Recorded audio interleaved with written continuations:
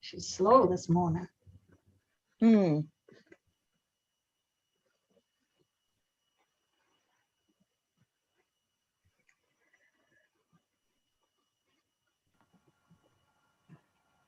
the event that we do have technical issues, is it correct that we can still proceed with just audio only? I say that as it sounds like we may be having technical issues. No, it's up and running. We're all set. Perfect. Good morning and welcome to the Joint Standing Committee on State and Local Government. The committee is assembled electronically today for the purposes of inviting public comment on legislation. Before we get started, I wanted to share some information related to the fact that this meeting is being conducted using an electronic format. We will have 4 bills here today. I have taken them out of their numerical order at the request of their sponsors.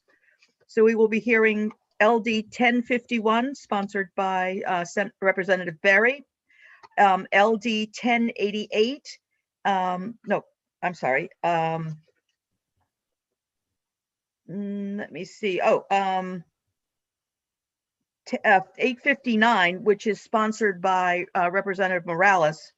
LD 805, which is sponsored by Representative Dudera, and LD 1088, which is sponsored by Senator Moore. The timing works best for most people if we do it in that order. This meeting is currently being live streamed on the committee's YouTube channel. This means that anyone who is a participant in the meeting via Zoom can be seen and heard if their microphone is unmuted. People on the Zoom meeting waiting to testify cannot be seen or heard until they are called upon. This meeting will be recorded and available to view on the committee's YouTube channel soon after this meeting has concluded. In a moment, I will have committee members introduce themselves, but before I do, I ask that committee members keep their mic muted until you are called upon. If the name on your Zoom square is not the name you use to register to testify, it may be a bit of a challenge for us to identify you. For example, if you registered as John Smith or Mary Jones and your Zoom screen says iPhone 6 or Dad's laptop, it may take extra effort to get you into our virtual podium. Please be patient. You should also know that it may momentarily appear as though you have been dropped from the meeting when we call you up to speak. It takes a second or two, but rest assured you will reappear and you will then be able to provide your testimony. This format is new to all of us, and we expect that there will be unforeseen glitches. Perhaps it being a sunny day, perhaps the system is not going to work well. I don't know, but please be patient. We're doing our best, and we will all learn as we go along and hopefully improve along the way. As a reminder to, excuse me just a second. Let me get rid of my dog. Hold on 2 seconds.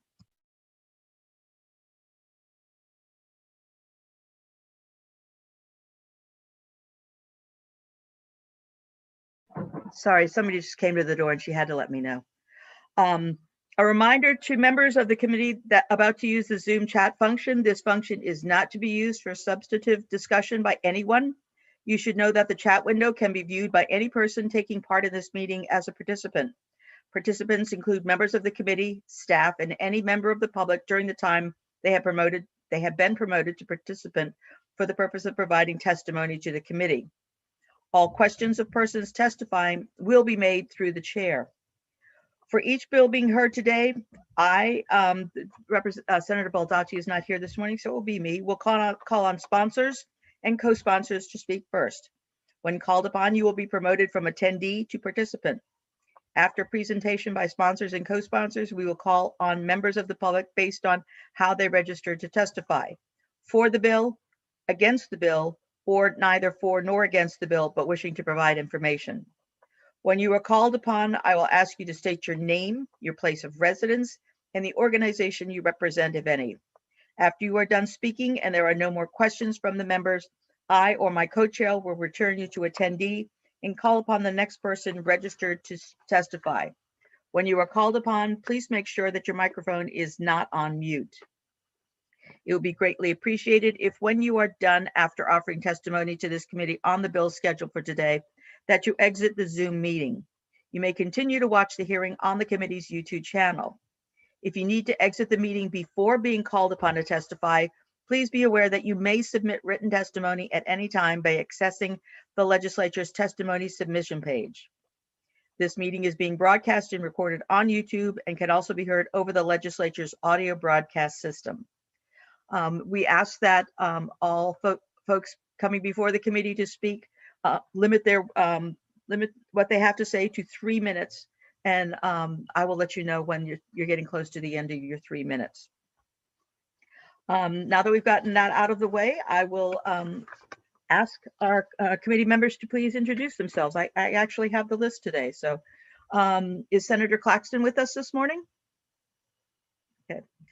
Senator Rosen. Well, good morning. Thank you, Madam Chair. I'm Kimberly Rosen, Senate District 8. My district goes from Castine through Orland. I live in Bucksport. It includes the city of Brewer and goes all the way up to Lincoln. Good morning, Senator Rosen. Representative Bryant. Thank you, Madam Chair. I'm Mark Bryan. I represent House District 24, part of the town of Wyndham. Welcome all. Thank you. Representative Dorr.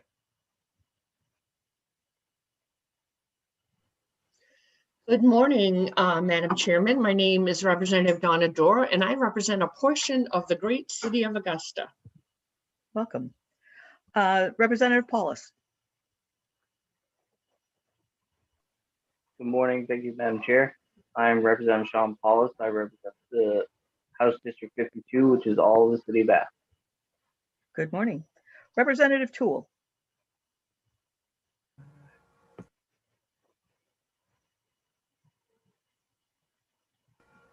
Can't tell if my mute, I'm sorry, Madam Yep, Chair. you're unmuted now, sir.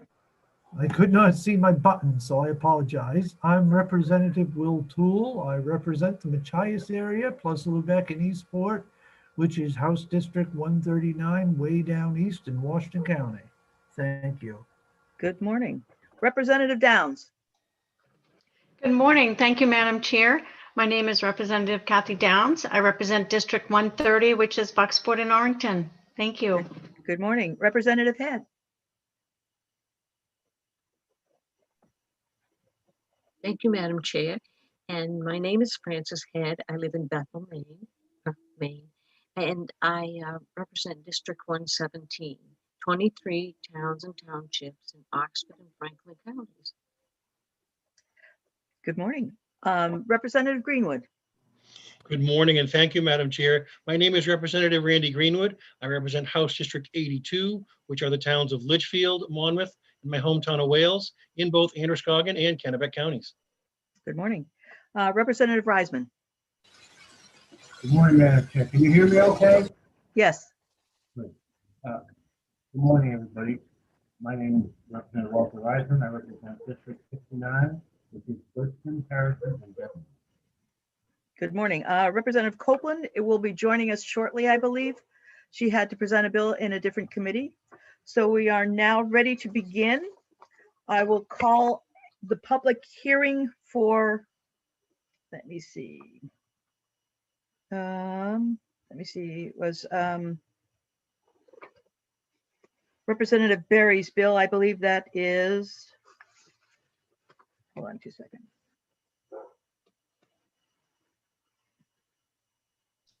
LD 859. Yes. Okay, gotcha.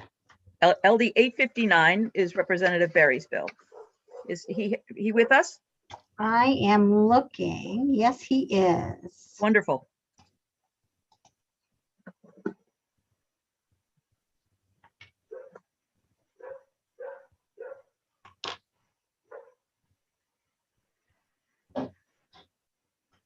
Good morning, Representative Berry.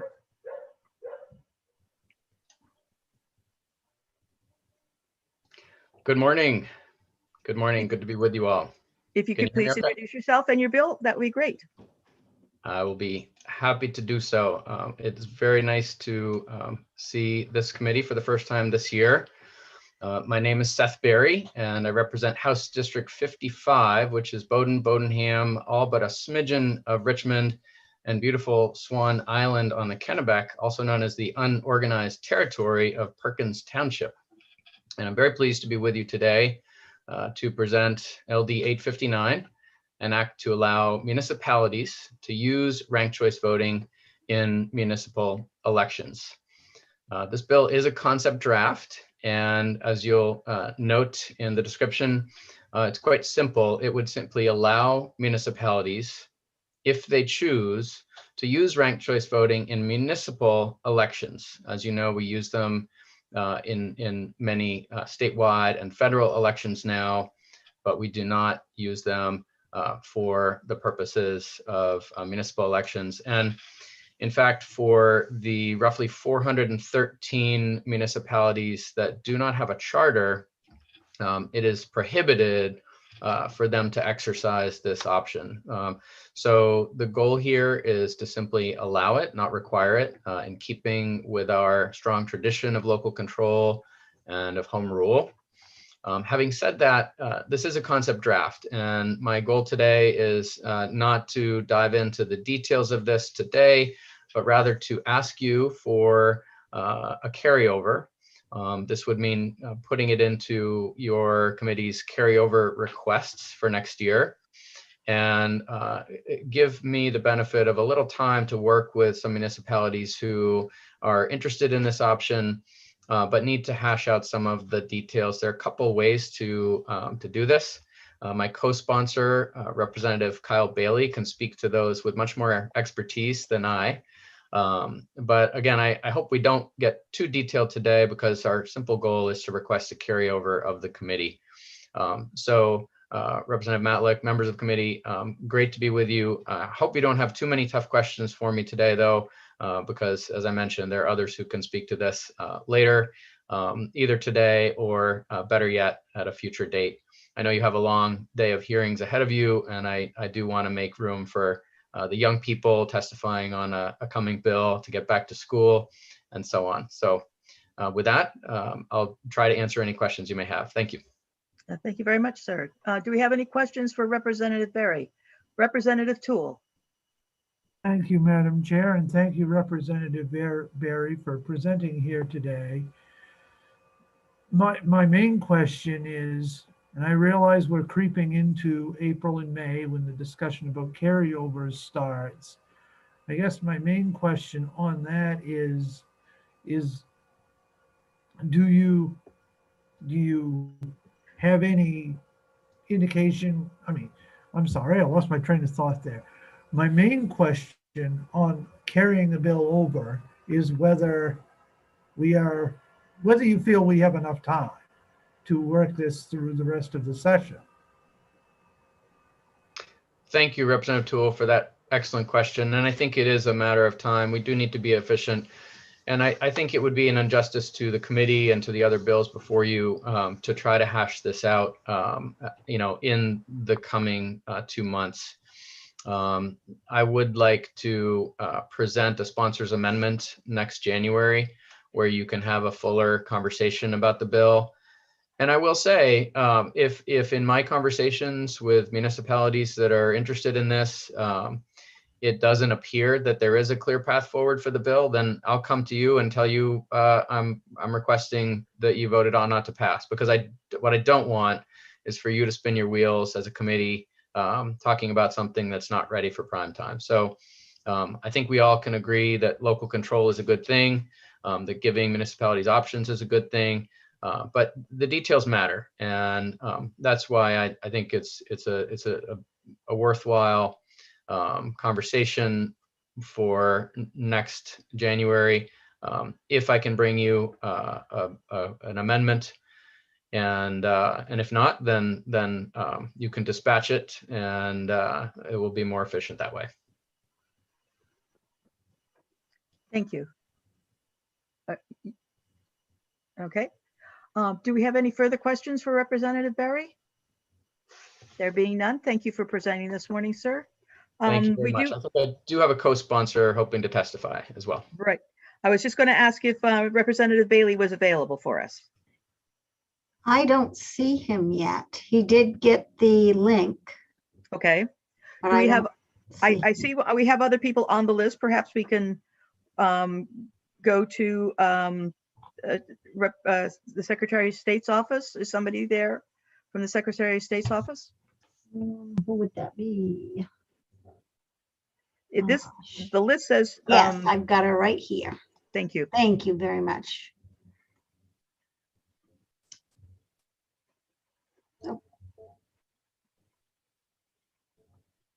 Oh, the wrong one came in. Sorry. It's okay.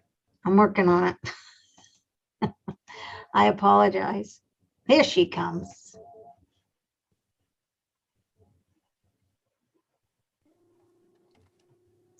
Good morning, Secretary of State.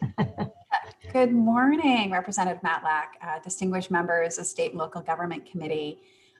It is a pleasure to be with you here today. I am Secretary of State Shanna Bellows, and our office wanted to express our general support for ranked choice voting. It is something that we have implemented at the state level since June of 2018 and very effectively. We are ready and willing to be a resource in working on this bill with the sponsor.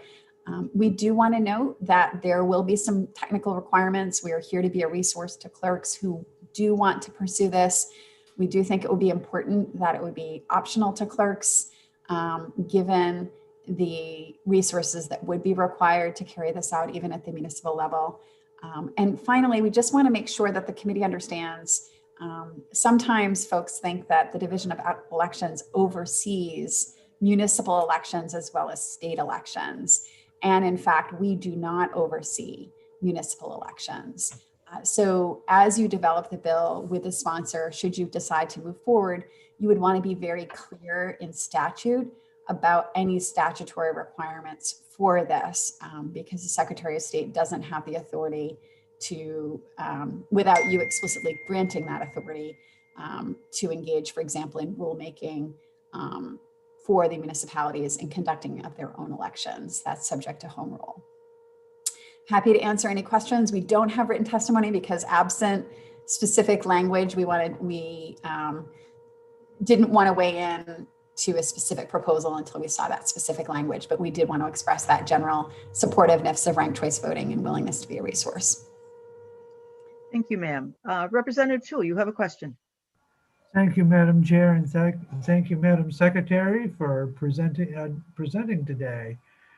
So I know you know the history of ranked choice voting, and it got its origins in the Portland area.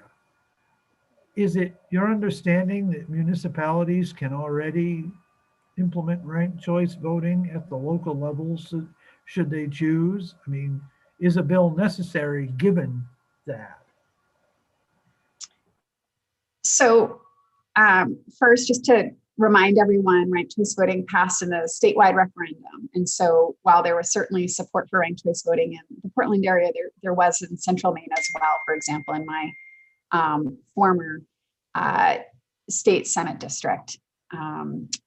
That said, non-charter cities can't use ranked choice voting. So if a municipality does in fact have their own charter that permits ranked choice voting, then they'd be able to use it. But if they don't have a charter, then they would be required by law to use the plurality.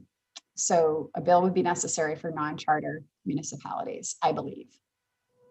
And we can get verification of that from the Office of the Attorney General. Do you have another question, Representative Tool? Yes, thank you, Madam Chair. And I think that would be good information to know for the work session is how many municipalities, and maybe Maine Municipal when they present has it already, how many municipalities are chartered, if that is a widespread belief amongst folks upcoming to present, whether municipalities can do it without a state law change or whatever the case may be. So I think that would be great information to know for the work session before I forget. Thank you, Madam Chair. You're welcome, sir.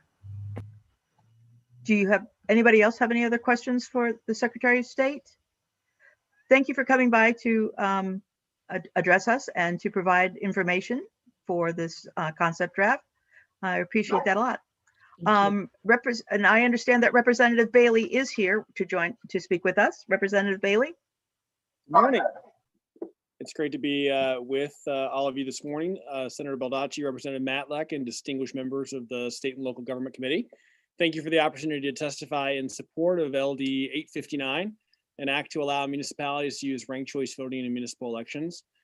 As you know, Maine voters have twice approved of ranked choice voting at the ballot box because they want more choice and more voice in elections and in our democracy. Increasingly over the past several years, I've heard from Maine voters across the state who would like to have the power to rank their choices in local elections. However, as Secretary Bellows mentioned, Maine law requires that non-charter towns and cities use pick one plurality voting, the old system that voters have twice rejected in favor of ranked choice voting. So this law that's currently on the books prohibits the local option of ranked choice voting in most of Maine's towns. I think it's outdated and out of step with where Maine people have moved in terms of how they'd like to elect their elected officials. And I don't believe the state should prohibit any community that wants to adopt ranked choice voting from local elections from doing so. Therefore, I asked the committee to support this bill, but that also that you wait to grapple with this issue until the second session of the 130th Maine legislature, when more time and planning can be put into converting Representative Berry's concept bill into a fully developed and vetted proposal. I appreciate the opportunity to testify, share my thoughts, and be happy to answer any questions the committee may have. Thank you. Do we have any questions? I have a quick question. So if a town already has a charter, they need to change the charter to include ranked choice voting, but if they don't have a charter, they would have to, and if this were not in statute, they would have to develop a charter, implement a charter, and then allow themselves to vote by ranked choice. Yes, they'd have to become my understanding is that they'd have to become a chartered city in order to move in that direction if they wanted to. And because the current laws of Maine prohibit non-charter communities from using anything other than pick one plurality voting, the old system. Right. So, and for example, I live in a town and we do have a charter. So that is, while you say charter city, it also includes municipalities? Yes, it's charter communities. So committees with the municipalities that have that are chartered can amend their charter through that process to adopt ranked choice voting for local elections. But the many towns across Maine, including towns of significant populations that may have competitive elections with more than two candidates, don't have that option to move towards this voting system should the councils and citizens in those communities, select boards, decide to do so. Thank you, sir. Are there any further questions for Representative Bailey? Thank you, sir, for joining us. I noticed on our list that we also have Mr. Brodigan. Is he here this morning? Yes, he is. Wonderful.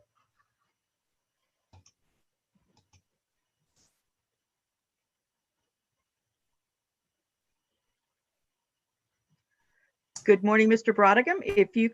And welcome to State and Local Government. If you could introduce yourself to us and let us know where you're from and who you might represent. Good morning, Representative Matlack and honorable members of the Joint Standing Committee on State and Local Government. I appreciate the chance to speak with you about LD 859 this morning. My name is John Brodigan. I'm here today as a counsel and policy advisor for the League of Women Voters of Maine. The League of Women Voters is a nonpartisan political organization that has been working for over 100 years to encourage informed and active participation in government, to increase understanding of major policy issues, and to influence public policy through education and advocacy. And we never support or oppose any political party or candidate. I'm happy to testify in support of LD 859. As background, the League conducted an in-depth study of ranked choice voting and other voting methods approximately 10 years ago. And that study led eventually to the movement that brought a citizen initiative for ranked choice voting in 2016. We've been engaged with the implementation of ranked choice voting through the last 5 years. And we're pleased to see across the state that ranked choice voting is increasingly accepted as simply the way we do elections in Maine. And we note that voters appreciate having the options that ranked choice voting provides to them. Under current law, municipalities that have a charter may use a system such as RCV if they choose. Portland has, in fact, used ranked choice voting for over 10 years pursuant to its city charter, which was amended in 2010. But the plurality standard, which the law court considers to be incompatible with ranked choice voting, applies in some circumstances to Maine municipalities. And in my written testimony, I've laid out 3 of the key provisions of Title 30A that I think are relevant, and I won't go into any detail on them today, but I think it's sufficient to say that it's worth looking closely at these different provisions, the way the law separates out municipalities from towns from cities, the way that it separates out those with a charter from those without a charter, and there's actually a population distinction, municipalities under 4,000, municipalities over 4,000 population that comes into play. And so these are some of the things that you'd want to look at. Another important point to note is that municipal candidate elections could be multiple winner elections. It's not difficult to use ranked choice voting in multiple winner elections, like where you have everybody votes for 5 members of a council or something. But the rules of tabulation should be decided in advance. And municipal elections also present the opportunity to use something called proportional representation, which we recommend for your consideration as you delve further into this area. Proportional representation elections are where there are multiple seat elections and the parties win seats in proportion to the number of votes that are cast for the parties. And then finally, I would just say we do support the idea that Representative Berry put forward of carrying this forward to the second session and doing some further analysis and study between now and then. So thank you for the opportunity to testify. Thank you, Mr. Brodigan, for being here. Do we have any questions for Mr. Brodigan this morning? Thank you for coming by, sir. I don't see any questions for you this morning. Thank you. Cheryl, do we have anybody that's registered to speak against the bill? No, they're not here. All right. And we have Ms. Graham from Maine Municipal, who's neither for nor against. Correct. Thank you. She's on her way in.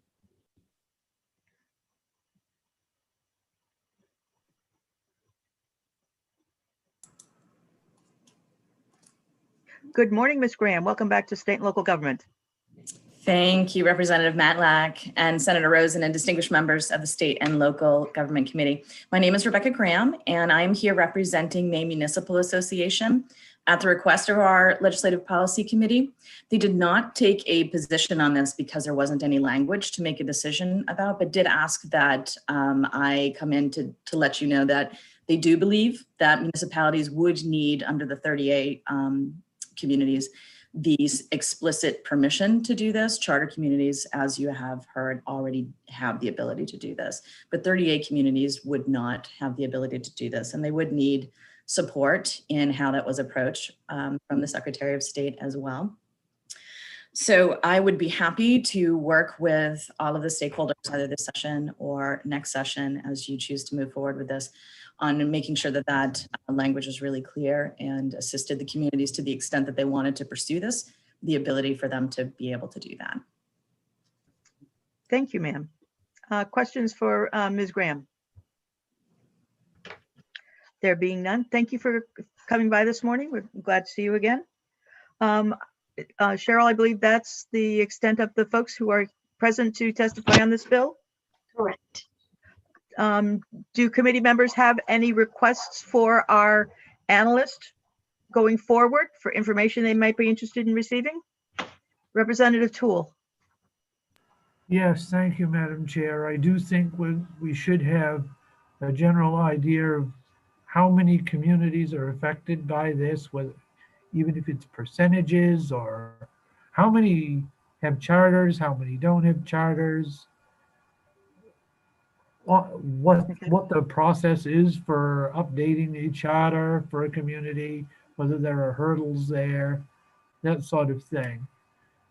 So that's my general question, and perhaps Ms. Graham could be back for the work session to weigh in on some of that as well. So thank you very much, sir. Any other information that we would request from our analysts? There being none, I will declare the work session on LD 859 closed. And we will move on to, let me see. Point of order. Yes, sir. Just to clarify, you said you're going to close the work session. You meant to close the public hearing, correct? Yes, I did. We'll close the public hearing on that bill, and we will open the public hearing on LD 1051, Representative Morales's bill. I understand she has some students with her who wanted to testify, which is why we're holding this bill so early in the morning. Is Representative Morales here? Yep, she's on her way. Good morning, Representative Copeland. Would you like to introduce yourself as we wait for Representative Morales to arrive? Thank you, Ms. Chair. I certainly would. My name is Lynn Copeland, and I am honored to represent the folks in House District 14, which is downtown in coastal Saco. Welcome back. Representative Morales, welcome to state and local government this morning. If you could introduce yourself and your bill, that would be appreciated. Thank you very much. Good morning. Senator Baldacci, Representative Matlack, and esteemed members of the State and Local Government Committee. My name is Victoria Morales. I represent South Portland in House District 33, and I am extremely proud to present LD 1051, an act to promote civic engagement and voter participation for young people by lowering the voting age for municipal elections to 16 years of age. And I'm not only proud to present this because it's a very important policy change, but because it was my 14-year-old daughter Willa's idea, which is why I'm calling it Willa's Bill. Young people are 20% of our population in Maine, yet they are 100% of our future. And they have very little opportunity to have their voices heard in their communities. This bill changes that by starting at the local level, where democracy has the most potential to impact everyday lives. Think about the most important stakeholders for every school board member. Undoubtedly, they are our students. We invest in their education, making sure they have the most opportunity to learn and grow so that they can achieve their personal and professional dreams. By allowing students 16 and over to vote in local elections, the age at which one can work and drive, we are providing young people with the opportunity to use their voices to guide the policies that will directly serve them. Think also about who spends the most time in our communities, playing in our parks, walking on the sidewalks, riding bikes through our neighborhoods, participating in sports and other community activities, and volunteering to help their neighbors, our students. And their opinions on all things local, like policies that impact our climate, our built environment, our local transportation system, our businesses, our after-school activities, employment opportunities, homelessness, equity, racial justice, and public health are very important.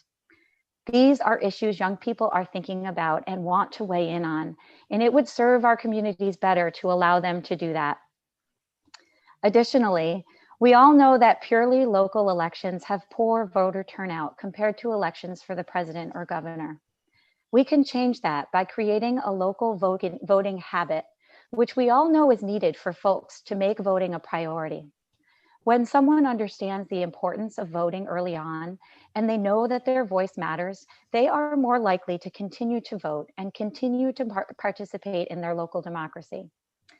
Allowing young people 16 and older to vote will help students learn the importance of local governance and how each individual can make important changes in their communities, whether that be to create a park or celebrate a tradition or advocate for bike lanes or a public health advocate for seniors. To strengthen our democracy depends on the diversity of the voices at the table. It is time to bring our students formally into this process. Thank you so much for the opportunity to present this important policy to you. Thank you. Do we have any questions for Representative Morales this morning?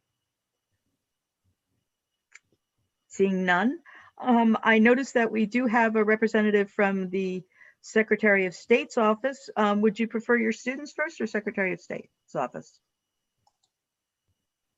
Do your students need to be back in class soon, Representative Morales? Yes, I think they do, if that would be okay. As the committee would, decide to do that, that would be great. Thank you. Oh, you're welcome. I have Olivia Walker Willa Morales. Are there just 2 students this morning? There may be more, but if that's all that's there, that's probably who we have today. If there are students in the waiting room, could you please raise your hand so Cheryl can see you and bring you in? Welcome to state and local government, ladies. I'll let Olivia Walker go first. She's first on my list. Olivia, welcome. If you could introduce yourself to us, let us know where you're from, and present your statement to the committee.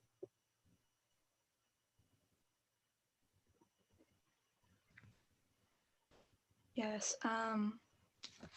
Hello, Representative Matlack and esteemed members of the State and Local Government Committee. My name is Olivia Walker. I live in South Portland, and I am here to testify in support of LD 1051, an act to promote civic engagement and voter participation for young people by lowering the voting age for municipal elections to 16 years of age. And I gotta tell you, I'm kind of nervous. You're doing well. Thank you. The voting age line continues to be a topic of discussion, and frankly, why wouldn't it be? With 22.3% of young people, that's more than a fifth of the country, making up the nation's overall population, and 6.4% are ages 15 to 19. This is according to the 2019 US Census data. 8 out of every 125 people are in the 15 to 19 age group. That might not seem like much, but every single solitary vote counts. In 1800, Thomas Jefferson won his presidency with only 1 vote from the House of Representatives after a tie in the Electoral College. That's only 1. The line was originally changed in 1971 after the passing and ratification of the 26th Amendment, lowering the line from 21 years to 18 years old, because 18, 19, and 20-year-olds were being sent into the battleground, serving, fighting, and dying for a country they had no current say in. Quote, "Old enough to fight, old enough to vote," unquote, was the campaign slogan.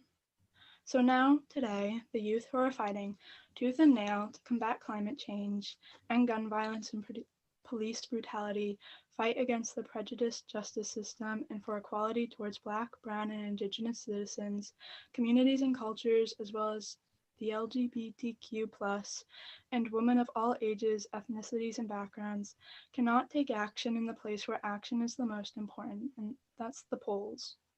Equal pay, affordable housing, universal health care, building and strengthening relations with other states and communities, instead of weakening them, serving the students in school through school board decisions, and even the lack of education and disposing of your garbage in the correct bin are just tip of the iceberg issues, and I can assure you that they are quite prominent at local levels.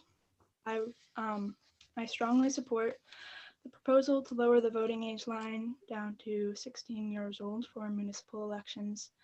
And I would like to say that we are educated on the issues, we have our own opinions, we have a voice, and we are perfectly capable of advocating for ourselves. Thank you for the opportunity to speak with you today. I hope that you pass this important legislation. Thank you, Ms. Walker. Do we have any, excuse me, do we have any questions? Representative Dorr.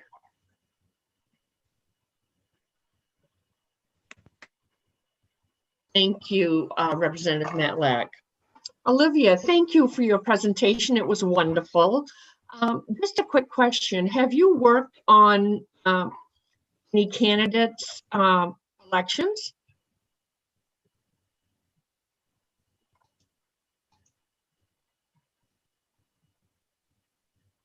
Unmute. There you go. I have not. Okay, I that's how I learned about politics. I think I started it at like age 13, selling gold water at a Windsor fair for my uncle who was a Republican representative. So I think that's a way that a lot of younger folks find out about politics, and it's and it's important is working on different campaigns. And I just wanted to share that with you. Thank you for your testimony. Yeah, so I would like to change what I said real quick. I did do doors for Representative Morales. That was quite a pleasure. Wonderful. Thank you. That's great. Representative Toole, do you have a question? Thank you, Madam Chair, and thank you, Olivia, for presenting. I know it can be intimidating presenting to the legislature, but we're people too. We're just like everybody else. So don't be afraid of that going forward. My question is do you and your friends have to do some service projects in high school or in your schooling? Do you have to do service or community activities as part of your education? And yeah, I'll leave it there. No, we don't, it's not directly involved in the curriculum. However, we do have many after school or extracurricular activities. There is a couple clubs. We have Students for Environmental Action, and that's combating climate change and making our school more based off of clean energy. We have a group that is focused on substance use and promoting, what is it called? It's in sports, if players have been using substances, instead of kicking them off the team, sorry, I'm having a word blank. Okay. It doesn't like expel them or suspend them or kick them off the team. It provides them with help instead of excluding them. And there are many other groups as well. Those are just two that I'm most familiar with. Right. And I ask because I know up in my area, a lot of the students have to do a community service project or have to do volunteerism. They're encouraged to do so many hours a week through school. And I didn't know if that was the case where you all went to school or not. So that is another way of getting young people involved in the community. Thank you, sir. Any further questions for Ms. Walker? There being none, Ms. Walker, thank you so much for coming by today. I'm sorry, can I say one more thing? Certainly. I'm responding real quick to what Representative Toole said. I don't believe yes, this bill is having more students involved in the community, but I think we want impact on, we want more of an impact on what happens. It's kind of like the overall umbrella, and we want our voices to be heard and to be promoting the change, what happens at local levels, and not just like involved and engaged with community activities. Thank you. Thank you. Willa Morales, if you would like to introduce yourself and tell us where you're from and provide your statement to the committee. Good morning, Senator Baldacci, Representative Matlack, and esteemed members of the State and Local Government Committee. My name is Willa Morales. I'm 14 years old and live in South Portland, and I am here to testify in support of LD 1051, an act to promote civic engagement and voter participation for young people by lowering the voting age for municipal elections to 16 years of age. I am supporting this bill because I believe that young people are the future. We are the next generation, and we deserve to be a part of our communities. This bill will allow people 16 and 17 years of age to vote in municipal elections. This bill includes voting for school board, which I think is so important. It is students that are directly impacted by the decisions of the school board, and being able to vote for the people who represent us is crucial. Our opinions do matter, and by lowering the voting age in local elections, the candidates would have to come to us to win over our vote. It would encourage people who are running to have students and young people's best interest in mind. At 16, we can get our driver's license. We can be prosecuted in court, and we can engage in intellectual exercises such as the SAT that for many decide the course of the rest of their life. I want the people who make decisions about my school and my community to have my best interest in mind. I want them to be thinking about how we can make school a better place. I want to have the opportunity to get involved and learn more about the election process. This bill will give young people the opportunity to engage in our communities. Young people are part of the community and are actually spending the most time in their communities, utilizing the resources such as parks, sidewalks, bike lanes, and sports fields. We will learn the importance of local elections and how change starts local. We will also get the chance to be involved with bills on housing, climate, public spaces. The only voices at the table are older individuals who are not actually receiving the services. Those who are receiving them should have a say in what they are and how they are received. I want to be a part of the decision-making process and to have the confidence in the people who run my community. This bill will ensure that when these municipal elections are happening, that the best interest of young people will be at the forefront of everyone's minds. Our perspectives and opinions are important, and it will only broaden our collective outlook. Thank you for the opportunity to speak with you today. I hope that you pass this important legislation. Thank you, Ms. Morales. Do we have any questions for Ms. Morales this morning? There being none, a quick question. Are 16-year-olds allowed to run for office, or would they be allowed to run for municipal office if this were to pass? I don't believe so. Okay. There's still a minimum age for running for office? Thank you very much. There being no further questions for Ms. Morales, I will ask, the deputy, I'm sorry, Representative Dorr, you have a question.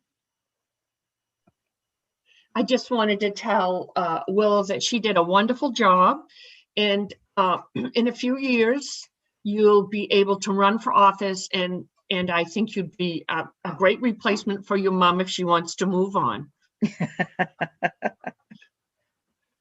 Wonderful. Thank you. Good morning. We now have representative from the Secretary of State's office, Joan Bautista. Good morning. Good morning.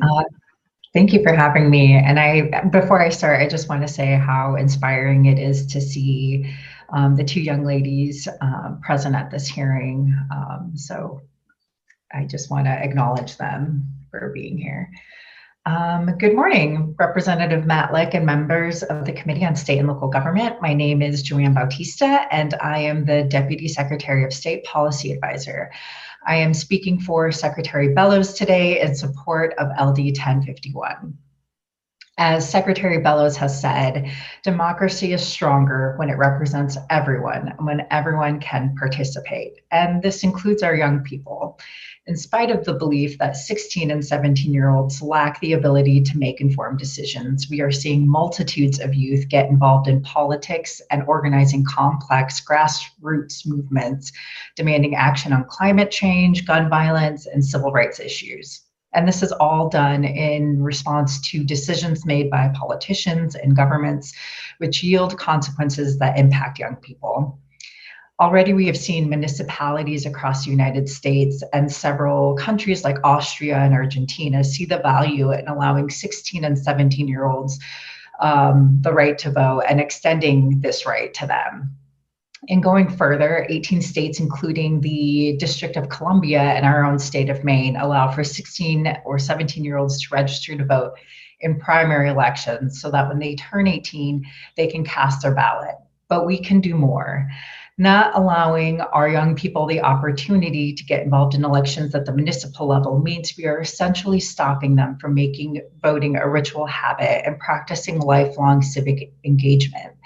Not only that, a Danish professor from the Copenhagen Business School studied Danish election data and identified a trickle-up phenomenon. Where families had voting-aged youth at home, it also increased the chance their parent or guardian would vote too. Enfranchising young voters is necessary for the survival of our democracy. In summary, there's overwhelming support for lowering the voting age from the municipal to the federal level to countries around the world that have already implementing inclusive voting laws. Meaningful civics information coupled with giving young people the opportunity to become true participants in democracy can lead to less cynicism and disillusionment in their elected leaders and government, and ultimately a more representative democracy.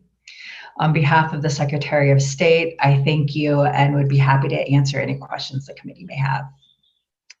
Thank you, Deputy Secretary. Do we have any questions for Ms. Bautista this morning? There being none, thank you very much for coming by to chat with us. Do we have anybody else, Cheryl, who's speaking in favor of this bill? No. Thank you. We had a couple of people register to speak against. Are they here? Yes, they are. Mr. Chase and Ms. Graham? Correct. Thank you. Welcome back, Ms. Graham. Thank you, Representative Matlack, Senator Rosen, and distinguished members of state and local government. My name is Rebecca Graham, and I am here on behalf of Maine Municipal Association and at the request of our 70-member Legislative Policy Committee. Municipal officials believe that engagement of youth in civil society is a vitally important goal, and one that begins with exercising your civic duty to become an informed citizen. Lowering the voting age requires that increased investment in civics education, which has been decidedly a missing curriculum piece for at least one, if not several, generations. Municipal officials embrace and are energized by youth engagement in local policy and are extremely responsive to youth who do take those opportunities and to ask questions and to make requests of municipal officials, and they often inspire them to adopt significant progressive local policy.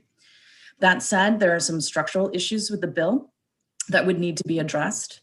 As the voting age of 18 is also clearly defined in Maine's Constitution under Section 2, Article 2, Section 1, a state constitutional amendment may be required to rephrase that age provision, and that would require ratification of the eligible voters throughout the state, regardless of whether or not those elections are exclusively municipal or not. Alternatively, because Maine's elections laws present 18 as a restriction and not a grant in Title 30A, the law could be changed, but it would need to be explicit that municipal elections are not governed by state law to circumvent that constitutional age requirement. Without those changes, if a municipality were to take action to lower their voting age, that action could be challenged in court, and the state court might interpret the voting age provision as meaning that the right to vote is reserved exclusively for those who are over 18. And nothing in the bill as drafted would protect municipalities from that potential litigation. Additionally, the barriers to provide residency proof, enrollment in a party, and proof of citizenship to vote in municipal elections wouldn't be changed by the proposed bill. And each of those are already a barrier for residents who pay utilities and other bills in the name of a cohabitant.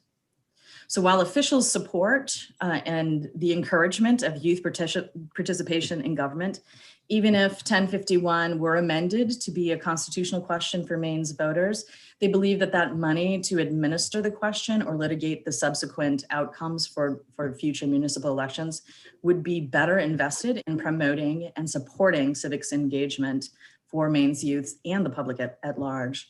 So it's for those reasons that municipal officials are against LD 1051 as drafted. And I'd be happy to answer any questions. Thank you, Ms. Graham. Representative Copeland. Thank you, Madam Chair, and thank you, Ms. Graham, for commenting on this. I was wondering if the MMA members would be interested in working with the Secretary of State on language. I I mean, you mentioned that you didn't have constitutional infirmity issues, so is it something that can be worked on? Yes, I believe that the language could be tailored. Thank you. Representative Toole? Thank you, Madam Chair, and thank you, Ms. Graham, for presenting today. My question is, has MMA done a membership survey to see what engagement in local government for young people 18 and under is? Do you have sort of a survey, an idea? I know in some areas folks do elect a student representative to their school boards and such. Do you have any kind of a handle on what that would look like, or how that, what is actually, do you have any data, I guess is where I'm going with it? I do believe a student representative is standard on school board representation, but no, I do not have any data. I can go back and look to see if there are other places where there is that intersection. And again, I know that it is a deeply local pursuit as well. Some school districts are highly engaged with municipal government and promoting that, but it's not a requirement. It really takes a caring individual to be embedded in that. Right, and I thank you for that, and I think that would be good information to have. Absolutely. Thank you. Do we have any further questions for Ms. Graham this morning? Seeing none, I'd like to welcome Senator Baldacci to our meeting this morning. Senator Baldacci, would you like to introduce yourself to the Thank you. meeting? Thank you, Co-Chair Matlack. My name is Joe Baldacci. I represent State Senate District 9, which is the city of Bangor and the town of Herman. Thank you very much. Thank you. Next, we have Daniel Chase to speak against this bill. Mr. Chase, if you could introduce yourself to us, please.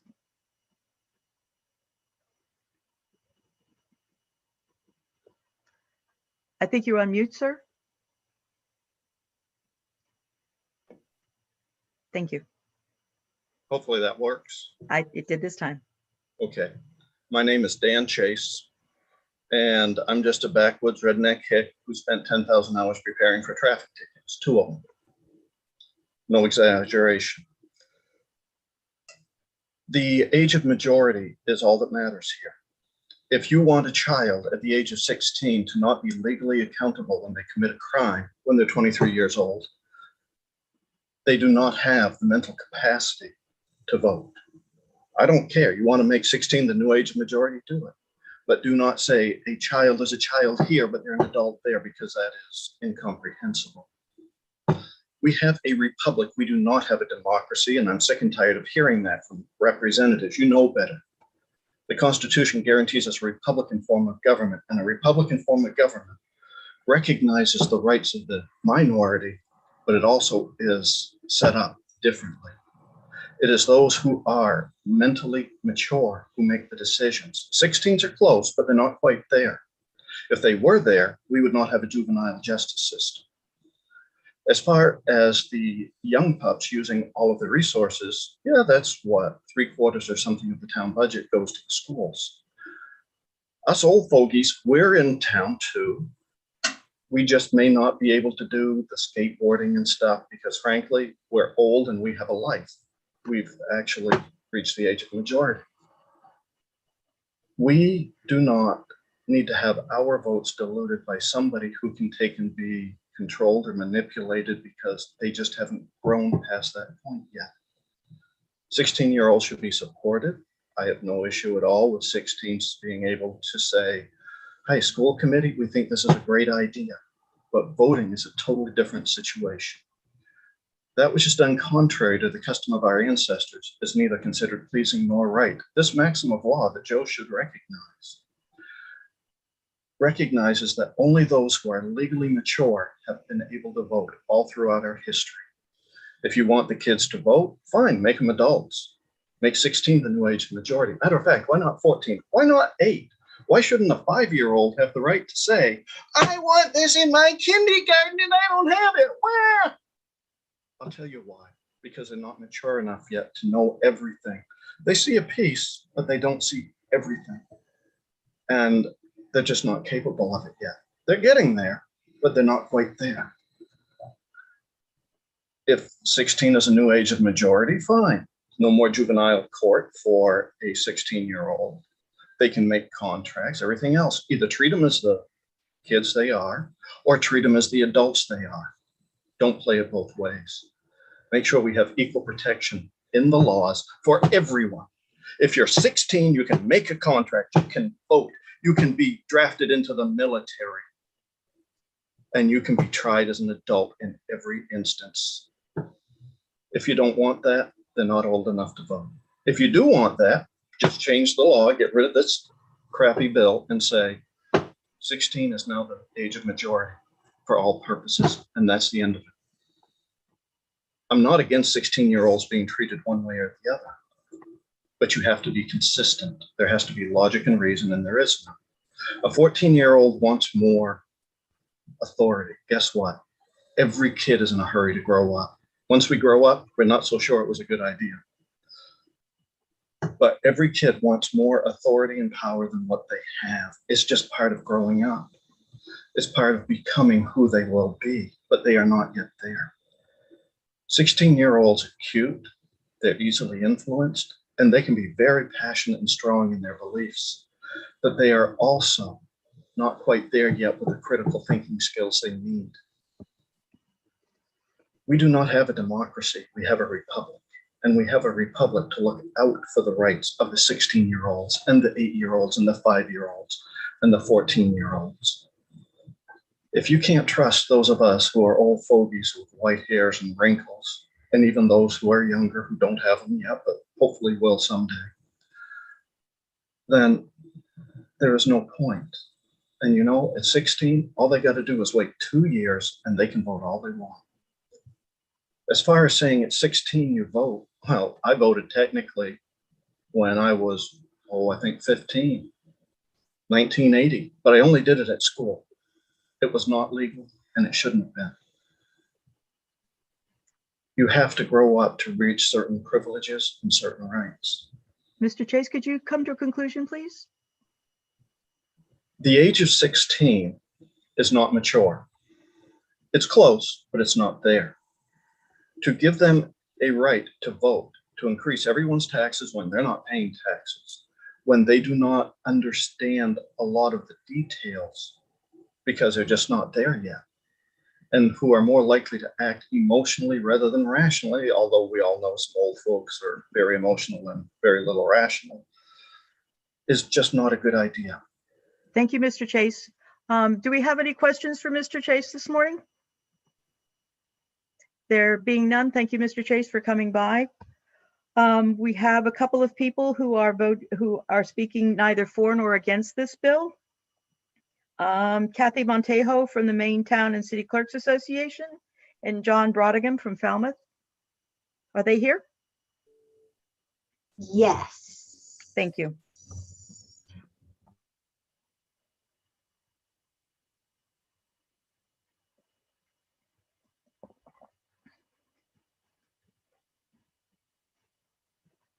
Ms. Montejo? Yes, thank you very much. Senator Baldacci and Representative Matlack. My name is Kathy Montejo. I'm the city clerk for Lewiston, but I'm here today representing the Maine Town and City Clerks Association. And I'll just briefly go off my script and say that I actually am a school board member for the Topsom Area School Board. And so really kudos and compliments to those students who spoke this morning. That was really fantastic. And we do have 2 student representatives on the Topsom Area School Board, and they really do offer invaluable input and insight during our meetings. So compliments to the students who spoke this morning earlier. The Maine Town and City Clerks Association is neither for nor against this bill for several reasons, and we thank you for the opportunity to outline our points for your committee. This bill would allow, if passed, voters who are 16 years old, but not yet 18 years old, to vote in municipal elections, but not state or federal elections. The responsibility would fall on the volunteer citizen election clerk to be sure that voters are not provided ballots to which they are not entitled to vote. Although accuracy is always the expectation, mistakes and errors do occasionally happen. Therefore, it is possible that underage voters could be mistakenly provided with a state or federal ballot. Municipal clerks feel that election laws are best if there is consistency for all voters. It's just simply easier to apply for our election clerks if it's consistency for all voters. Voters may also be confused when they do not receive all ballots that other voters do receive. Clerks also pointed out that this law may be in conflict with the US or state of Maine constitutions, as previously stated by the representative from the Maine Municipal Association. And this bill also, if passed, would take away municipalities' home rule authority regarding municipal elections. With that, we appreciate the opportunity to submit testimony and happy to answer any questions for you. Thank you. Thank you very much. Do we have any questions for the representative from the Maine Town and City Clerks Association, Mr. Toole? Thank you, Madam Chair. And thank you, ma'am, for your presentation today. Your concerns over accuracy of getting out ballots and such to folks who may be applying, and the issue with potential errors. Do you feel that we would need to have voter ID were that to actually be the? Do you feel we would have to have voter ID if folks 18 and under 18 were allowed to vote? I don't think voter ID would be applicable in this situation, Representative, because the voter list would identify if the voter, if this bill does pass, if the voter is 16 or 17 years old and entitled to a ballot. Similar to if somebody is going to vote in a primary, the list is designated for which political party, and then the worker on the list will tell the citizen volunteer worker passing out the ballots which applicable party ballot to hand them. It really is no different. But as we know, mistakes happen. A lot of the citizens who are working at the polls for us are dedicated, wonderful volunteers who do their best, but they only do this once a year. And so just a matter of human error, minor mistakes, while well-intentioned, may happen. So a concern that some of our membership expressed is that as election workers are distributing ballots, they may not hear the worker on the list say that they're 16 and only get a municipal ballot, and may inadvertently give them a state or federal ballot as well. Just an innocent mistake, but it could happen. The 16-year-old voter may not realize that they're not entitled to that state or federal ballot and vote it since they received it. And I thank you for that. But with that, the other issue with 16 and 17-year-olds is, how would you handle folks with multiple residences? I know many 16 and 17-year-olds come from have blended family situations. Who would determine where a 16 or 17-year-old could vote? Would they be able to vote in both municipalities or multiple municipalities? Or how would clerks come to a determination there? Sure. So the municipal clerk and the municipal registrar actually doesn't make the residency determination for the voter. The voter themselves does that. So it would be the voter's primary place of residence. And I do understand what you're saying. If a voter, a student voter, lives maybe with two different parents during different parts of the week, they certainly have one established legal residence. And that is what they would fill out on their voter registration card. And that is the address that would go on the voter list. So the voters, regardless of age, would only be appearing on a voter list once and voting once. I got you. Thank you for that. Thank you. Senator Baldacci, your question, please. Yes. Well, I had a question, and then I had a couple of requests for the work session. And I may have missed some of the initial testimony, but are there any municipalities that are requesting this change? Are there any municipal town clerks asking for this change? Not to my knowledge, but I'm happy to submit a question to our membership and see if that's the case. But I don't believe the background was initiated by municipal clerks. I believe it was by the sponsor, as she noted. Right. So I really think it will be helpful between now and the work session if we can reach out either through the MMA or through your association, Ms. Monteo, to all the clerks as well as all the town select people and municipal city councils, because these are the people who will have to administer this law. And I would love to get their reactions. I am a big supporter of youth engagement and promoting youth involvement and youth political involvement. Just not sure what problem this bill will solve. So if we could hear from the municipalities who are going to have to deal with it, would be important feedback for us to consider in the work session. Thanks. Yes, we'll be happy to get that for you. Thank you. Thank you. Representative Greenwood. Thank you, Madam Chair. I just had a question for Ms. Monteo. Would this require the municipalities to have 2 voter lists, or would the 16-year-old but not yet 18 be on a separate database that is maintained? I know currently everybody's maintained in the state database. Right. My guess, Representative Greenwood, and certainly we would get the direction from the Secretary of State's office, because as you know, they maintain the CVR database for the whole state, but I believe there would just simply be another indication on the list. When the voter list is printed, there are several columns: name, address, et cetera, party, house district, whatever. I believe that just another column could be added, notating if they're 16 or not, to show which ballot they're entitled to. So I don't believe we would have to maintain 2 separate lists. Thank you. Representative Downs. Good morning, Kathy. Hi, Kathy. How are As you? a previous town clerk, I guess my question to you is, anybody brought up the fact that it's hard to get poll workers? Do you think this is going to have any effect on poll workers because of being related in any way? I'm not sure that has anything to do with it, but just a concern. Sure. No, that is a good question, Representative. I don't think it will. I don't think it'll have a direct connection. If anything, it might encourage some 16 and 17-year-olds to volunteer as student election clerks. But I don't think it'll have a negative impact on our recruitment efforts to find folks to work at the polls. Thank you. Thank you. Do we have any further questions for Ms. Montejo? There being none, thank you for coming by this morning. And next we'll hear from John Brodigan. Welcome back, Mr. Brodigan. Good morning. Good morning, Senator Baldacci and Representative Matlack again, and members of the Joint Standing Committee. My name is John Brodigan. I'm here on behalf of the League of Women Voters of Maine. We're testifying neither for nor against on LD 1051. The League of Women Voters was started near the end of the multi-generational struggle for the expansion of voting rights to women.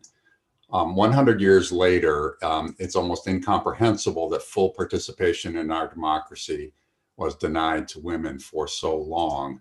Opponents to suffrage at that time argued on completely unscientific grounds that women were intellectually inferior to men.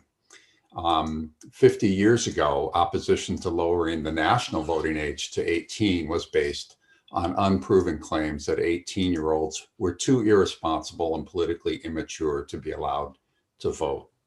Now there's an emerging movement, not just in the United States, but worldwide, to extend the vote to 16-year-olds.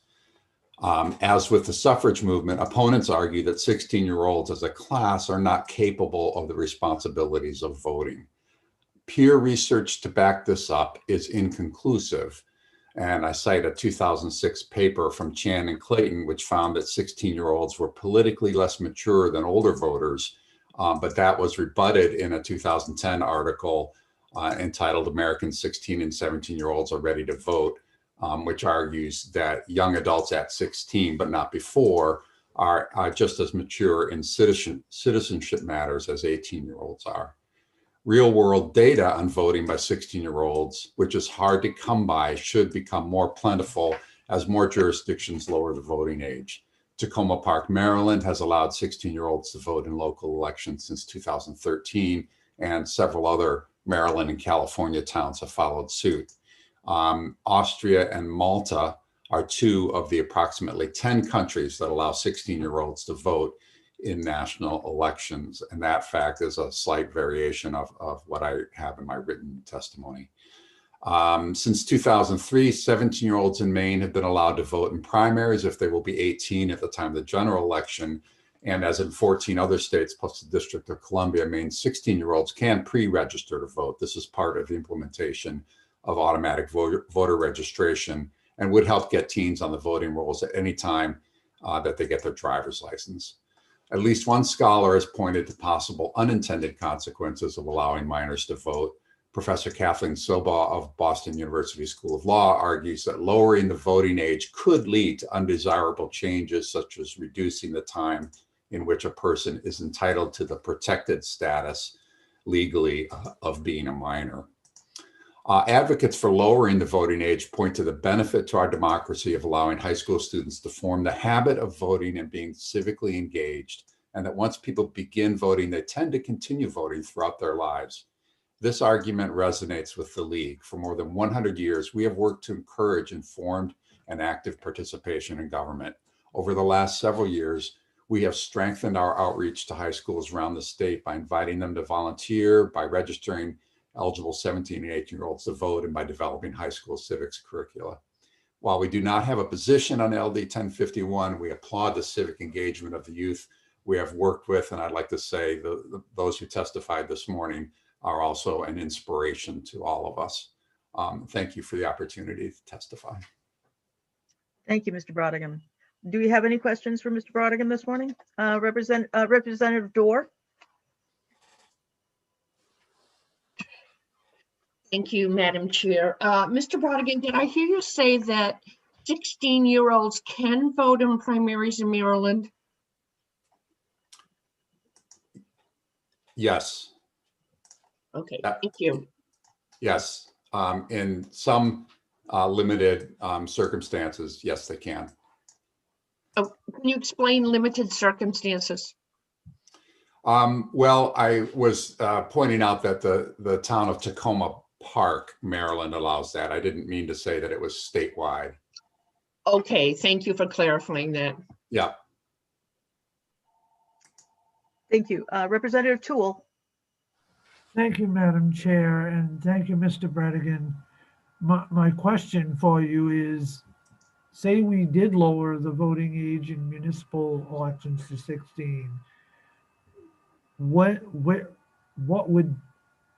how would then 14 and 15-year-olds, would that be the next step? Could one make the same arguments that 14 and 15-year-olds are also mature where they are in high school? I mean, I guess I'm concerned about where the line is.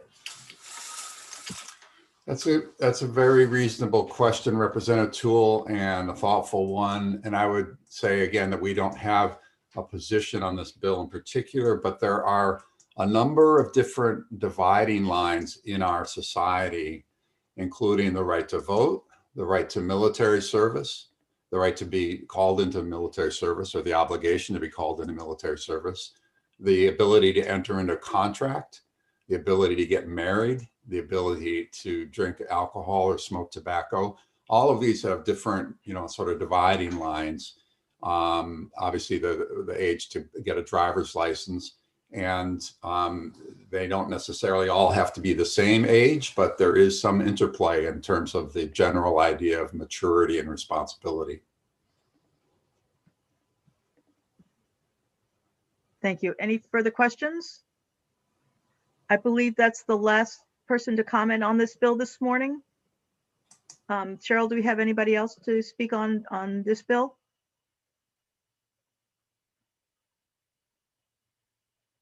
Okay, thank you. Thank you. I'll close the public hearing and ask the members of the committee if they have any requests for our analyst for the work session. Any information or materials that they require? I know that Senator Baldacci has already requested some. All right, seeing none, we'll move on to our next bill, which is 805, LD 805, Representative Dudera's bill. Is she here this morning? Yes, thank you. I can find her.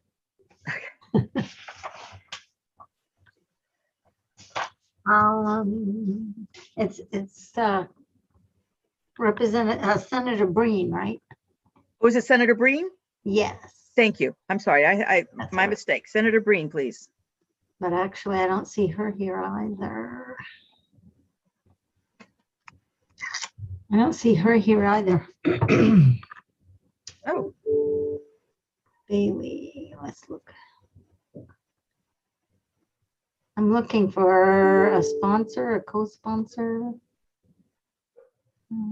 Senator Breen is on her way. I just got an email. okay, perfect. We'll wait for 2 seconds for Okay. Senator Breen to arrive. Oh, Thank you. I see her. She's coming in right now. Thank you. You're welcome. Ah, there she is. Welcome, Senator Breen. Good morning, everybody. So nice to see you and thank you for having me. Oh, you're happy to have you here with us today. I'm just going to take 1 second to get my testimony back in front of me. There we go. All right, shall I jump right in? Please, ma'am. Thank you. Senator Baldacci, Representative Matlack, and distinguished members of the Joint Standing Committee on State and Local Government. My name is Kathy Breen. I represent Senate District 25, which includes the communities of Chebeague Island, Cumberland, Falmouth, Gray, Long Island, Yarmouth, and about half of the city of Westbrook. And I'm here today to introduce LD 805, an act to allow municipalities to prohibit firearms at voting places. As Americans, we live with daily reports of gun violence, whether it's homicide, suicide, domestic violence, or mass shootings in places like shopping malls, schools, or churches. Firearms are ubiquitous in our culture.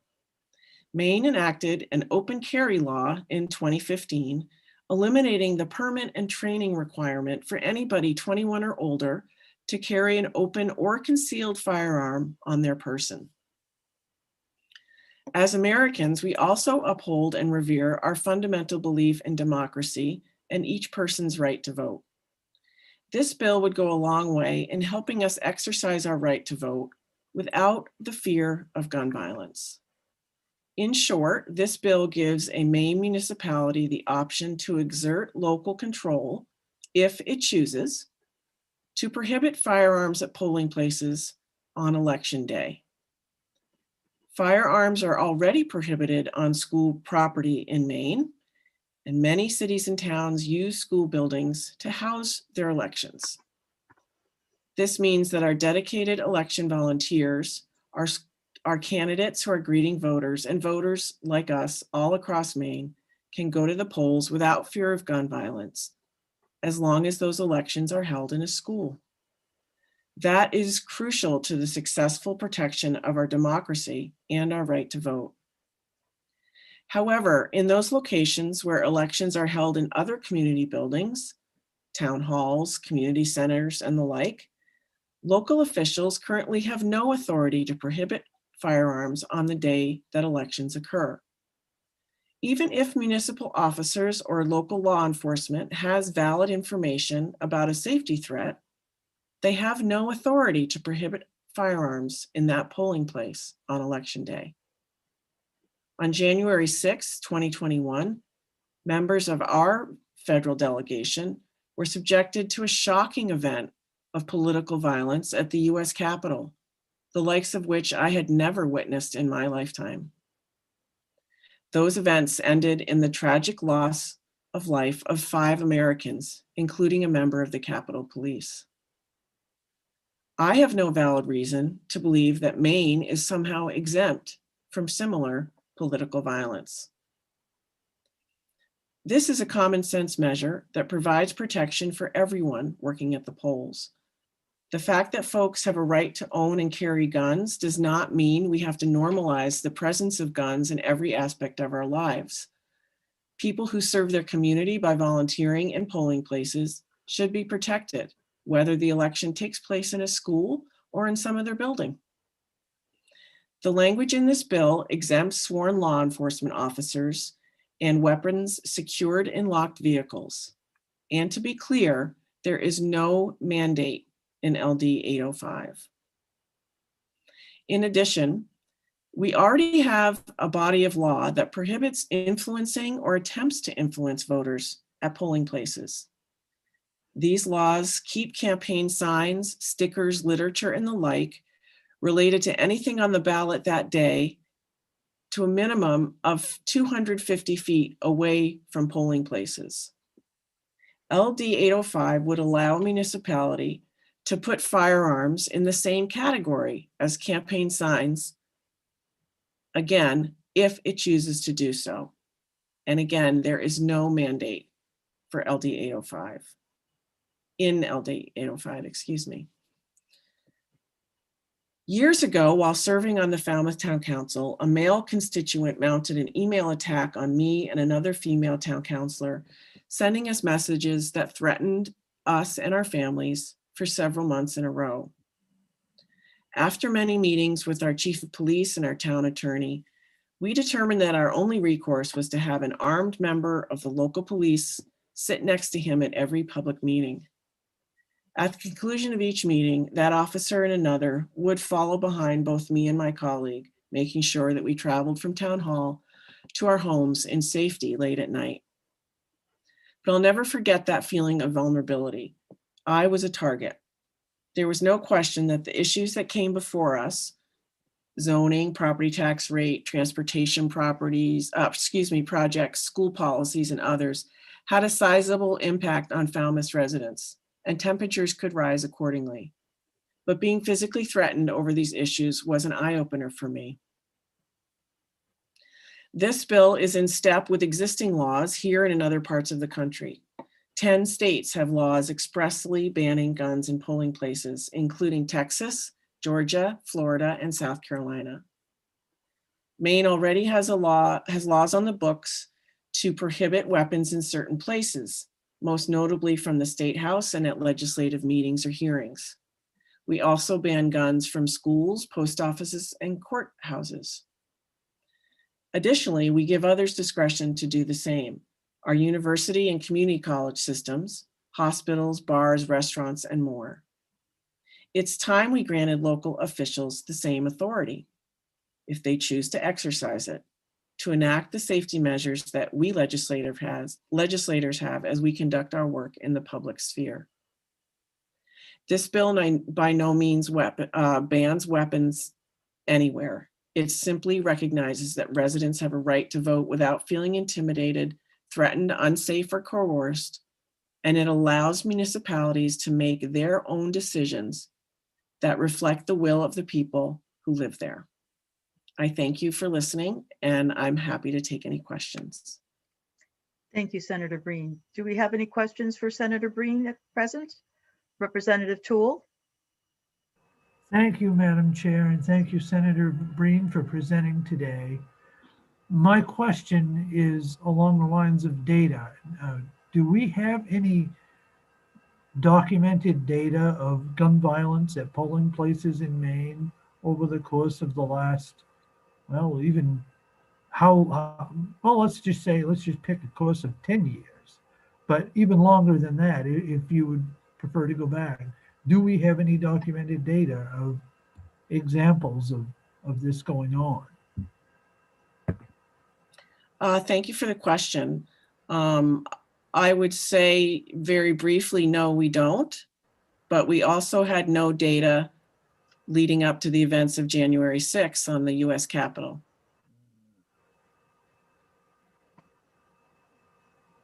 Thank you. Representative Greenwood. You're on mute, sir. Thank you, Madam Chair. I did have a follow-up to Representative Toole's question to the senator. She referenced the Capitol incident. What does that have to do with Election Day? And then I have more follow-up questions after that. Sure, I appreciate the question. The general theme of both elections and what happened at the US Capitol is political violence, and the fact that we have witnessed in recent months political violence at the US Capitol that I never ever thought I would see in my lifetime. And I think that obviously elections are a political act. You have referendum questions on the ballot. You have candidates on the ballot. You have often local budgets on the ballot, and those are all inherently political. So to me, they both fall into the category of actual political violence and potential political violence. All right, my next question would be, we already have laws on the books. We have Title 17A that prohibits criminal threatening. We have Title 25 that prohibits the threatening display of a firearm. We have Title 21A, which prohibits the interference with free passage of individuals at the voting place. Why is your proposed legislation going to supersede these? We already have provisions in place. It's not going to supersede anything. It would simply give local officials the authority, if they so chose, to prohibit firearms at polling places. As we know, there's already many places, including our place of work in the legislature, where we prohibit firearms. And there are already things that we prohibit at polling places, such as influential campaign signs, stickers, and the like. So this would put, if a town wanted to, it would put firearms in the same category as political signage and that sort of thing, and keep them 250 feet away from polling places, if that municipality felt it were prudent to do that. Thank you. Any further questions for the sponsor? There being none, thank you for presenting this bill. I see we have several other co-sponsors here to testify on behalf of the bill. Representative Dudera, welcome to State and Local Government. Thank you very much. Nice to see everybody today. So I take it Senator Baldacci isn't there, but I will say greetings to you, Representative Matlack, and members Hi, of Representative Dudera, I'm right here. Oh, you are there. Yes. Okay. Well, I've got my ENR on my computer screen, and you guys are on my phone. So okay. So good morning, though. Very nice to see you, Senator Baldacci. Forgive me. So greetings, and also to all members of the committee on state and local government. I'm Representative Vicky Dudera. I represent House District 94, the towns of Camden, Islesboro, and Rockport. And I'm here today as a co-sponsor of LD 805, an act to allow municipalities to prohibit firearms at voting places. To me, this bill is a simple acknowledgement of Maine's status as a home rule state. Our Constitution grants municipalities the ability to pass laws to govern themselves as they see fit, so long as they obey the state and the federal constitutions. This proposed law allows town clerks and other officials the ability to determine for their particular town the best course of action when it comes to their voting places. It's as simple as that. LD 805 allows individual Maine towns to decide for themselves, based on their voters and their particular polling places, how they want their elections to proceed. And I strongly urge you to give towns this flexibility and pass this. Thank you. Happy to answer any questions. Thank you, Representative Dudera. Do we have any questions? Representative Toole. Thank you, Madam Chair, and thank you, Representative Dudera. Question that I had for you, a question that I have is, when we're talking about municipal officials, is it your interpretation then that it could be selectmen, clerks, law enforcement, or is it your intention that it should also be up to the voters of a municipality? I guess I'd like to get your thoughts on that whole topic. Mm-hmm. Well, thank you for that. Thank you for that question. And I see where you're coming from. My thought was the folks who are planning the elections in the town maybe have the best read on the particular physical layout or the space that they've got for the polling place, maybe what's going on in the town themselves or what they hear from voters. So my thought was, and again, I defer to the sponsor of the bill who, may have a different idea, but my thought is it's the folks who are running the elections in the town should be able to say, hey, we're going to hold the elections here. We really don't feel this is an appropriate place, or, we're next to the school, or we're near the school, or a bunch of school kids are coming, or I leave it up to the towns. They know what's going on. I thank you for that. And I also know, you being in real estate, the next question I have for you might have some input on. So there's a 250-foot setback, if you will. And I know in a lot of towns, you have residential neighborhoods around the polling place. How would this law or this bill proposal impact people in their Second Amendment rights on their own property, neighboring, but within that 250-foot limit?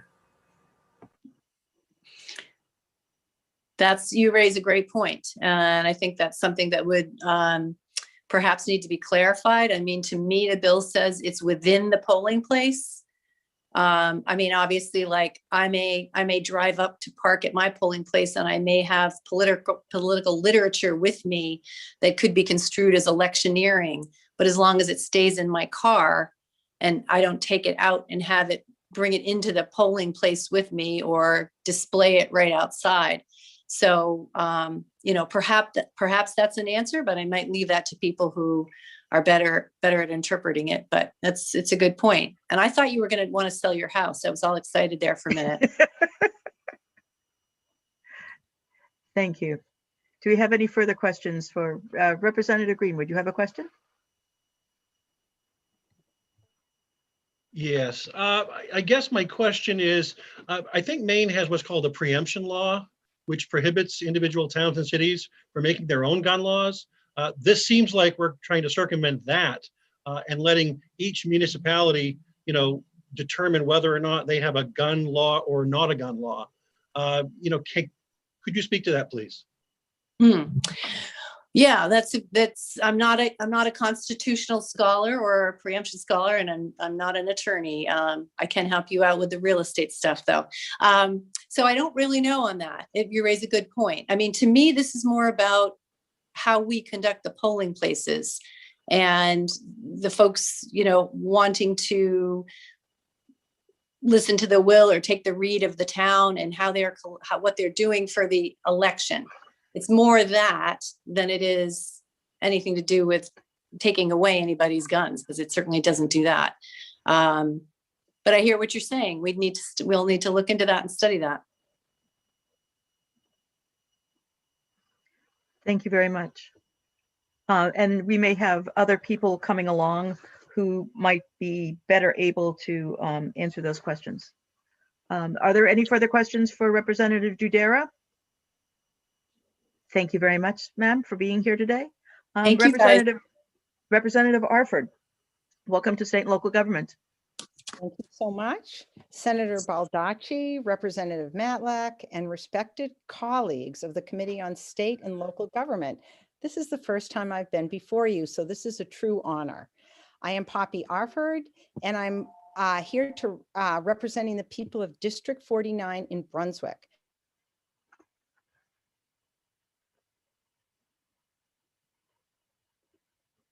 Oops. Representative Arford, did we lose you? Yeah, let me see where she is. Oh, just a second. She's coming back.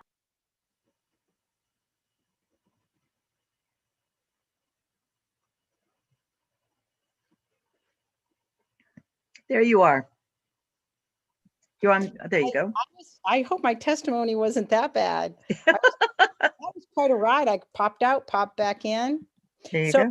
Let me just start with, I'm Poppy Arford and honored to represent the people of District 49 in Brunswick.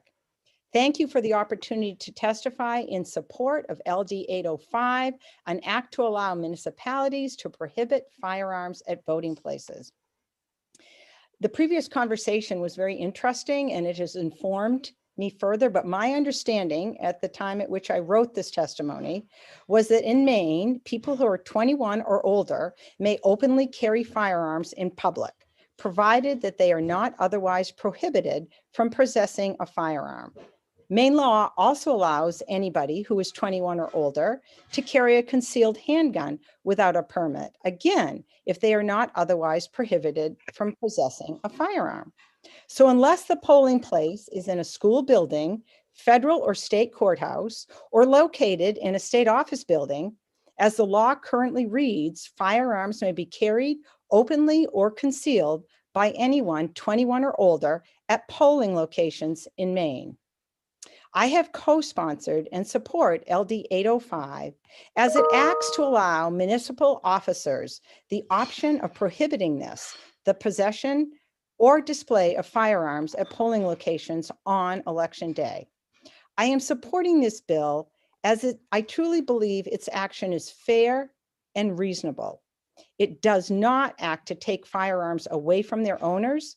Rather, it simply requires that firearms be left at home or, if taken to the polls, be secured within a locked vehicle if located within 250 feet of the polling location.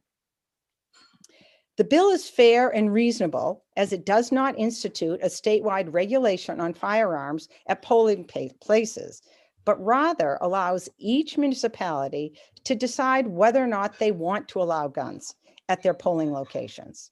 And it makes sense to allow municipal officers and the communities they represent to decide for themselves whether or not they want firearms at their polls.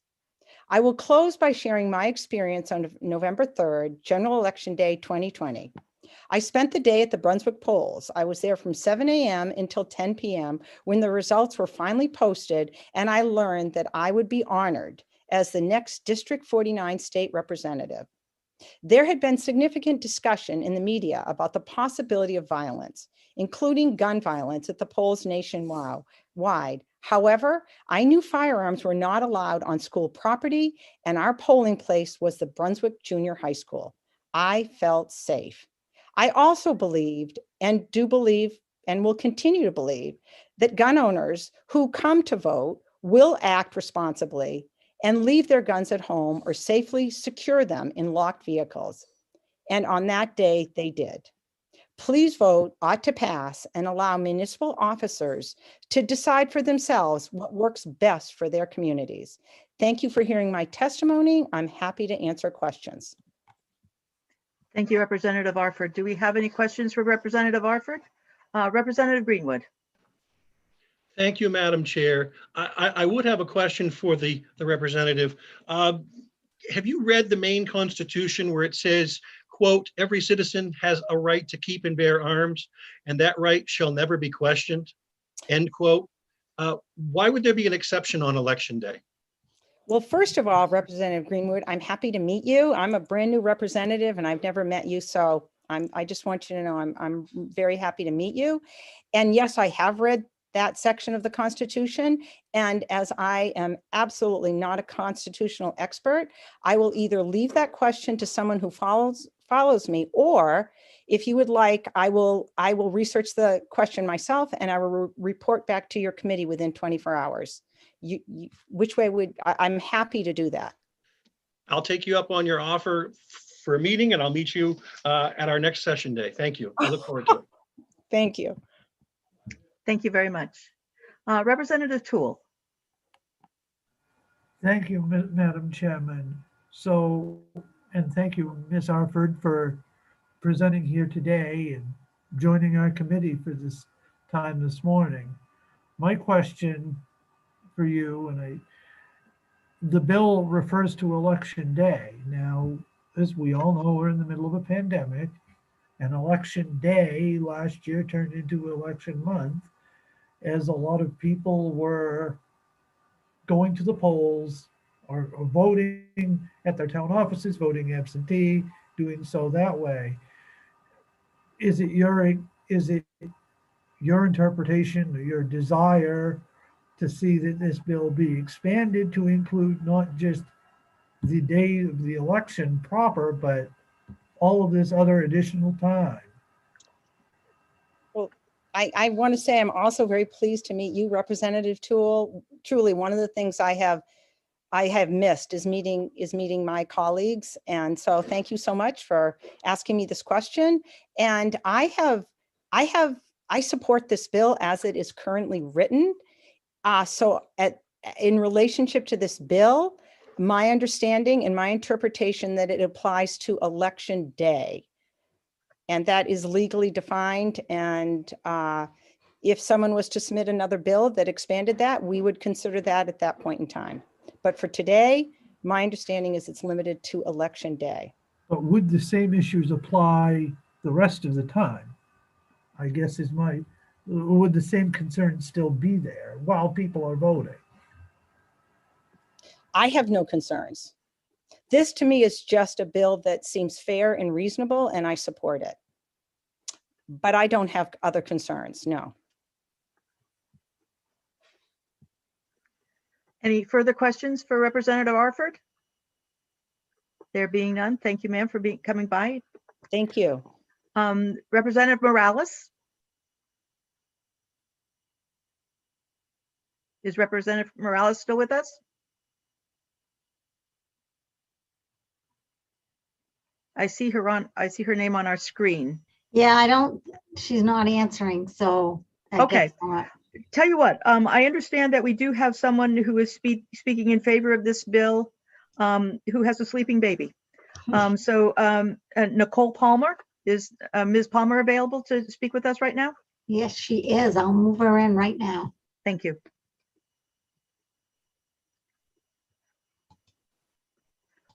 Welcome, Ms. Palmer. Hi, thank you. Can you hear me? Oh, yeah. Yes, we can. If you could introduce yourself and let us know where you're from and if you have any affiliations. Thank you. Senator Baldacci and Representative Matlack, members of the Committee on State and Local Government. My name is Nicole Palmer and I live in Bowdoin. I am an educator and a professional classical musician. I want to speak with you today about LD 805. We've heard a bit of noise today about various constitutional rights and amendments. The constant noise surrounding these bills is not accidental.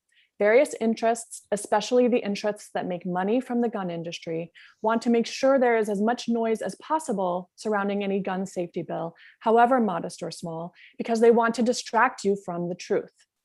These interests are less concerned with truth than they are with profits, but I am far more concerned with truth. And I hope that there are enough of you who are concerned with the truth to see what is really going on here. Here is a statement that is true. There are many limits to the Second Amendment relating to where arms can be carried that are currently a part of legal and customary practice. These limitations include schools, state government buildings such as the Augusta State House, and privately owned businesses. So clearly, it is not unconstitutional to disallow guns in certain places, especially where sacred acts such as voting take place. We know this because it is currently happening. The argument that this bill is part of some big scary plot to prevent Mainers from exercising their constitutional rights is quite simply a red herring. According to Wikipedia, a red herring is something that is misleading or is intended to mislead. The people making that argument don't want you to know that most people in Maine, like myself, are already subject to the restrictions that this bill would allow because we vote in schools, which already have a restriction on carrying weapons. So not only has this bill already been deemed constitutional, but this bill is necessarily modest in scope because the restriction is already in place for many Mainers when they visit their voting locations. Allowing municipalities to make the ability to make the decision that best fits their local community is a common sense approach to the issue of firearms in voting places. And this bill, because it is not one size fits all, is the best of all worlds. The ability to cast a vote without fear of intimidation is central to the functioning of our democracy. With recent threats to that sacred right, It is incumbent upon the leaders of Maine, that's you all, to do everything possible to ensure that citizens feel safe and unthreatened when they cast their ballots, exercising their First Amendment rights. Your vote in favor of 805 will be a vote for A, a constitutional approach that is already a part of existing law, that B, respects local sovereignty, and C, maintains voting integrity for Maine citizens. It is a triple win for Maine, and I hope that it will win your support. Thank you very much. Thank you. Do we have any questions for Ms. Palmer? Representative Toole. Thank you, Madam Chair. My question, and I asked this of Senator Breen, was, is there any data do you have any data to support the notion that there is gun violence going on in Maine at Maine polling places over the last few years, whether it be 10 years or longer? Do you have any data to support that? I know that there is data nationwide, that there were, at the recent election in November, there were, I believe, 85 instances of people saying that there had been threats or threats of gun violence at public voting places. The idea that Maine would somehow be immune to what's going on nationwide and to a trend that's happening nationwide beggars belief. Thank you, ma'am. And I'm wondering if you are aware of any cases here in Maine in the past election or previous elections. No, I'm not aware of that, but I don't think that that means that it is impossible for that to happen here in Maine. Thank you, ma'am. Thank you. Do we have any further questions for Ms. Palmer? Thank you for coming by and visiting with us today. Thank you. Appreciate your comments.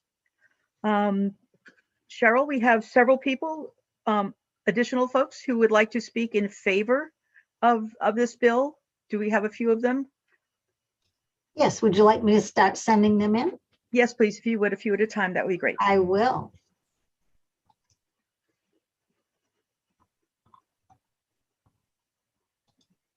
Here is Amy Kuhn. Thank you very much. Ms. Kuhn, welcome to State and Local Government. Thank you. Senator Baldacci, Representative Matlack, members of the Committee on State and Local Government, good morning.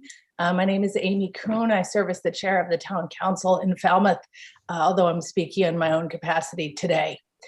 Thank you for the opportunity to speak in support of LD 805. I do so because this measure reinforces home rule by giving each municipality the option, not a mandate, to step in and prevent harm in response to local conditions. I think we all agree that the right to vote is a fundamental right that all Americans should be able to exercise freely and without fear of armed violence or the threat of armed violence. Yet today, polling places are becoming prone to these very conditions. As was said earlier, leading up to the 2020 election, there were numerous threats of violence and armed intimidation at polling places across the country. Thankfully, here in Maine, we have not had a shooting at a polling place yet. However, Mainers have brought and displayed firearms at polling places in the past. It is not unreasonable to believe that armed violence could erupt. And moreover, to Representative Toole's point earlier, even short of an actual shooting, a credible threat of violence is enough to deter voters from going to the polls, which would imperil Maine's outstanding record of voter turnout and undermine our democratic system. Today, individuals' First Amendment free speech rights are lawfully restricted at polling places, specifically within the polling location and within a 250-foot perimeter. Individuals cannot attempt to persuade voters through verbal speech, signage, posters, palm cards, buttons, and badges. LD 805 would give municipalities the option to prohibit firearms in this same 250-foot perimeter, ensuring that the polling place is a safe zone where voters can exercise their constitutional rights.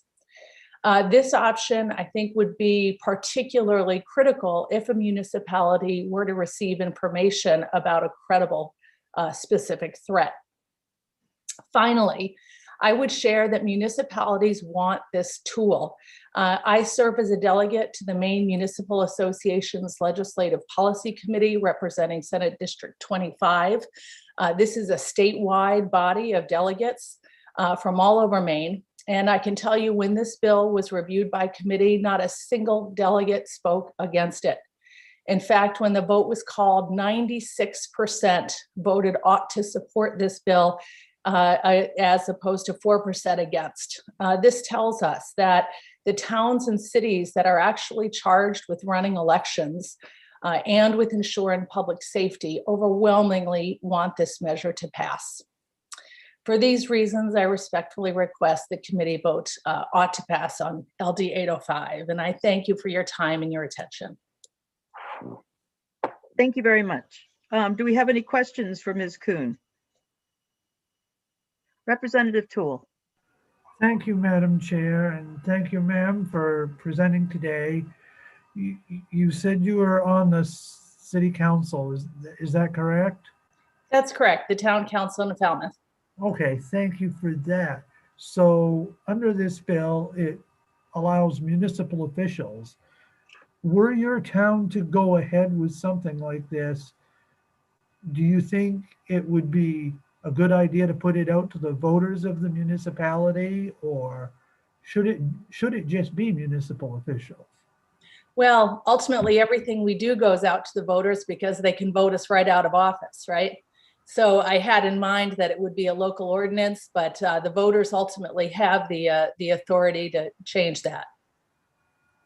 Okay, so you would have a public hearing and a vote of the local people to pass an ordinance. That's your interpretation, or well, would it be municipal officer unilaterally or deciding how to do that? I would foresee this being passed as an ordinance by the elected officials of the community. That's right. Does that answer your question? It does, although I would say in some communities, the legislative body is a town meeting form of government. So would it be your intention that that be brought into the bill as well, or simply municipal officials? I mean, I can't speak to that. A fundamental tenet of this bill, though, is that it reinforces home rule, so that whatever system a municipality has in place, that's how it's decided. And it's decided based on local conditions and the will of the electorate in that area. Okay, thank you. Thank you very much. Any further questions? Thank you so much for coming by today. Thank you. We have Carol Selsberg here.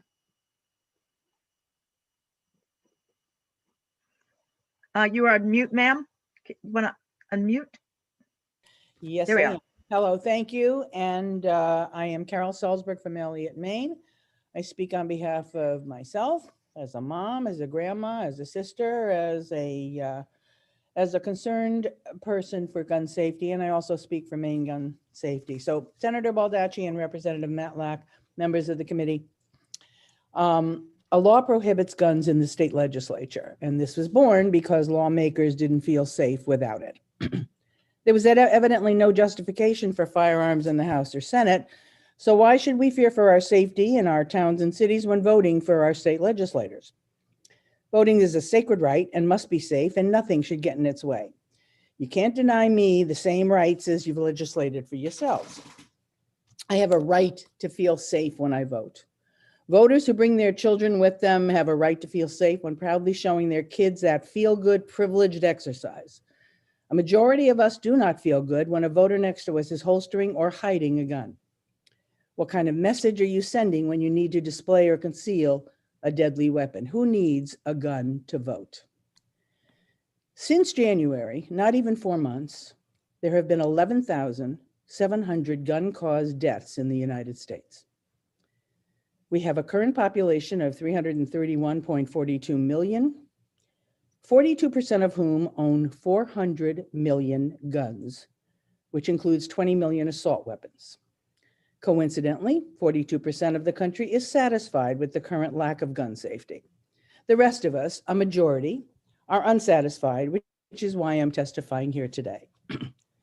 We are all entitled to our own opinion, but not to our own facts. Thus, the 1791 Second Amendment says, quote, "A well-regulated militia being necessary to the security of a free state, the right of the people to keep and bear arms shall not be infringed." Our new country had no standing army, so citizens were it. It didn't grant the right to have and use weapons that can kill 26-year-olds in under 5 minutes.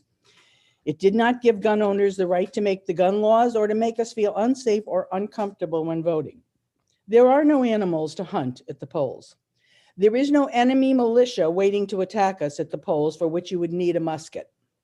There is no place, no need, and no reason for a gun at our polls in order to vote. There are only neighbors, friends, and family voters to kill or maim at the polls. This bill does not take away anyone's guns. It protects voters from feeling threatened when they vote. So I beg you, please protect those in your towns and cities as you have protected yourselves in Augusta and pass LD 805. Thank you. Thank you very much, Ms. Selsberg. Do we have any questions for Ms. Selsberg? There being none, thank you for coming by today. I thank you very much. David Fitz. Mr. Fitz, welcome to State and Local Government. Thank you. Thank you, Senator Baldacci, Representative Matlack, and members of the Committee on State and Local Government. My name is David Fitz. I'm a retired plastic surgeon and hand surgeon living in Cumberland, where I've been for 41 years. Currently, my only clinical duties now are to volunteer in the Scarborough Downs Vaccination Clinic 1 day a week with my wife, helping people to get their shots.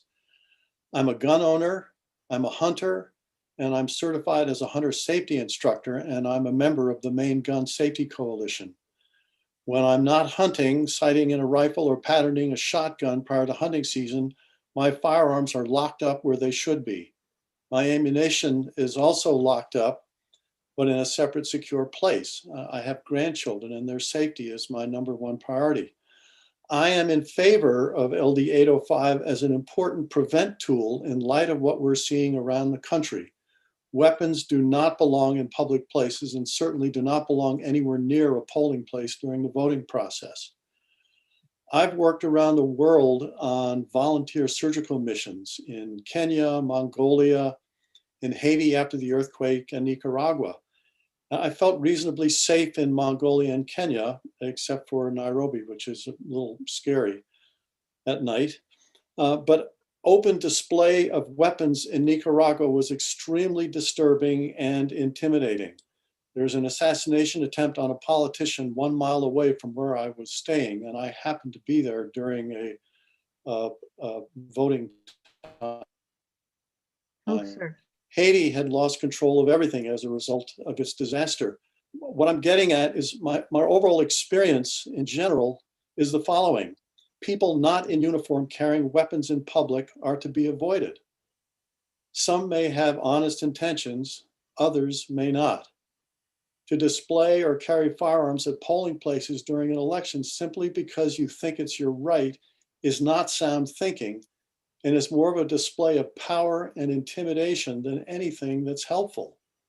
How can we expect our general public in Maine not to be intimidated by the presence of firearms in polling places? We don't need firearms out of safe storage simply to parade around our Second Amendment rights. This constitutes open intimidation while trying to hide behind this amendment. Give local officials the right to prohibit firearms at polling places. It's a pretty simple bill. Some municipalities will prohibit and others won't. But there's no reason why this bill couldn't help to protect our voter rights. It's a good tool for local control. And I might also add that there was one Mainer involved who's in jail right now awaiting trial in Washington, D.C. Thank you very much. Thank you, Mr. Fitz, for coming by. Do we have any questions for Mr. Fitz? There being none, we appreciate your coming to talk with us today. Thank you. Elizabeth Ramag Healy. Elizabeth? Good morning. Good morning. Senator Baldacci, Representative Matlack, and members of the state and local government committee.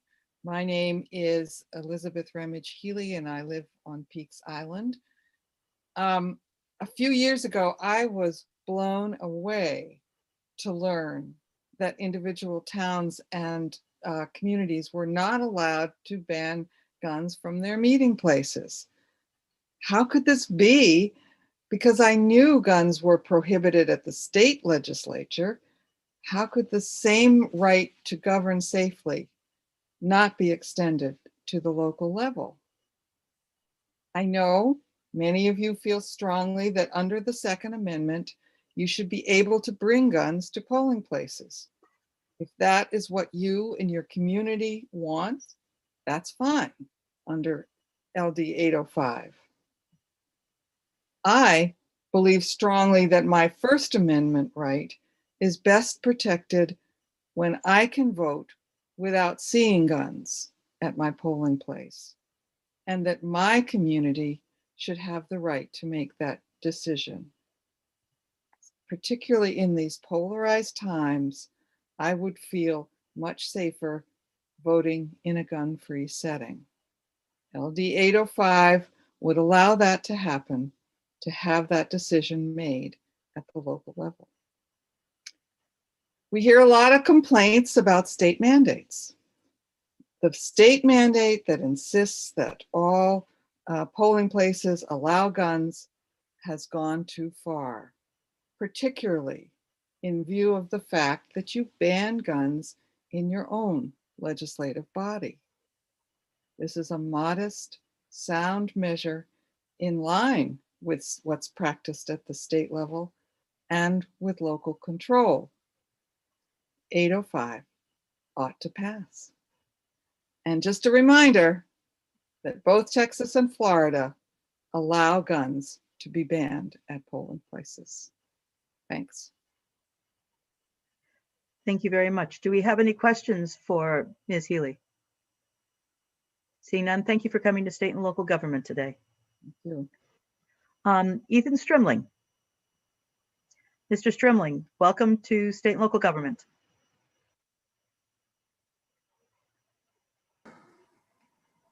Thank you, Madam Chair. Excuse me. Thank you, Madam Chair. Matlack and Chair Baldacci, I see you were there as well. It's nice to see everybody. I never served on this committee, so I don't think I owe you any candy. I'm not sure how I would do that in the COVID age, but I do appreciate your service and all you're doing. I'm here today to testify in support of LD 805. I'm going to start with the Maine Constitution. It's been referred to a couple of times. The Maine Constitution, section 16, of course, says to keep and bear arms. Every citizen has a right to keep and bear arms, and this right shall never be questioned. What, of course, that doesn't say is every citizen has a right to keep and bear arms anytime, anywhere, any place they so choose. Just like the US Constitution does not say that around our First Amendment, our Second Amendment, or any of our amendments. It's very clear our courts have said you have the right to reasonable regulations. You have the right to be able to protect yourselves. And as was just pointed out, the State House, where, as you know, I served, guns are not allowed. And that is not because somebody had come in already and shot up the place, hurt anyone, thankfully. That is to prevent that kind of violence. Just like in schools in Maine right now, where thankfully we have not had any school shootings. Guns are not allowed in schools because we don't want that to occur. I served in the legislature.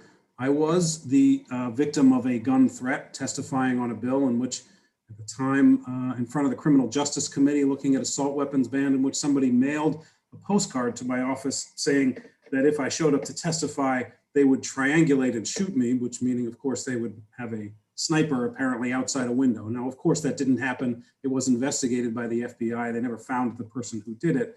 But we all know, and that was 15 years ago, that our politics has become even more volatile, unfortunately, even more violent.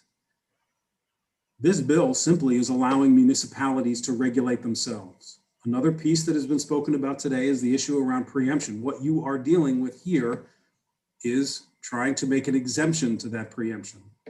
Make no mistake, in many ways, the legislature allows municipalities When I served as the mayor of Portland, we had plenty of opportunity to regulate the safety of our community, whether it be speed limit laws or pesticides, or whether it be what time bars close, or whether you could serve alcohol in public buildings, or what kind of working conditions workers would be under. There were many ways that we could make sure that we would protect our population. But one way, unfortunately, we never could was around guns.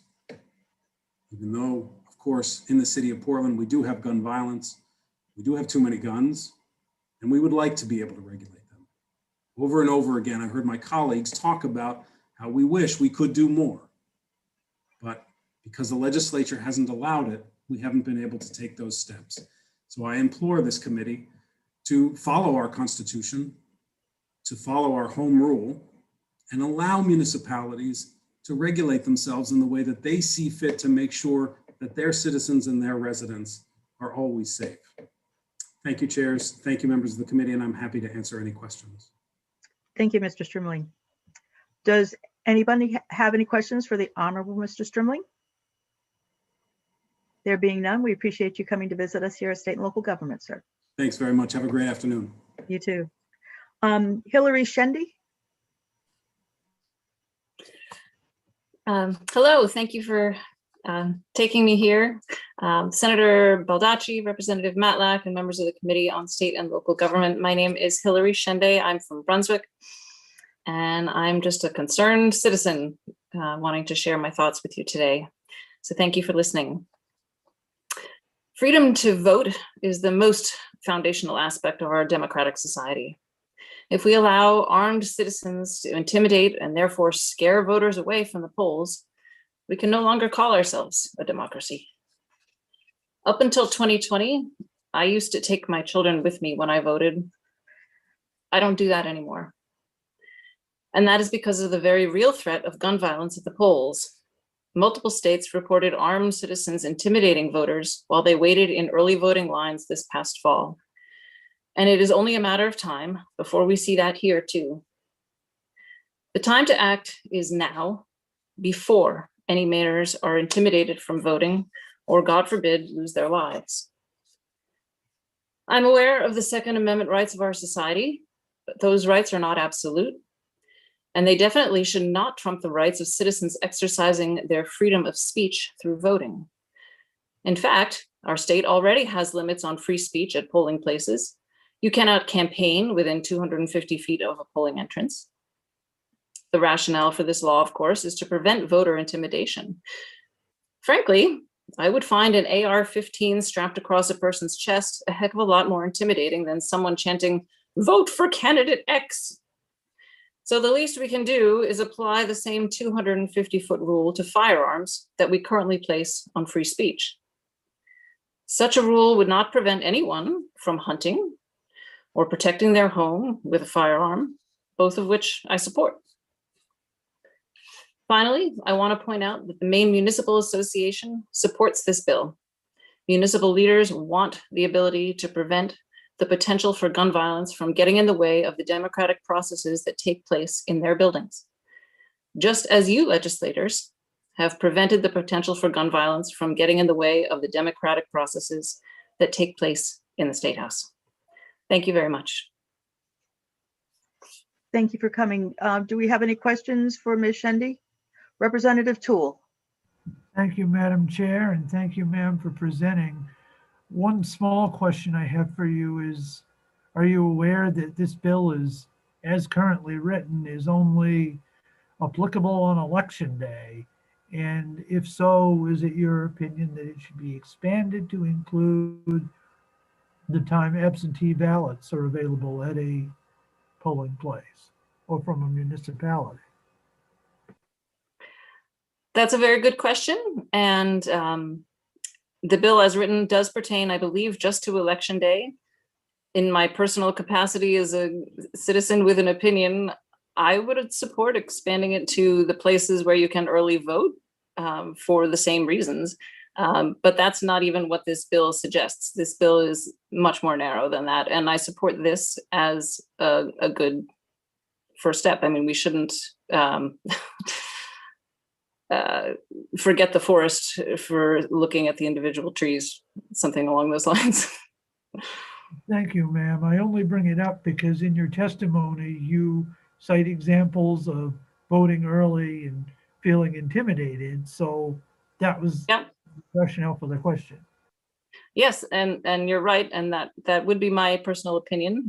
Perhaps that's something that could be explored later on down the line, or perhaps amended to this bill in your work session. So if you so choose, I certainly would not oppose that.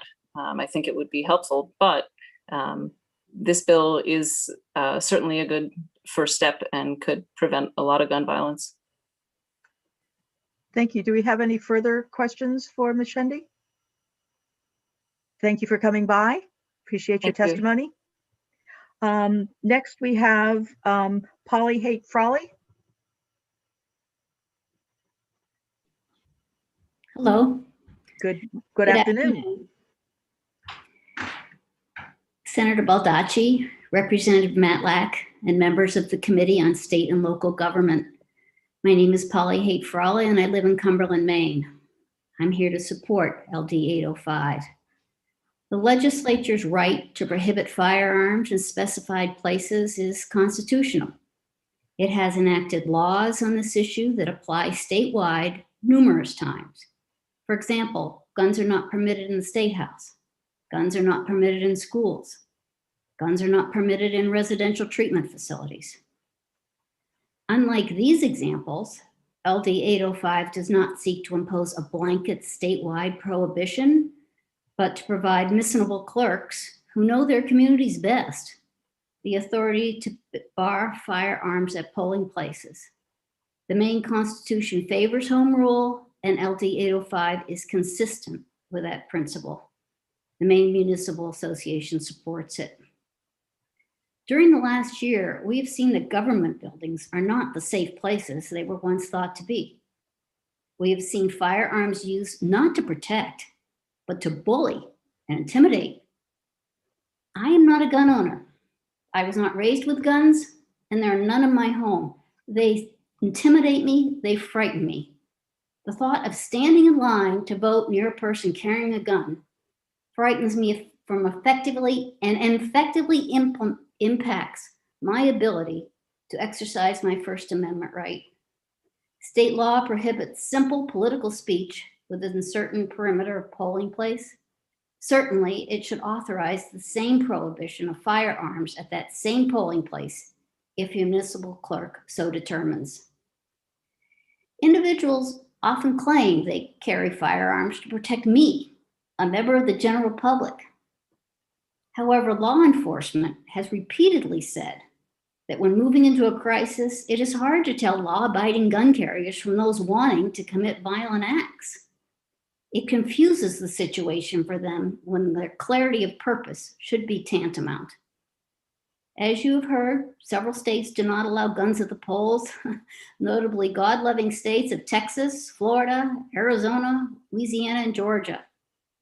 All have a long history of strong gun rights, yet protect the right to vote without intimidating presence of a firearm.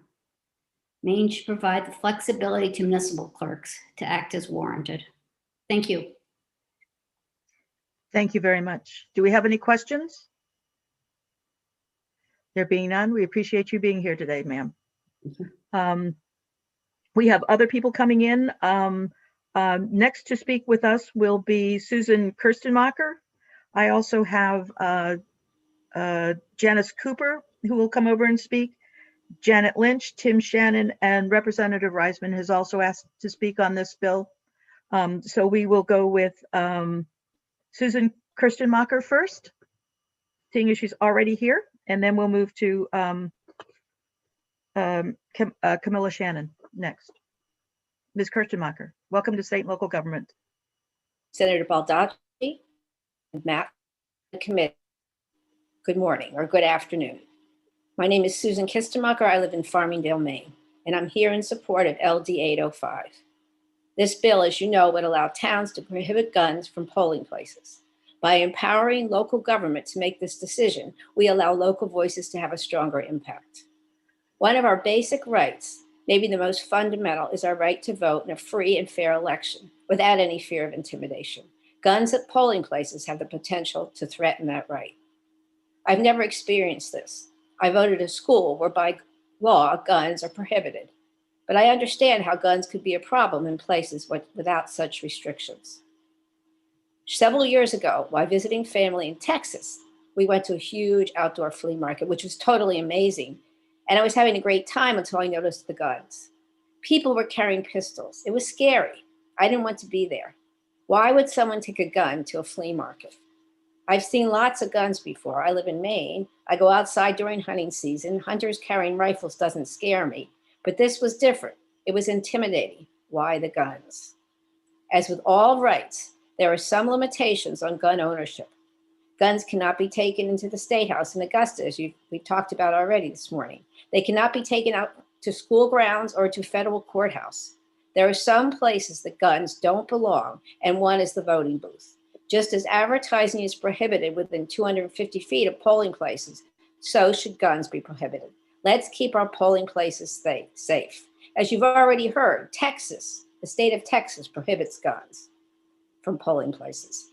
Free and fair elections, accessible without fear of intimidations, are the cornerstone of our democracy. I believe that this cannot occur when weapons are present. Thank you for hearing my testimony. I urge you to support LD 805. Thank you. Thank you. Do we have any question for Ms. Kistermacher? There being none, thank you for coming by and speaking with the State and Local Government Committee today.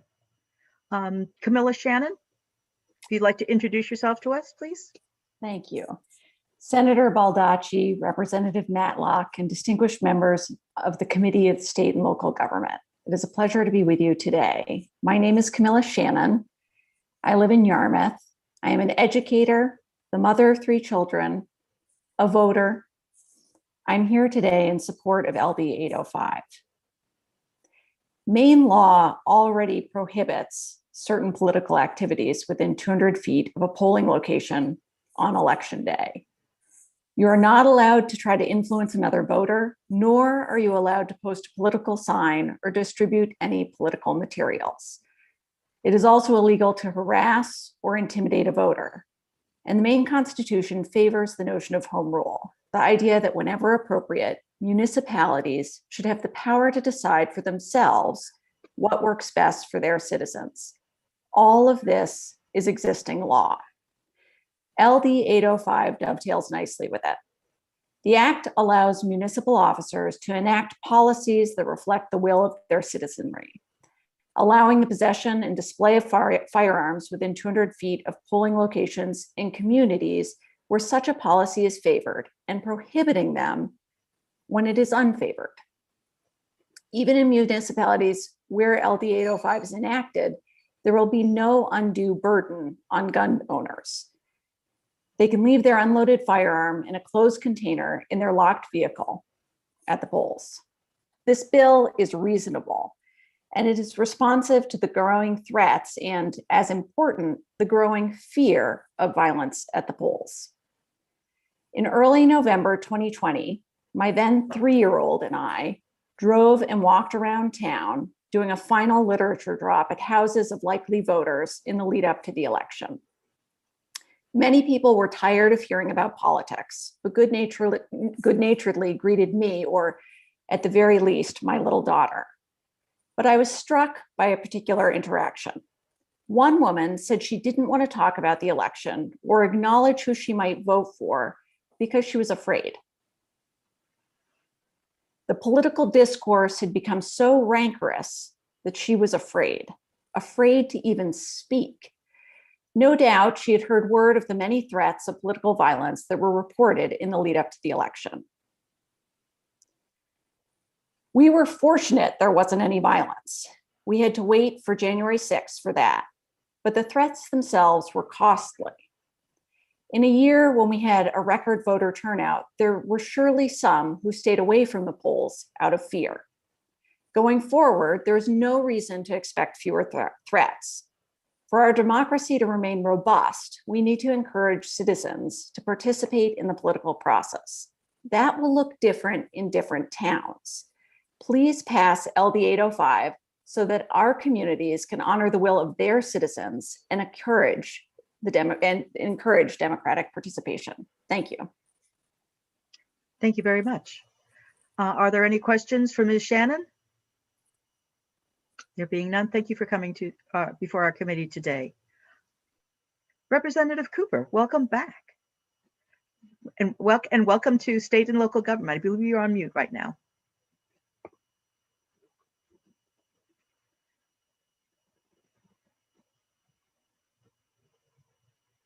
Bottom left. There we are. Okay. Perfect. Great. Sorry about that. No worries. Good to be back. Thank you very much. I am Janice Cooper. I live in Yarmouth. First, let me say Senator Baldacci and Representative Matlock and other distinguished members of the State and Local Government Committee. I'm pleased to submit the statement in support of LD 805.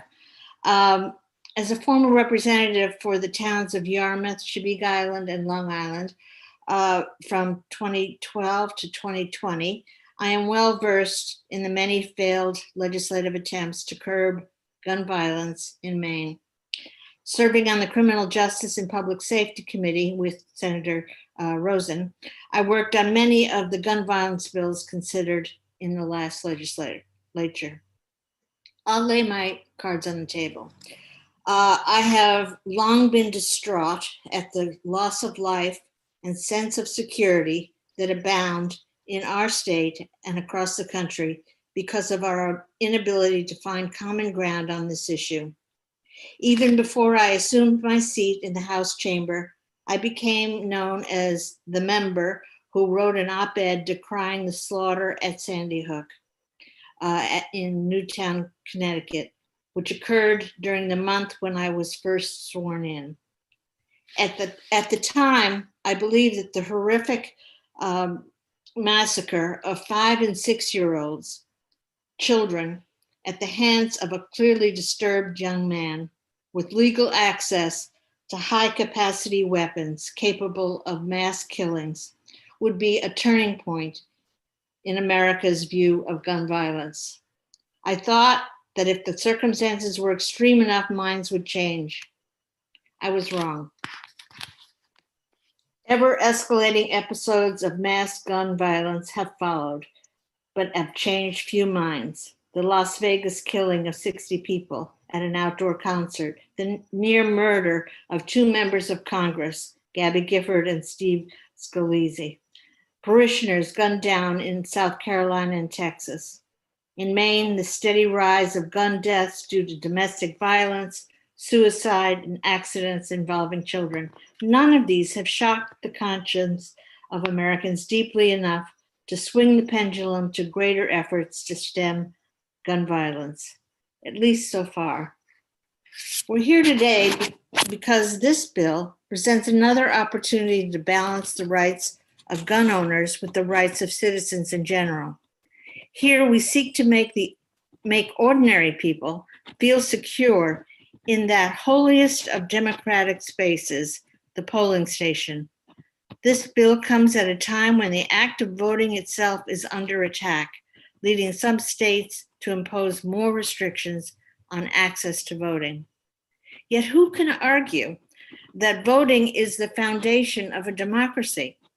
Whether one accepts or not the belief that voting in the last election was tainted by fraud, all Americans understand that without free and fair elections, we are no longer a democracy.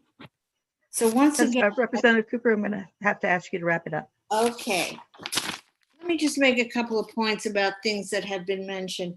Representative Toole raised the question of whether or not these protections should be extended to a longer period of time than just election day. I personally would favor an amendment to do that because some people still prefer to show up at town hall to vote under the absentee ballot provisions. And someday we may also allow early voting, which would also require in-person elections voting. And I see no reason why these rules shouldn't apply in that circumstance as well. Thank you, Representative Cooper. We appreciate having you here today. Are there any questions for Ms. Cooper? Thank you very much for coming by. We appreciate it. And your statement will be on the website? Yes. Thank you very much. Typos. Thank you. We have Janet Lynch. Hello, good morning, and thank you for allowing me, dear Senator Baldacci, Representative Matlack, and other distinguished members of the Joint Standing Committee on State and Local Government. My name is Janet Lynch. I live in Pownell, and I represent myself. I strongly urge you to please vote ought to pass on LD 805, an act to allow municipalities to prohibit firearms at voting places. As someone who cares deeply about voting access and security and personal safety and local autonomy, I was unpleasantly surprised to learn that current Maine law does not allow local municipalities to ban firearms from polling places on election day. Several speakers today, both regarding this and other bills, have emphasized the importance of this bill to supporting home rule in our state, and I could not agree more. Voting is the most basic, essential, and sacred right of every American, and it is imperative that we do all we can in our power to ensure the right of all citizens to confidently and safely exercise that right. Throughout this country, there have been numerous unfortunate instances in which certain persons have brought firearms to polling places with the apparent intent of intimidating potential voters from voting. Being stared down by, or even in close proximity to, someone with a firearm who is not an officer of the law while one is waiting to vote would be extremely intimidating. Additionally, having persons who are not law enforcement officers carrying firearms at voting places is a dangerous, potentially deadly accident waiting to happen. As you are well aware, guns, and has been noted, guns are strictly prohibited in the Maine State House and Legislature for obvious public safety and security reasons. To address Representative Greenwood's question regarding Article 1, Section 16 of the Maine State Constitution, I note that reasonable restrictions to protect public safety apply to virtually every constitutional right. For example, while the right to free speech is unquestionably fundamental to democracy, to protect public safety, the right to shout fire in a crowded theater is obviously not protected speech. LD 805 should be an absolute no-brainer to ensure safe, orderly, and secure elections. It reasonably exempts firearms carried by law enforcement officers as well as firearms which are safely and securely stored in locked vehicles. It does not compel municipalities to ban firearms from polling places on election day, but rather returns to municipalities whose election officers are in charge of the safe and efficient implementation of elections full autonomy over our elections. Maine's constitution, as you know, favors home rule by municipalities, so this would enable that, as well as encouraging voting safely. This bill will give back to local communities and election officers the autonomy they need to safely manage our elections. It will inspire confidence in voters and discourage voter intimidation. It will also avoid, if you could wrap up, potentially, please. I just have 2 sentences. It will avoid potentially deadly tragedies, which could be caused by persons who are not law enforcement officers firing firearms. Let's not wait for such a tragedy to happen to react. Let's be proactive and give back to Maine's municipalities the power to safely, securely, and efficiently manage our elections. Thank you, and I'll take questions if you have any. Thank you very much. Are there any questions for Ms. Lynch? There being none, thank you very much for coming by today. Thank you for hearing my comments. Thank you. Oh, you're most welcome. Ms. Graham, welcome back. Thank you, Representative Matlack. Senator Baldacci disappeared again. My name is Rebecca Graham, and I am here on behalf of Maine Municipal Association to support LD 805, as you've already heard from a number of other individuals, which is wonderful. So I'm going to spare you going into a lot of the other points that have already been made. This bill would provide municipal officials the same permissive authority that private buildings and the state, as well as the legislature, already have. However, it simply affords them the ability to do that in consultation with their residents. It also recognizes that our communities are made up of individuals of varying degrees of experiences and challenges, from combat-related health needs and trauma to anxiety. So all citizens have a right and a protected right to exercise that civic voice safely and privately, free from intimidation or physical barriers, and to have that vote recorded securely. Election law is not only established at the state and federal level, but we also have international obligations, and we are looked to as a model for democracy that inspires emerging democracies. So our election law actually allows us to have a purchase in doing that. And recognizing the role that armed personnel play in creating an intimidating atmosphere, there are several laws that prohibit the presence of armed law enforcement or military personnel in a polling station unless they've been explicitly invited in by the warden to address something, specifically in federal law, the enemies of the United States. They can respond at that point in time. However, in practice, all of these state and federal laws provide the municipal election clerk the authority to ask voters to leave and return after the removal of political statements on clothing or largely worn advertisements if they pertain to ballot issues. And they also allow a voter access to the polling station without having to pass through a gauntlet of candidates or interested parties. And while there's widespread acceptance that guns aren't permitted in school grounds or in private buildings like the Cross Arena, which are also polling stations, and where there has been established private owner policy, election officials who work in polling stations in town buildings are often faced with having to approach an armed individual and asking them to leave or store the gun should they receive a complaint from a fellow voter who reports feeling threatened in a polling station. It's not that election warden's job to evaluate the legitimacy of that threat. It's simply to respect the complaint and to recognize that perceived threat actually interferes with that election right. So as a result, both staff and voters can feel intimidated, and officials must feel those concerns and simply have no authority to remedy the situation. Simultaneously, the very trained personnel who would normally be present to address such an issue must remain outside to also create a non-threatening atmosphere. The process is unnecessarily stressful for everyone and is simply established by defining who owns that building. So both speech and gun ownerships are constitutionally protected rights and recognized within the limits as to where they can and cannot be exercised. They are not absolute rights.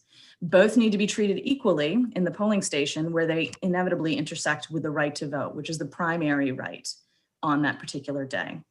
Writing utensils, not weapons, are what are necessary to exercise your right to vote.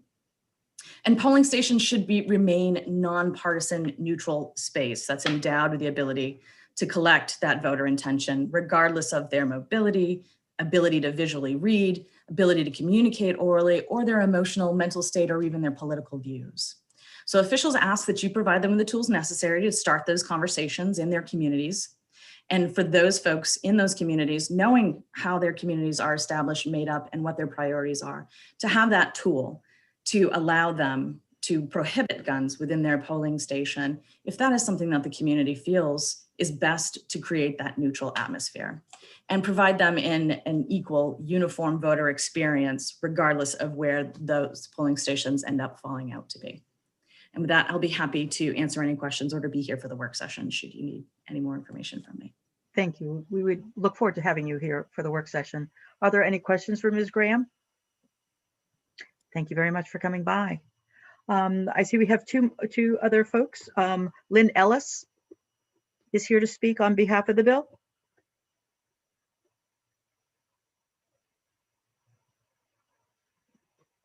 Is Ms. Ellis still here?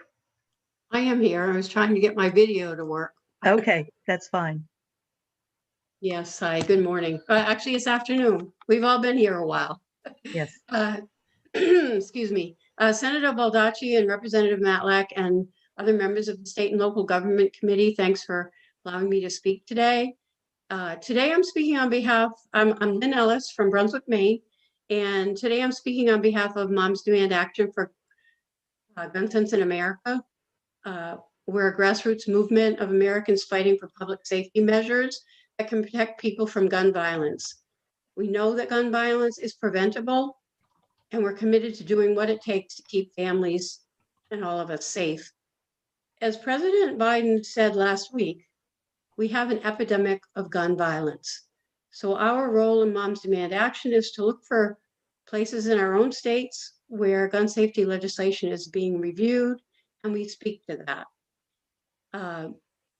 LD 805 would help prevent armed intimidation at the polling places where citizens go to do their civic duty and exercise their right to voting. We are calling on lawmakers to empower localities to prohibit guns in and around polling places and keep armed intimidation out of politics.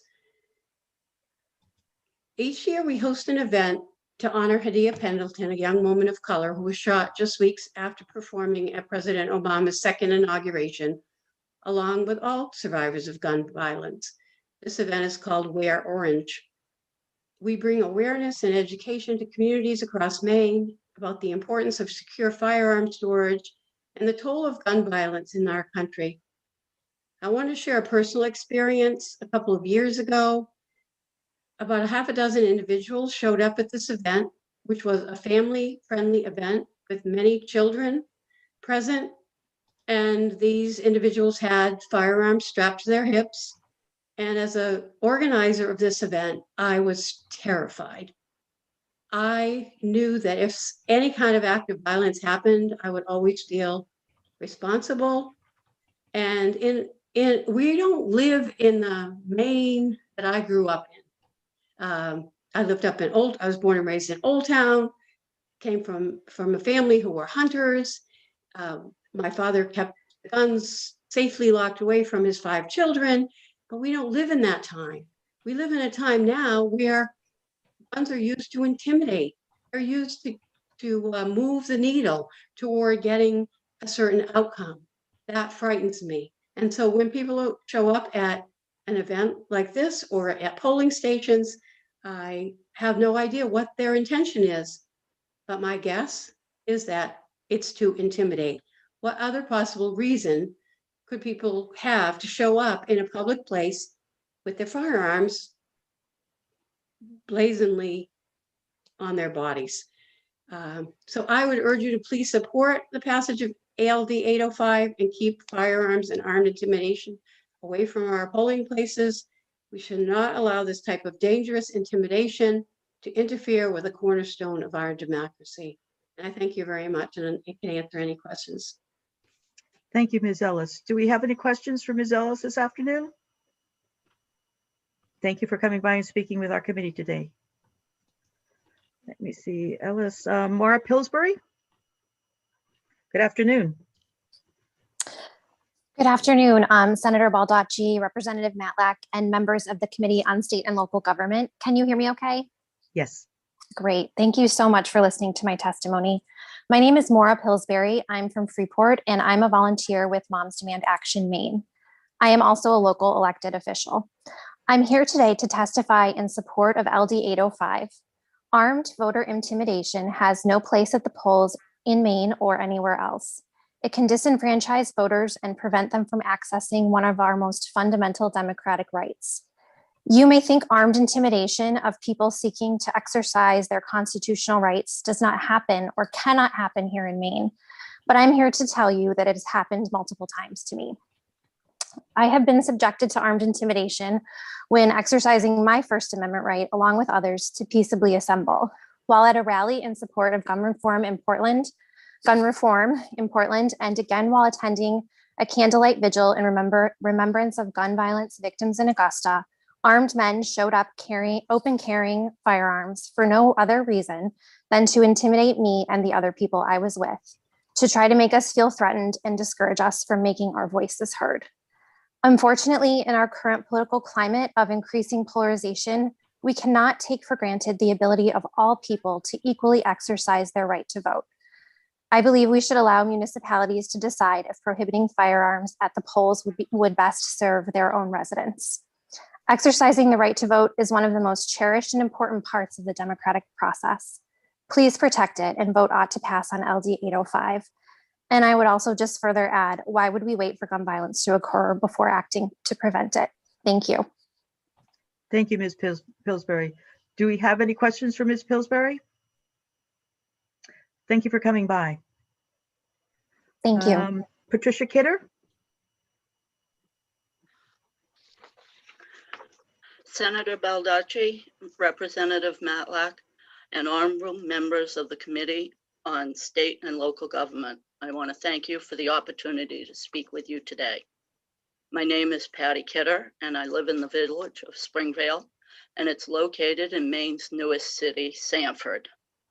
I am here as a person of faith and a longtime member of the Sanford UU Church to speak to you in favor of LD 805, an act to allow municipalities to prohibit firearms at voting places.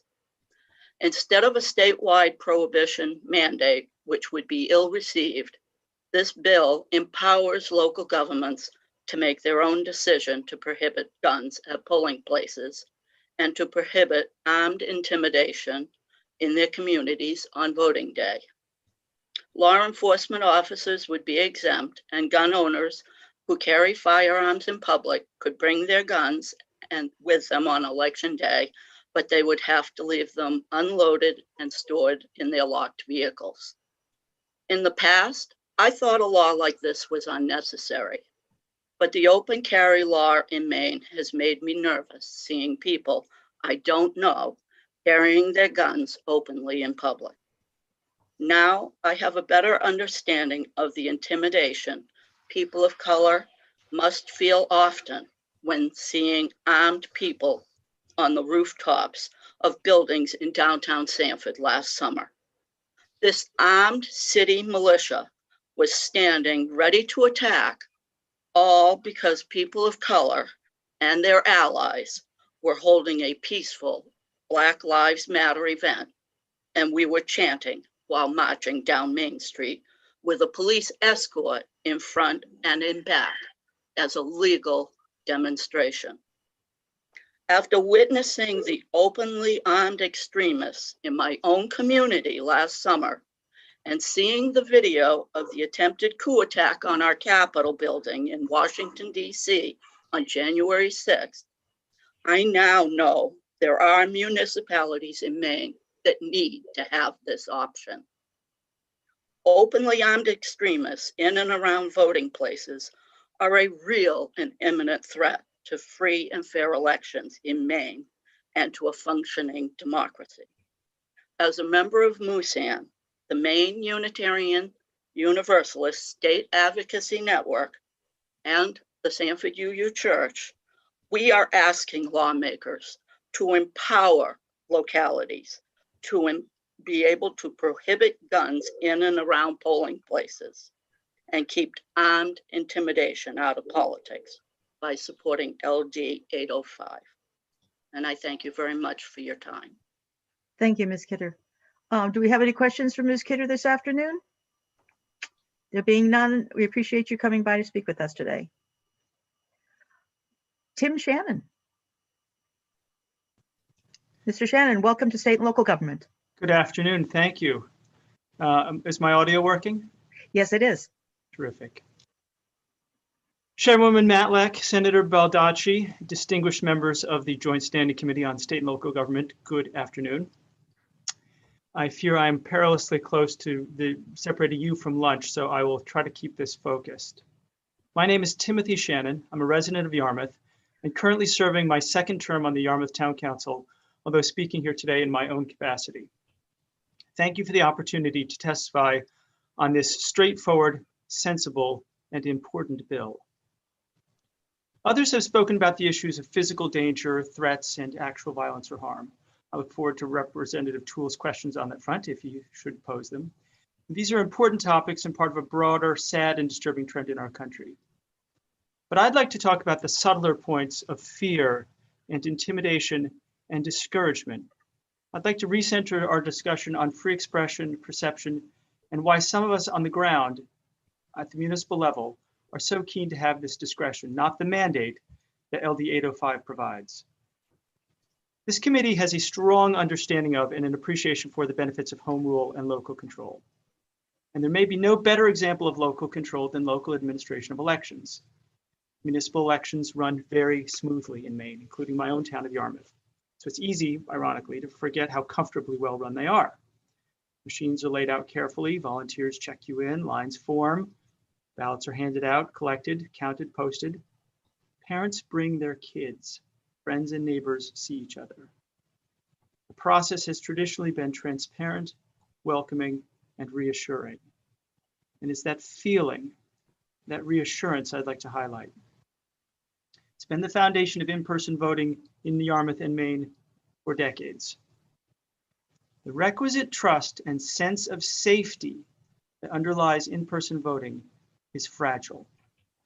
In Yarmouth, it came to several of our attentions a couple of years ago that someone had brought a gun to a polling place in a nearby town and had sent voters scattering, perplexed at the presence of a gun, and apparently concerned that someone would think it appropriate to bring one to the polls.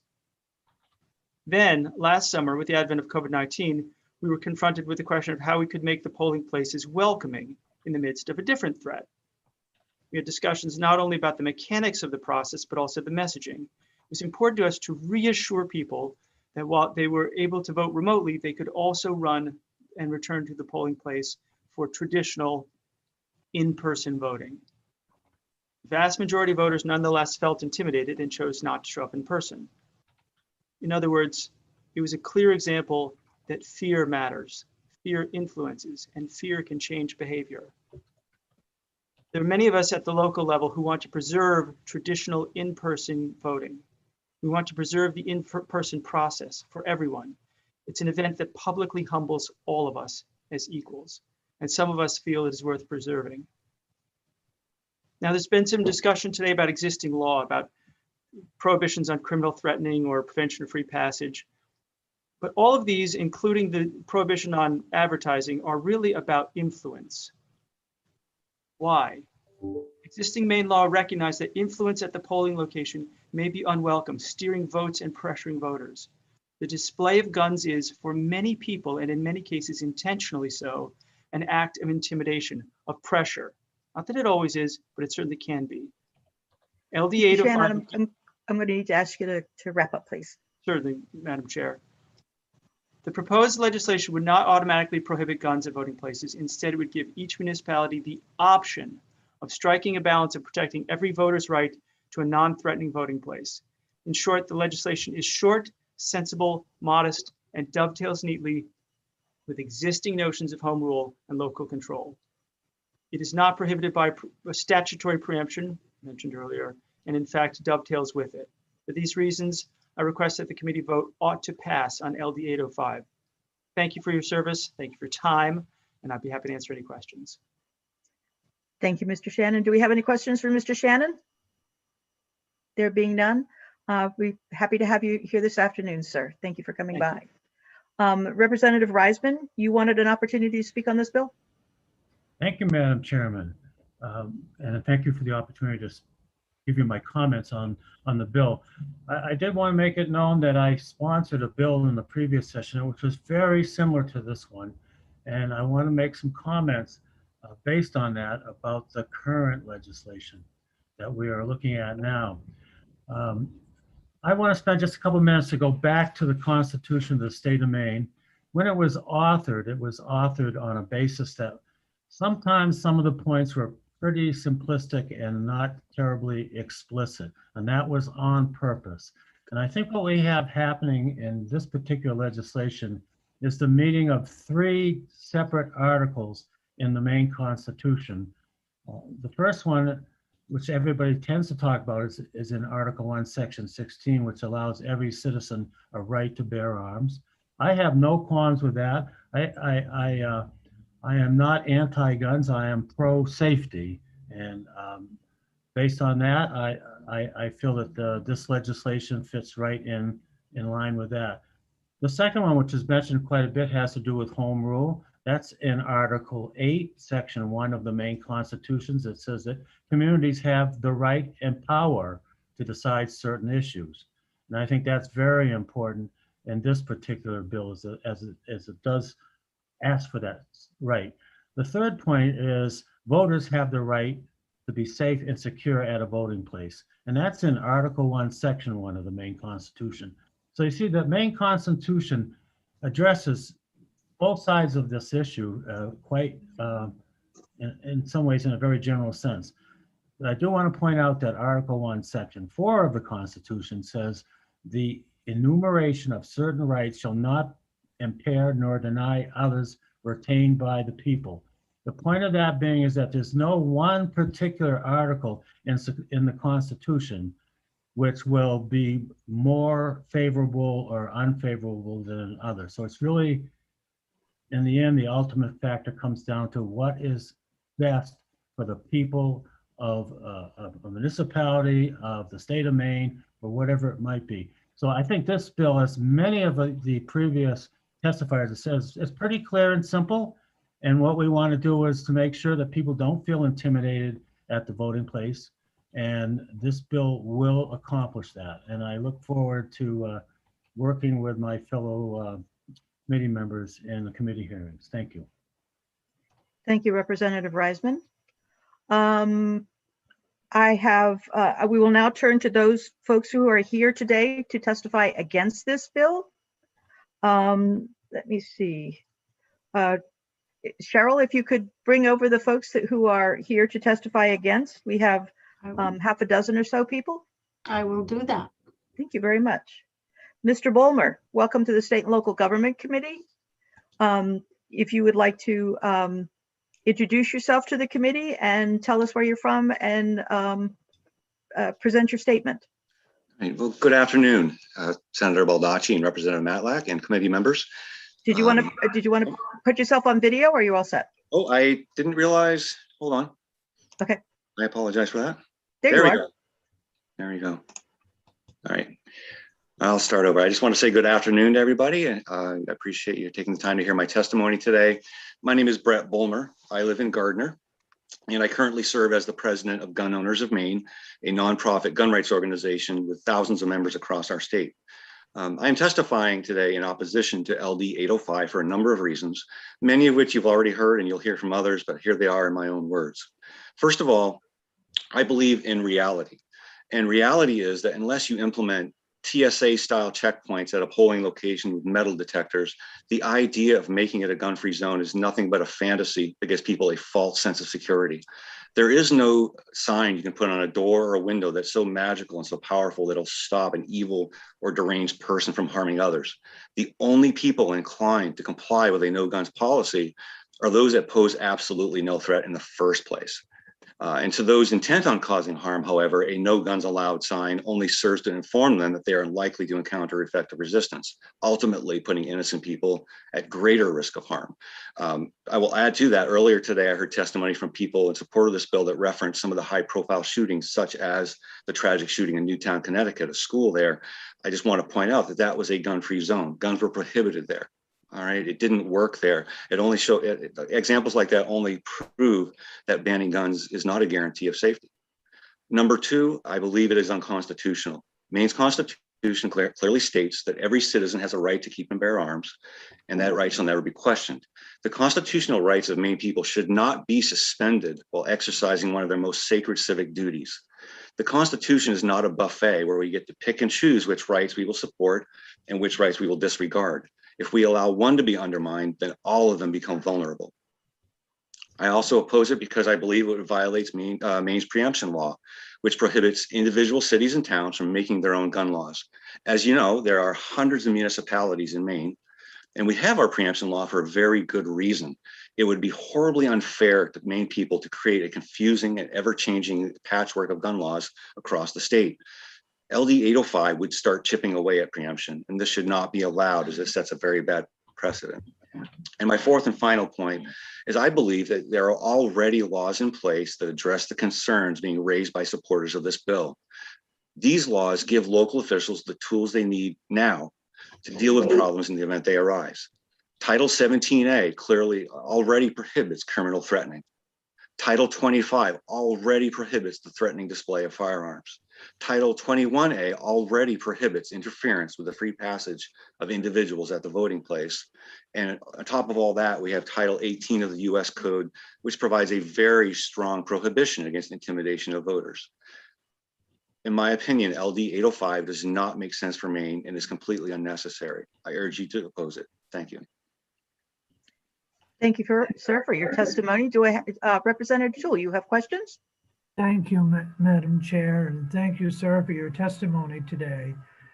A question I've been asking throughout the day, and the answer has been elusive to this point, is whether there's any data to support the notion that people are being intimidated, that there is gun violence at the polling place in Maine. Would you have any data on that, or any data from public safety sources? Would you be aware of that? Representative Toole, I do not. I am unaware of any such cases in the state of Maine. Okay. And as I've pointed out earlier, we already have laws that would deal with those situations if they happen. Right. And given that, have you heard any data around intimidation of any kind, whether it be gun or not, at a polling place? Do you know of any data along those lines? I do not. Okay, thank you. Thank you, Representative Toole. Do we have any further questions for, excuse me, for Mr. Bulmer? There being none, thank you, sir, for coming by and speaking with us this afternoon. Jessica Cruz?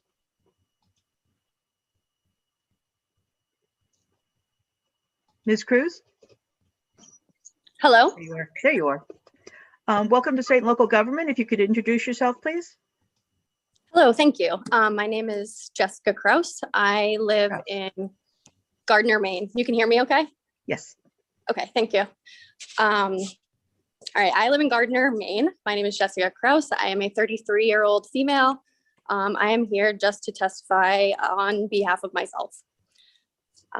Watching the testimony this morning, it seems like a lot of these people that are against LD 805 are worried that they're based in fear. I'm going to start over because I'm really nervous. Thank you. I know my 3 minutes. I know my 3 minutes is probably already running, but I'm also one of 5 million people who became a new gun owner in 2020. I grew up hunting with rifles and shotguns. I intend to do this again in November, which I will point out is during the election season. I have received private instruction from certified instructors. I have taken trainings with 5 different instructors. I've completed online firearm safety courses. I have a concealed carry permit. I own 2 safes. I'm a member of A Girl and a Gun, which is a national organization that promotes education and safe usage of firearms for women. As a responsible gun owner, what I don't understand is why you want to take my right to defend myself away from me, even just on this day, just for a few minutes, because I need to leave it home. Is it fear? It seems like it's fear, because I mean, I have my gun on me in the grocery store, at the park, at the sandwich shop, at Target, at Walmart. You're standing next to me. I have it. You just don't know. And honestly, you're probably safer for it. There, as Representative Toole, I think Greenwood and Mr. Balmer also stated, there are already laws in place against armed intimidation. Not only that, but it's not based in fact.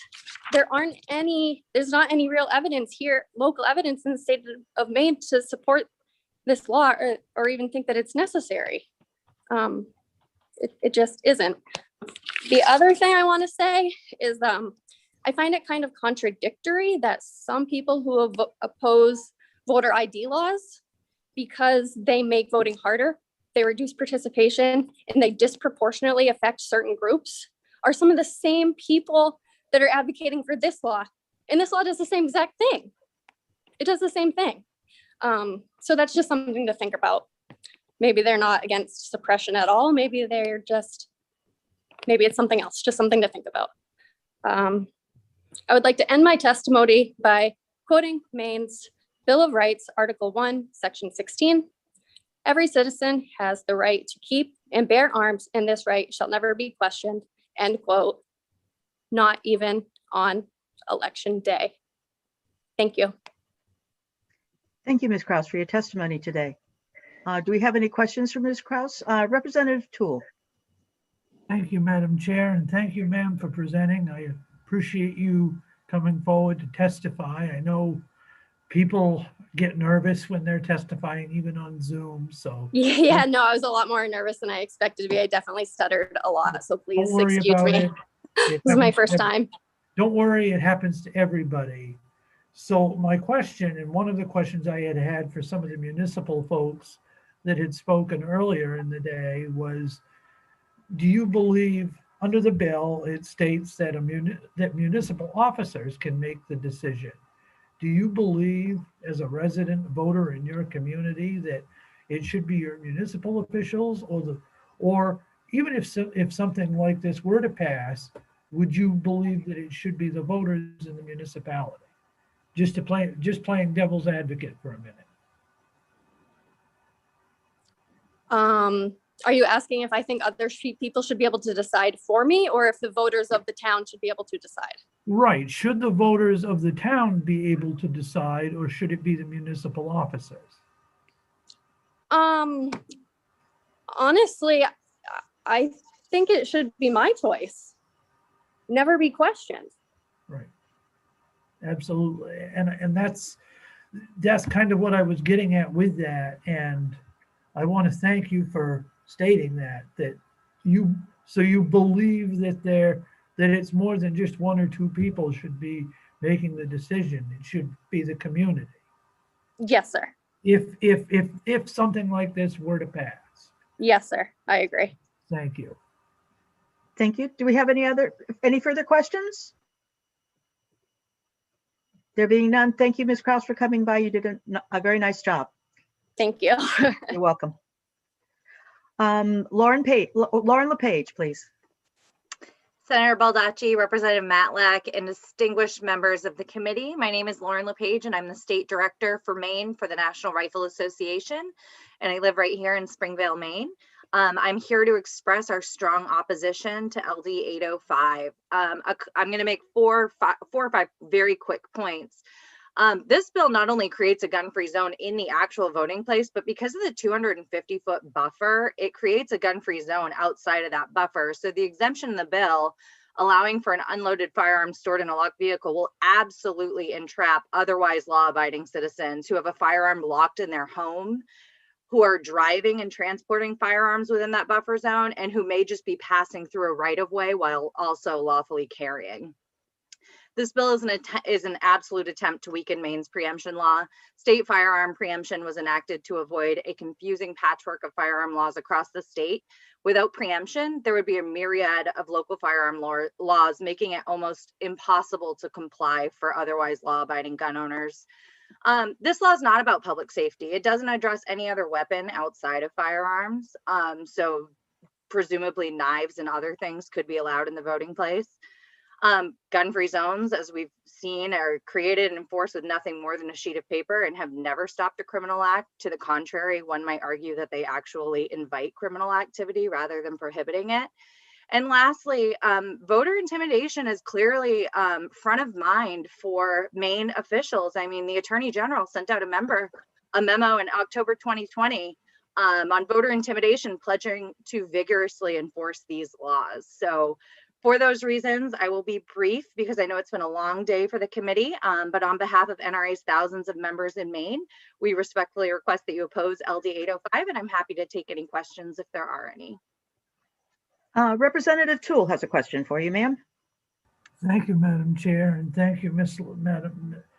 LePage, for your comments today. I've been raising the question about data, and I guess that's one question I have is, are you aware of any data of voter intimidation / gun violence at the polls in Maine, either now or in the recent history? I guess that's my first question. I am not, and I would also add that Maine is arguably the safest state in the nation. Sometimes we trade with New Hampshire back and forth, but I think that's largely attributable to law-abiding gun owners. Well, thank you for that. And if you were aware of any incidents or anything, you would be able to get that information for the work session. correct? Absolutely. I'm happy to do that. I'm happy to inquire and make that inquiry for the committee. Great. So the other question, and I asked this of Representative Dudera earlier, given her connection to the real estate industry, the 250-foot shield or setback or what have you, can you see a scenario where somebody could be mowing their lawn and have their gun on them and possibly be arrested or prosecuted for being close to a polling place or any number of other instances? And I know you touched on that a little bit in your testimony, but could you elaborate on it more? Yes, I mean, the 250-foot zone buffer, that exemption does create a buffer zone. And it does not appear that even firearms lawfully stored in someone's home would be exempted. So we're very concerned that it would apply to both public and private property that may lie within that buffer zone, but the individual is not actually attending the voting place at that time. Right. And the last question I have, and this is, so if somebody were at a polling place and they had a gun in their vehicle, who would police whether it is lawfully stored under the terms of this law if your community doesn't necessarily have a police department? How enforceable would this bill be? I think the enforcement concerns are a very valid point, and I would agree with you. Well, I shouldn't infer what you're saying, but I would argue that enforcement would be incredibly difficult. Thank you. Representative Greenwood. Thank you, Madam Chair. And thank you, Ms. LePage, for speaking today. Based on your position with the NRA, do you have any data that would support, because you referenced Maine and New Hampshire are bounce back and forth between the safest states, and I think part of that is because we have a very armed citizenry. Do you have any data that would show the gun-free zones and all the terrible things that happen there? And because I think there's a direct correlation. There is a statistic. I do not want to quote it right now because I don't want to misinform the committee, but I am happy to email the committee with that statistic based around the tragic events of mass shootings that have occurred specifically in gun-free zones. Yes, I'm happy to do that. Thank you very much. Senator Baldacci. Thank you. Ms. LePage, as co-chair of the committee, it's great to welcome you to our committee's deliberations. And I would follow up Representative Toole's comments. I do think that your participation in the work session would be helpful. One of the issues I wanted to ask you, because I read the bill several times, is my concern, one, is that it doesn't say how it's going to be enforced or what the penalty is for violating it. And so my question to you is, do you share my concern this would open the door to municipal gun control and the deleterious effects that would have? Absolutely, Senator. I think you're spot on. This is altering Maine's preemption statute on its very face. So I think it is certainly a concern that we're going to run into a situation where municipalities just continue to, I shouldn't say municipalities, but where, the effort to continue to weaken the law can occur, and that can open the door to municipal gun control. Absolutely. Okay. Thank you. Any further questions for Ms. LePage? Thank you for being with us today, madam. Thank you. Our next speaker is Michael Coleman. Good afternoon. Can everybody hear me? Yes. Okay, thank you. Representative Matlack, Senator Baldacci, and distinguished members of the committee. I am Michael Coleman, a resident of Old Orchard Beach and a former town council member. This bill, while perhaps well-intentioned, is a dangerous piece of legislation which will not enhance public safety nor the security of voters at the polls. We know Maine law, we have a preemption statute. And what that does is it prevents a confusing patchwork of laws that where if I walk into another town, I may be afoul of their ordinance, or if I drive through a town. I may be afoul of their ordinance. We have standardization in this state as far as guns, other than whether or not we can discharge a firearm in a municipality. And that works very well. In both the Second Amendment and Maine's Article 1, Section 16, provide very strong protection for our individual right to keep and bear arms. At no time does this right involve being able to intimidate other people. If you see me out and about on the town, I am probably carrying, as long as it is legal for me to do so. I don't want to do something illegal. I don't want to inflict my will on anybody else. That's not why I carry. I carry for protection. Okay, and as a municipal officer, and you as current legislators have taken an oath to support both our United States and our state constitution. Now, on a practical level, research shows that since the Federal Gun-Free Zones Act was enacted by Congress, over 90% of mass shootings occur in gun-free zones. Okay, these are areas designated by statute, prohibiting law-abiding individuals from carrying the only device effective against an armed criminal. Laws, ordinances, and signs do not prevent people intent on killing from doing so. What does prevent prospective murderers from wreaking carnage is deterrence. The knowledge that they are likely to face meaningful resistance is a deterrent. If this bill passes, some municipalities may choose to increase the danger to unarmed voters by prohibiting the law-abiding from carrying the means to protect themselves. One of the cases that has been cited by people for this bill is that Florida prohibits carrying in a polling place. And that is true. Florida also prohibits anybody in a bar from carrying a firearm, whether or not they're drinking. Now, here in Maine, it is up to either the establishment or the fact of whether or not a person is intoxicated as to whether they may carry in a bar or restaurant licensed to serve alcoholic beverages. We don't see cases like the Pulse nightclub, which happened a few years ago in Orlando, here in the state of Maine. And I think one of the reasons is that we do have an armed citizenry that is responsible.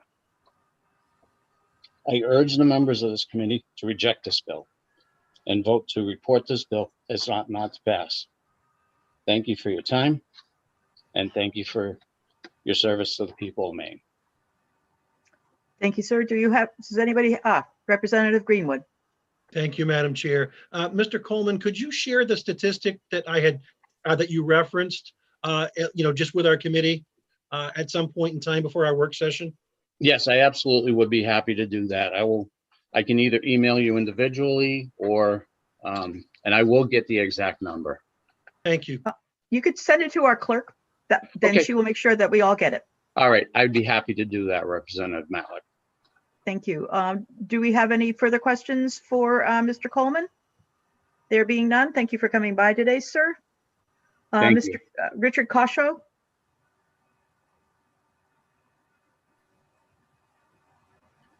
Thank you very much. I am Richard Kosho from Bridgeton. Thank you, Representative Matlack, Senator Balducci, and the Joint Standing Committee on State and Local Governments for allowing me to testify.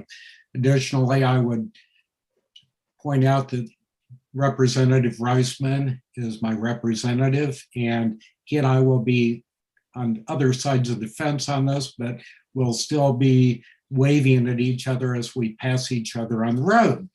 Now, to answer one question, I might suggest to the committee that the Attorney General of Maine might have statistics on intimidation at polling places.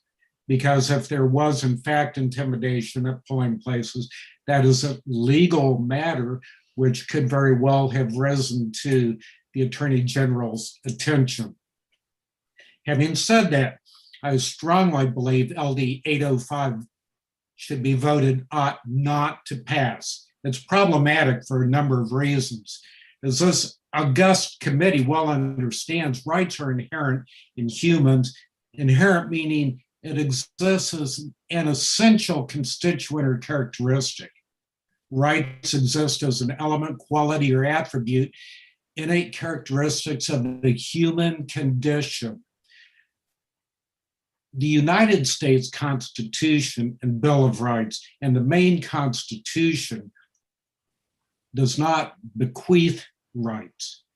It prevents the government from limiting or eliminating rights. It prevents. Additionally, feelings are not accorded these protections for very good reasons. Don't confuse rights with feelings or emotions.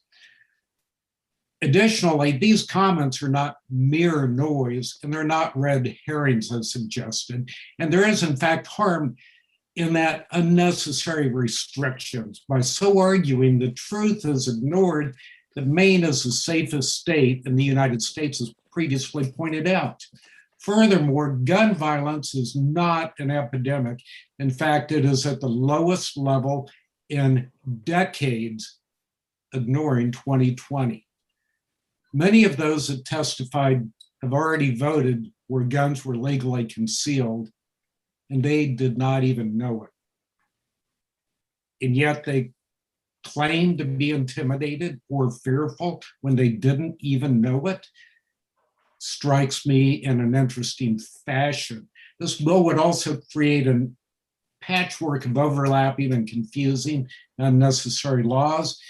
And as pointed out, no one knows if this would be implemented by clerks, city officials, selectmen, or even voters at large. This bill will not make people safe. The idea of making people safe by creating a gun-free zone with a sign is rooted in fantasy, where evil and deranged people can be stopped by no guns allowed signs. That will not work. Furthermore, it violates the Maine Constitution. If you could wrap up, Mr. Cusho. I am coming down to it really quickly. It violates the Constitution. And towns and cities cannot make their own gun laws. It's specifically pointed out that Title 17A already prohibits criminal threatening. Title 25 prohibits the threatening display of a firearm. Title 21-A prohibits the interference with the free passage of individuals at the voting place. And Title 18 of the US Code has an extremely strong prohibition against voter intimidation. So thank you for Mr. Cusho for your testimony today. Do we have any questions for Mr. Cusho? Okay, please vote ought not pass. Thank you. There being none, thank you for coming by this afternoon. We have two more speakers on this topic this afternoon. We have Victoria Wallach, please. Speaking neither for nor against. Yes, good afternoon. Senator Baldacci, Representative Matlack, and members of the State and Local Government Committee. I am Victoria Wallach, Communications Director and Government Relations Affairs Director for Maine School Management, testifying on behalf of the Maine School Boards Association and the Maine School Superintendents Association. Maine superintendents supported this bill as a precaution and as a way to remind the general public that guns can't be brought to polling places on school grounds. And if this bill passes at other voting places, if the municipality so chooses, it sends a consistent message: no guns at voting places. That reminder also would be helpful to those who have permits to conceal carry, to remind them not to bring their gun to the voting booth. School boards were divided on this bill largely because members on the Legislative Committee felt the current prohibition on guns on school property was already in place and regulating municipal property was not their purview. I have in my testimony the statute on prohibition on school property, which was already referenced by the sponsor of the bill. Other MSBA members said it would be good to reinforce with this legislation that guns should not be in voting places, at schools, or on municipal property. It was also raised that students are in municipally owned buildings like community centers a lot of the time. And voting also occurs in those complexes. So I would be happy to take any questions. Thank you, Ms. Wallach. Do we have any questions? Senator Baldacci, do you have a question for Ms. Wallach? One, I want to thank Ms. Wallach. Two, I just wanted I do have a comment, but I want to let the committee know that I have to jump off at 1:30. So I will try to come back and do the work sessions shortly thereafter, but I have a commitment at 1:30. My request before I leave, though, is can we have a list at the work session of, because I know it's been testified several times, it'd be helpful to have a list of all the places by federal or state law in Maine that are currently gun-free zones. I think we should, I think before we start enacting new statutes, we need to see where we are with the current laws. Because I have a concern that that there are existing laws that are sufficient to handle the issues that has been raised, but I would like to get the information about where all the gun-free zones are currently in Maine. I think that would be helpful for the work session. And I will. Sir, we still have another person to testify? Yeah, no, I'm gonna jump off. I wanted to get that request in before I left. So I'll be back shortly. Thank you, Madam Chair. Thank you. Does anybody else have a question for Ms. Wallach? There being none, thank you, Ms. Wallach, for coming by this afternoon. John Brodigan, welcome back, sir. Good afternoon. And thank you, Representative Matlack and Senator Baldacci and honorable members. This is John Brodigan again on behalf of the League of Women Voters of Maine. Just briefly, the League has very strong positions on gun safety. Just a few days ago, the CEO of the League of Women Voters of the United States, Virginia Case, testified at the U.S. Senate Judiciary Committee on Gun Safety Reform. And she testified in favor of, quote, common sense legislative reform needed to reduce gun violence and increase public safety for our nation, end of quote. And the League is, here in Maine, is very committed to the sanctity of the voting place and to making sure that there's absolutely no reason for voters to be afraid or intimidated to vote in person. But we recognize that many people are very passionate about carrying weapons with them. As an organization, we have not had the opportunity to carry out our internal process to decide whether to endorse this particular bill. So we are here to listen to the testimony and offer to help talk through any issues now or before the work session. We would bring to that conversation our growing experience with election monitoring in Maine, as well as our long record working to ensure voter turnout and access. And with that, I'm happy to conclude my testimony and I'm happy to take any questions. Thank you very much. Representative Toole, do you have a question for him? Thank you, Madam Chair. And I do, my question being that given the League of Women Voters history of election monitoring, have there been any examples, any instances of gun violence or gun intimidation at the polling places that folks have picked up over during their history of doing that monitoring? My answer to that is that I don't know of any examples of gun violence, but I do think that those are kind of two separate questions. Have there been people who felt frightened or concerned or at least anxious about whether or not there were going to be guns at the polls? We don't tabulate the number of people like that, but it certainly was conversation that we heard in 2020. People asking, whether there was any anticipation of any kind of people being at the polls with guns. And we certainly heard that in the course of our work in 2020. Were there actual incidents where people did show up and display guns in the polls? I don't think we have any record of that. But the feeling of some people of concern in the run up to the election is something that we did know. Thank you for that. Any further questions for Mr. Brodigan? Thank you for coming by today, sir. Appreciate your testimony throughout the day. Thank you. I will close this public hearing. I don't believe, Shell, we don't have anybody else, do we? Not that I know of, no. Thank you. Then I will close this public hearing. We have one more public hearing.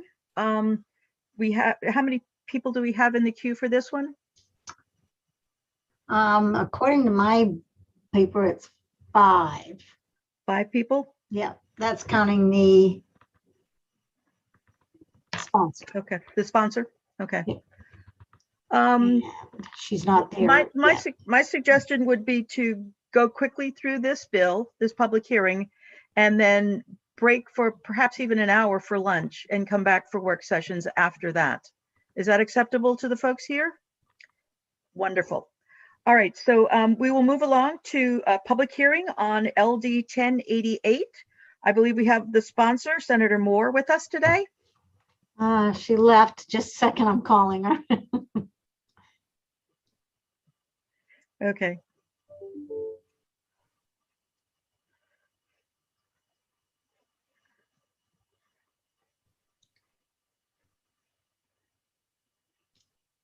Come on.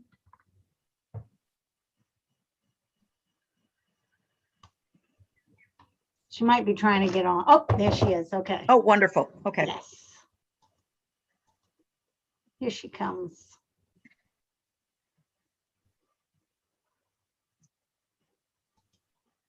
Senator Moore, thank you for your patience. You're on mute, ma'am.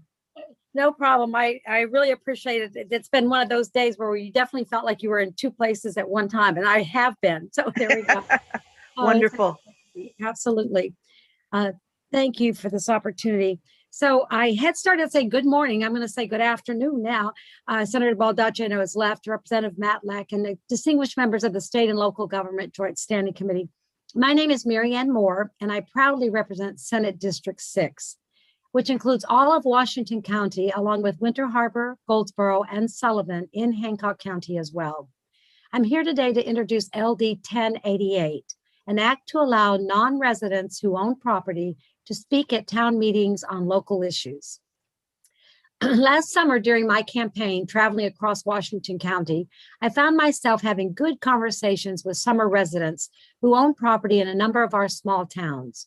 Time and time again, they would complain about their high taxes, but more importantly, their inability to ask questions or vote on municipal or school budgets, as well as local issues.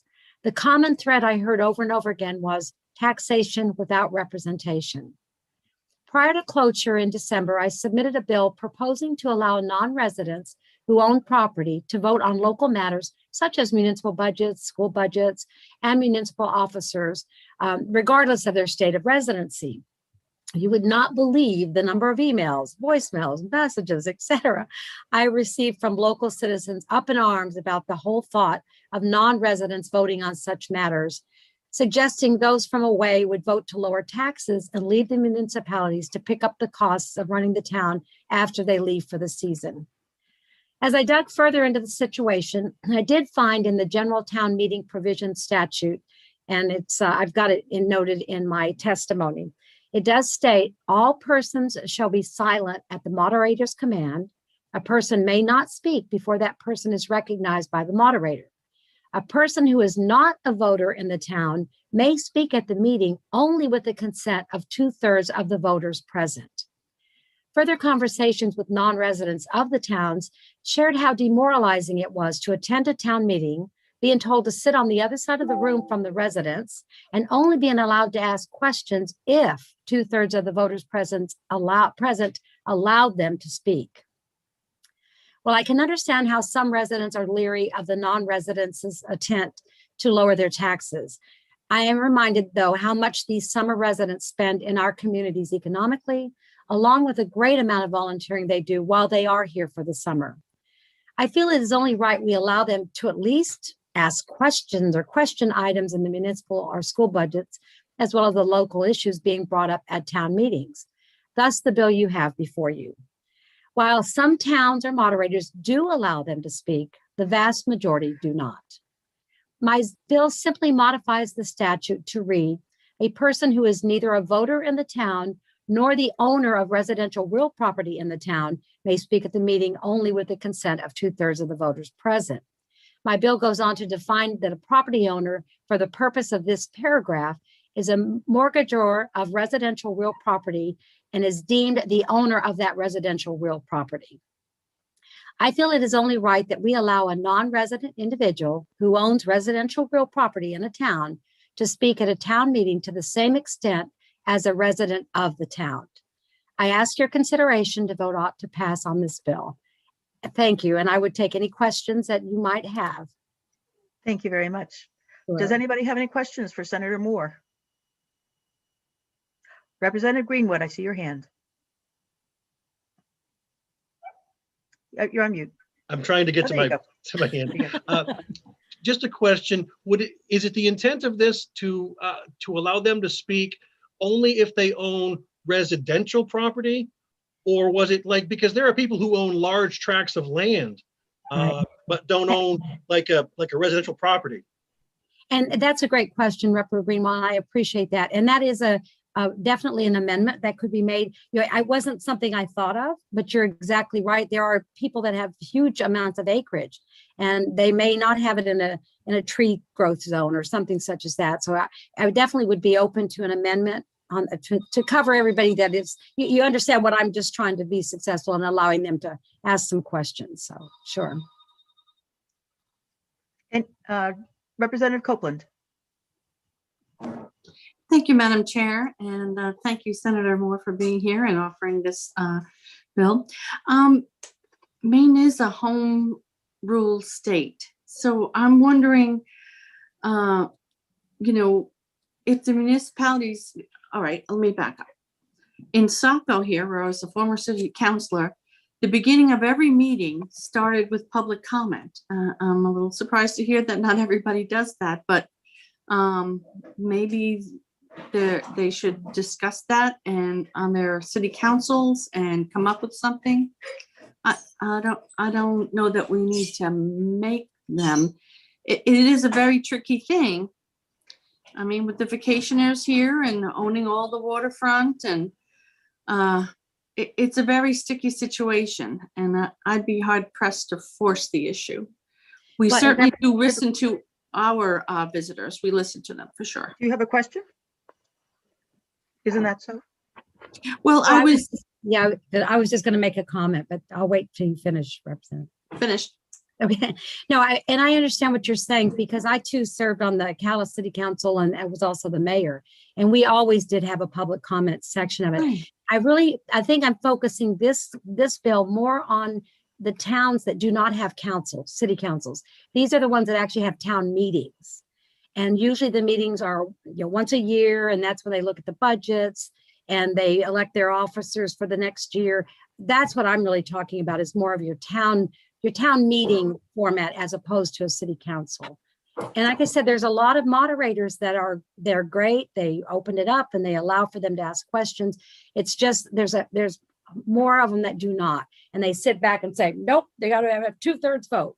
And then and ultimately they might be able to ask the question, but it's just that whole demoralizing, they have to wait for permission to speak. And that's why I presented the bill as I did.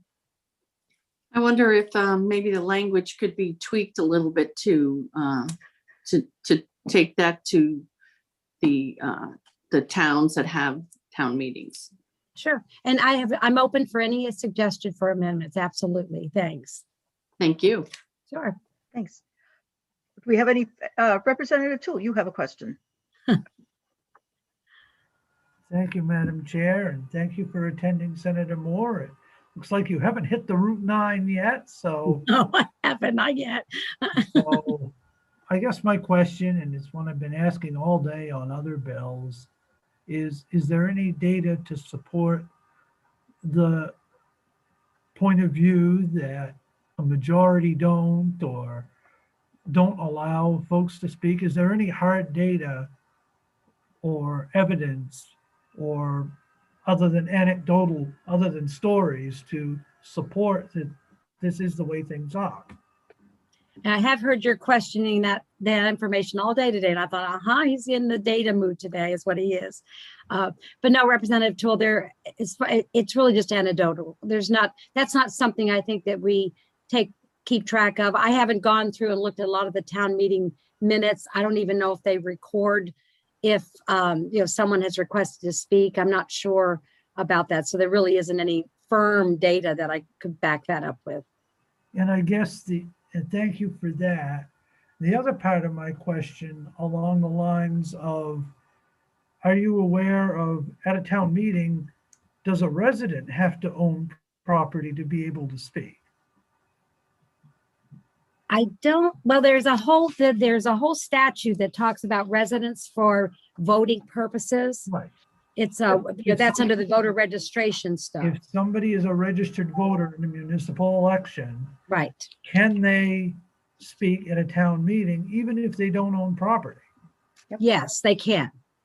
So because they're a registered voter in the town is the difference. So if this bill were to pass, we'd have 3 classes of people. We'd have resident voters, non-resident voters with property who could speak, and non-resident voters without property who could not speak. Is that true? Well, if you read the wording of my bill, I can understand your interpretation of it. Okay, thanks. Do we have any further questions for Senator Moore? There being none, thank you. Thank you, ma'am, for coming by. I hope you enjoyed your run around town with the Meals on Wheels this morning. Meals on Wheels, there we go. And now I'm jumping back off to go on to the HHS committee because we're having public hearings going on as well. Okay, there you go. Thank you. You're welcome. We have 3 people to speak. We have Roberta Manter to speak in favor of the bill. We have Rebecca Graham of Maine Municipal to speak against. And we have Kathy Montejo of Maine Town and City Clerks, neither for nor against. Ms. Manter, welcome back to the State and Local Government Committee. There we go. Okay, yes, thank you for having me. I'm going to see if I can bring up my testimony here. Okay, Senator Baldacci, Representative Matlack, members of the State and Local Government Committee. My name is Roberta Manter, and I'm here today as a board member of the Maine Alliance for Road Associations, as well as the founder of Maine Roadways, residents and owners on abandoned and discontinued ways. I'm asking you to vote LD 1088 ought to pass. One of the reasons behind the American Revolution is that we objected to taxation without representation. Yet what do our towns do? They deny a vote to tax-paying landowners who do not claim the town as their primary residence. This is taxation without representation. And in my opinion, that makes it un-American. Many of Mara's members own a second home on a private road in Maine. They may actually live there for nearly half the year, but claim their winter home as their primary residence, either in another state or another town in Maine. Not only are they not allowed to vote in their summer hometown, they're not even allowed to speak at town meeting unless 2/3 of the voters agree. Yet they pay taxes year-round, just like full-time residents. In fact, many of them pay taxes at a higher rate because they own shorefront property. Their tax dollars are then spent in whatever manner the full-time residents choose, in many cases without the voters even hearing any input from those summer residents. And bear in mind, in the case of those on private roads, none of those tax dollars are going towards maintenance of the road that landowner lives on. He's paying for that separately, an additional tax, if you will. So every cent of his tax dollar is available to be spent elsewhere in town. We call it tax mining. The voters may decide to spend money on snowmobile trails, winter recreation programs, snow removal, purchasing snow removal equipment, building a sand and salt shed, or other expenditures that do not benefit that summer resident one bit. What is he getting in return for his investment? In many towns, summer residents contribute a sizable percentage of the town's revenue, yet the year-round residents decide how that money is spent. Is that fair? If they're not allowed to vote on how their money is spent, shouldn't they at least be allowed to express their opinion? As to the question regarding statistics, the fact is that the law says non-residents cannot speak without permission of 2/3 of the voters. I can't give you statistics, but I can tell you this is a very common problem. It's something I hear a lot as a complaint from people who get in touch with me, either through Mara or through Main Roadways. So on behalf of the members of Mara and Main Roadways, I ask you to vote LD 1088 ought to pass. Thank you. Thank you.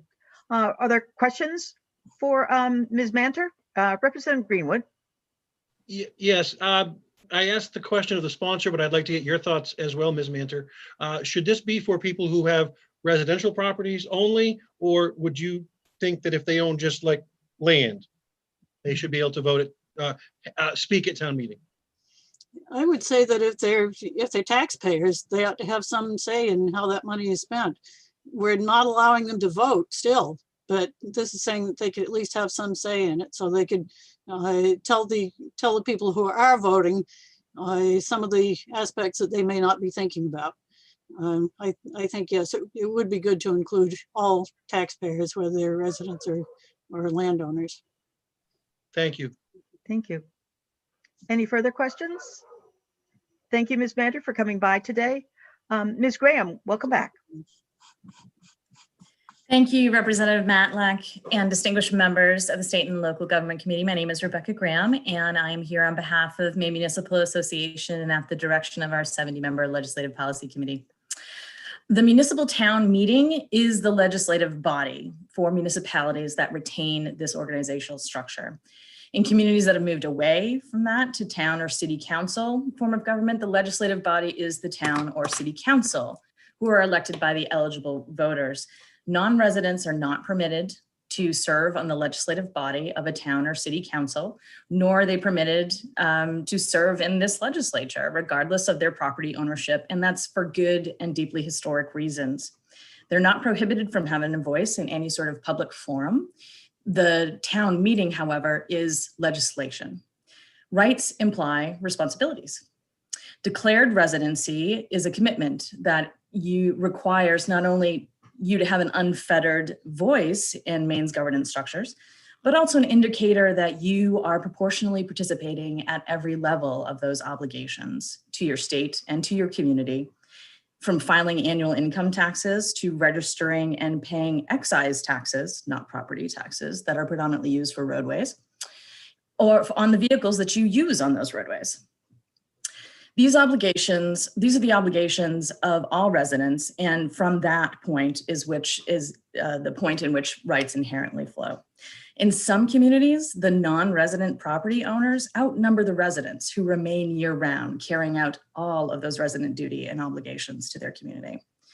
Non-resident property owners have made a conscious decision not to participate fully as a Maine resident or as a community resident. And thus, the voice in a municipal town meeting's legislative body should also be at the will of the registered voters and neighbors as it stands in law and not circumvented by state law. The people who make the commitment to the state or to that community must retain their right to weigh in the value of that non-voter voice through the existing 2/3 majority vote of the legislative body that will allow them to do so while they are voting, which is not something that folks have in any other legislative process. We believe that that is already a proportional exclusion that allows them the right to have a voice in that local community. And so for all of those reasons, municipal officials are opposed to 1088. Thank you very much. Are there questions for Ms. Graham? Representative Toole. Thank you, Madam Chair, and thank you, Ms. Graham, for your testimony today. So, it's no secret with the pandemic, we have seen an influx of folks from other parts of the country and even other parts of the state buying property in communities around the state. Is it the concern of local officials that if we were to open the door to this, that this is the first step to allowing non-resident property owners, or even non-resident but legal voters, I should add, be able to vote in municipal elections in multiple jurisdictions? I think if they were Maine residents, as Ms. Manter already pointed out, that is exactly what would happen. They'd be able to vote in multiple districts at the municipal level. As it stands now, your declared residency is, or the fact that you're a voter is what allows you to have a voice in a municipal election, not necessarily just because you have property ownership. However, you do have the ability to have a voice, which is proportional to your commitment to that specific community and their say-so and weigh in. I think that the concern, particularly in many coastal communities, is that those individuals who have to endure that community in the winter as well as the summer, and are the ones that have their children in school, would lose their voice to shape how those services are carried out by the people who aren't there and simply concerned about what they're paying and not actually participating as a member of that particular community. Right. So my follow-up to that would be, so my scenario I mentioned earlier, you could have residents that don't own property but that can vote. You could also have non-residents with or that could speak, I should say, non-residents with property that could speak, and then non-residents without property who still might have an interest in the community for whatever reason, in whatever capacity, that could not speak. So do you foresee, if this were to pass, somebody would then come forward to say, well, shouldn't that third group of people that don't necessarily have a property or a tie to the community, should they then also be able to speak? And do you foresee that happening as well? And foresee further polarization of local politics? Like, say, maybe the CMP corridor debate or any other hotly contested developmental issue in a community or group of communities. I think that's an accurate assessment, Representative Toole. I think that probably the problem here is speech, and in the municipal town meeting, speech is a vote. Right. And that would be akin to me voting on these bills with you as a committee. And that's, I was not an elected person. I am not a member of the legislature. A non-resident is not a member of that community. You don't need to own property. I think that creates another separate class of individuals. It's your declared residency and the fact that you're a registered voter that gives you that responsibility, not your ownership. And with that, would you say, I mean, towns have public hearings where anyone can generally speak. Is that correct? Or what are the rules governing public hearings for residents, non-residents, property owners, non-property owners? Can folks share their opinions at these, and how does that work generally?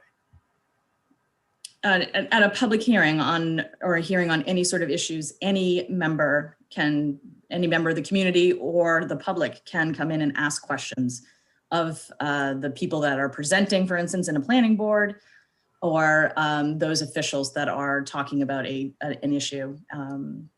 For instance, if there was like a sort of charter change, it's the voting piece of that. You can speak during a public hearing, but you don't get to vote during town meeting. So you would say that folks do have a voice, quote unquote. There are multiple ways in which they can express their concerns over a number of individuals and also lobby year-round residents. Thank you. Representative Greenwood? Thank you, Madam Chair. I have a question, and I see the sponsor is no longer in the Zoom, but maybe you could help me, Madam Chair. Okay. I'm just trying to clarify the intent of this bill was to allow. Oops, Senator Moore's back. Asking you shall receive. All right, but I think the intent of the bill was to allow them to speak if they own property, and it's currently residential property is what the language is, but allow them to speak without needing the 2/3 majority at the governing town meeting. Right. But there's no indication that you're asking them to have a vote. Is that correct? That is Senator correct. Moore? Yeah, that is correct. I redid the bill because initially I was asking for that. But when I got the feedback or received so much feedback about it, I changed it to where they would just be allowed to ask questions and speak without having to sit back and wait for the 2/3 vote. That was the intent of the bill. All right. I just want to say, having been a moderator since 1992 and represented both neighboring communities as well as my hometown community as town meeting moderator, school budget meeting moderator, we have had people who are non-residents who've requested to speak, and that's been granted. But I would agree that if somebody has a vested interest, they ought to have that ability to speak. Again, not giving them the right to vote, but just to speak. Right. And that's what I was asking. Thank you. Thanks for that clarification. Thank you for the clarification. Do we have Cheryl, do we have anybody else to speak on this bill? Okay, thank you. Do not. There being no other people available to speak on this bill, I'll close the public hearing. Were there bits of information, resources that we want our analysts to provide for the work session with regard to this bill? Representative Copeland? Thank you, Madam Chair. I'd be interested in some data from the Maine Municipal Association. How many communities have the town meeting structure? And well, I'll stop there. That's good. Okay. All right. Are there any other requests for information? There being none, we have been at it for quite a while. It's just about 2 o'clock, so we will take a break for an hour, have lunch, and be back at 3 o'clock to do our work sessions. Yeah, I Thank you think very we might want to, if people want to have a caucus before then, we should circulate. We should have any party caucuses before 3 Well, o'clock. I had assumed that giving people an hour's worth of time, that Yeah. there would be caucuses during that time that we are away. Representative Toole? Yes, thank you, Madam Chair. I certainly do think it would be advisable if we could caucus prior to, and maybe we should consider coming back between 1/4 and 3:30. Or an hour isn't sufficient time to have a caucus? Given that we have 11 bills and. Okay. So 3:30? 3:30? How about, I mean, you don't, how about 3:15? I want to try to get through these bills as you know. That's fine. And I think we'll be in touch off screen in any case at some point fairly soon. So. Yeah, I appreciate the wanting of the time, but we want to get through this agenda today, so. Okay, that sounds good.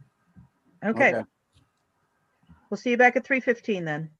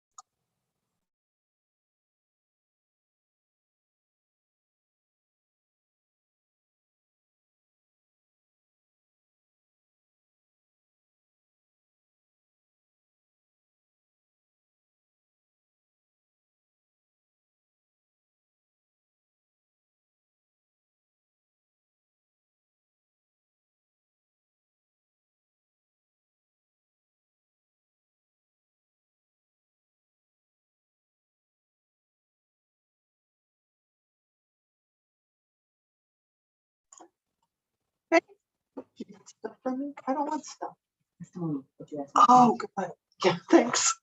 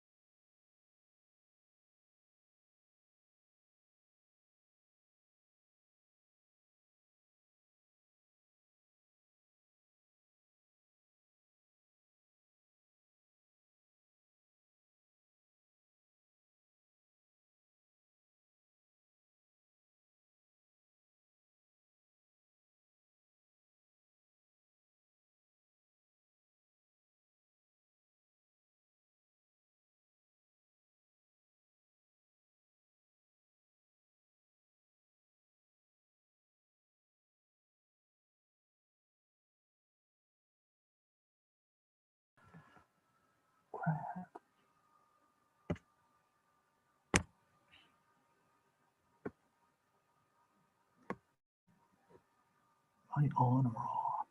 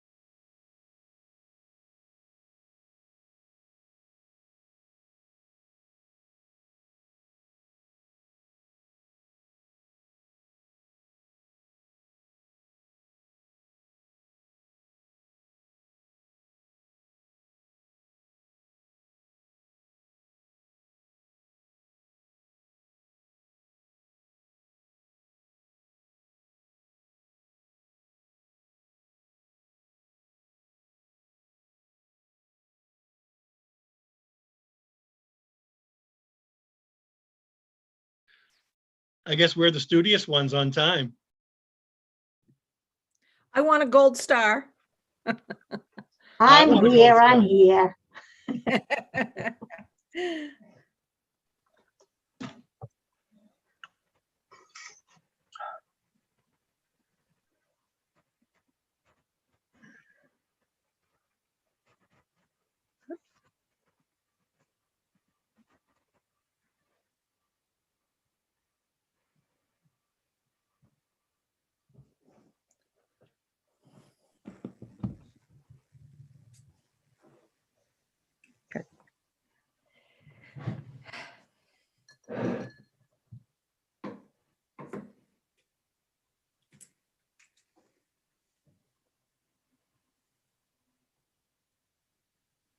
Representative Matlack, Yes.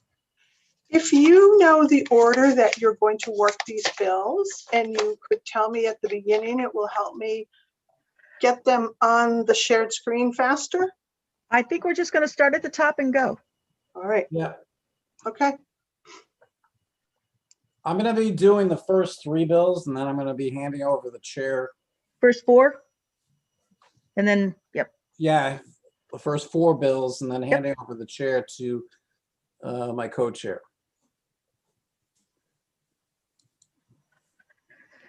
All right. Okay, the first item. Are we all back or We have a quorum. we have a quorum? Quorum. Yep. Cheryl, we all set? Okay. So we are back for, even though it may be 3:17 by your clock, it's 10:01 a.m. work session by our calendar.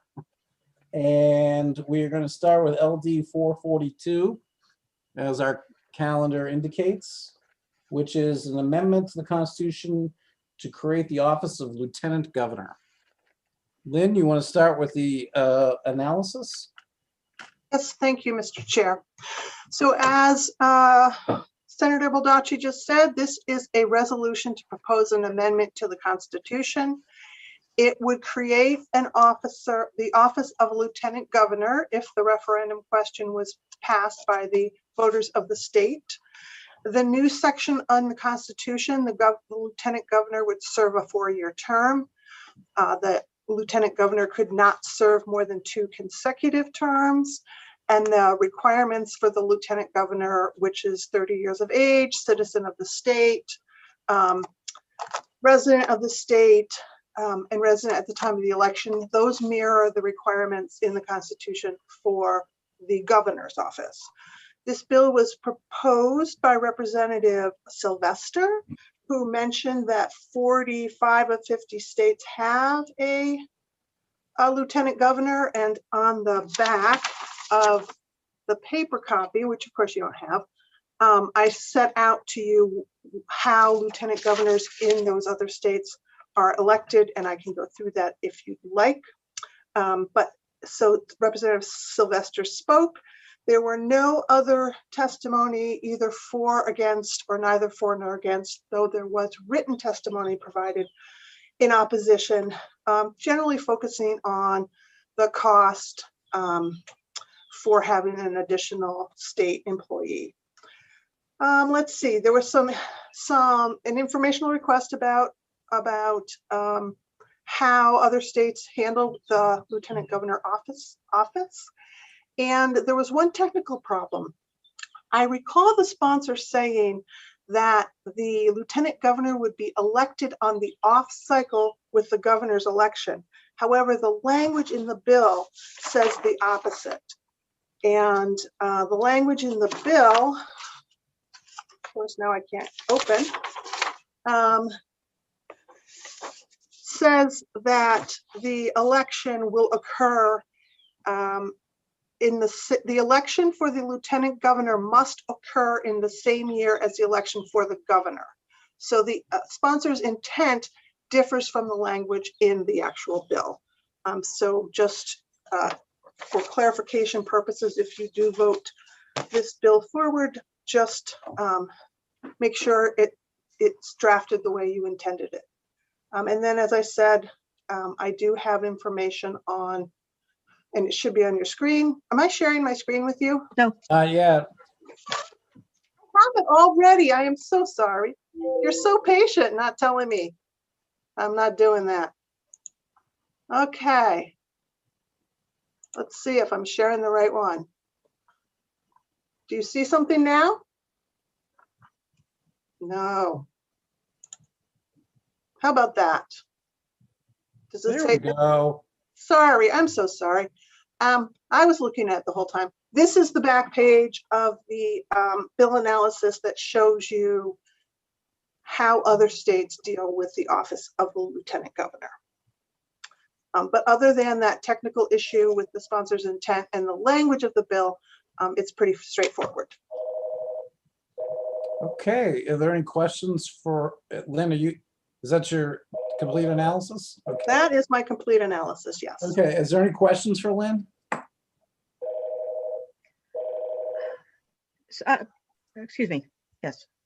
My question is, the way that it's written as opposed to the way that it was explained would mean that there would be two positions that were being elected separately as opposed to governor and lieutenant governor of the same party, as it were, at the same time, with and so there would be a governor election and a lieutenant governor election.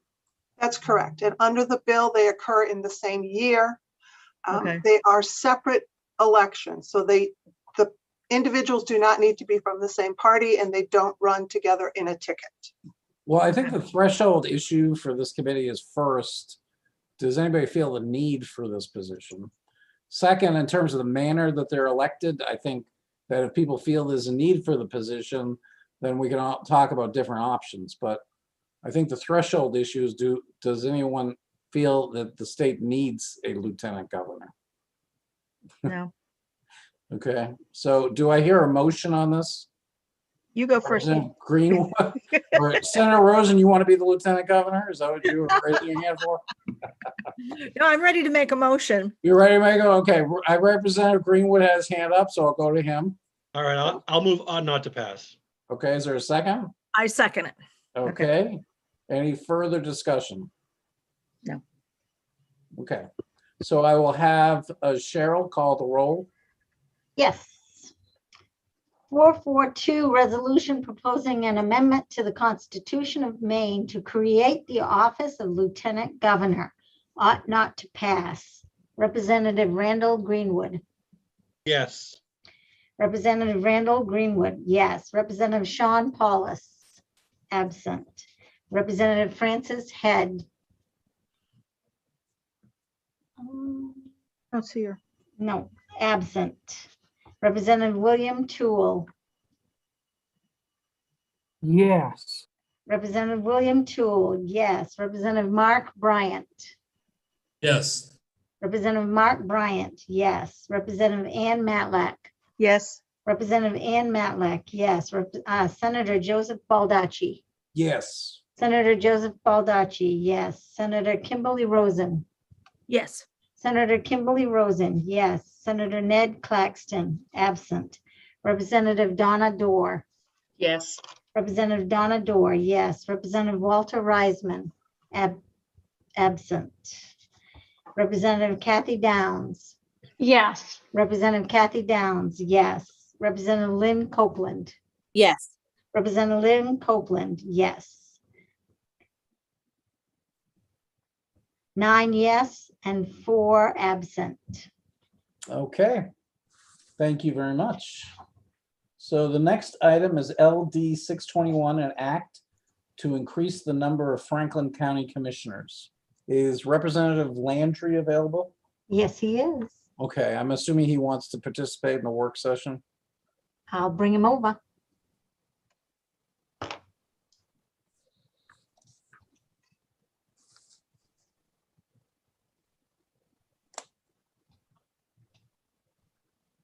I don't see him. How come he's not coming out? There he is.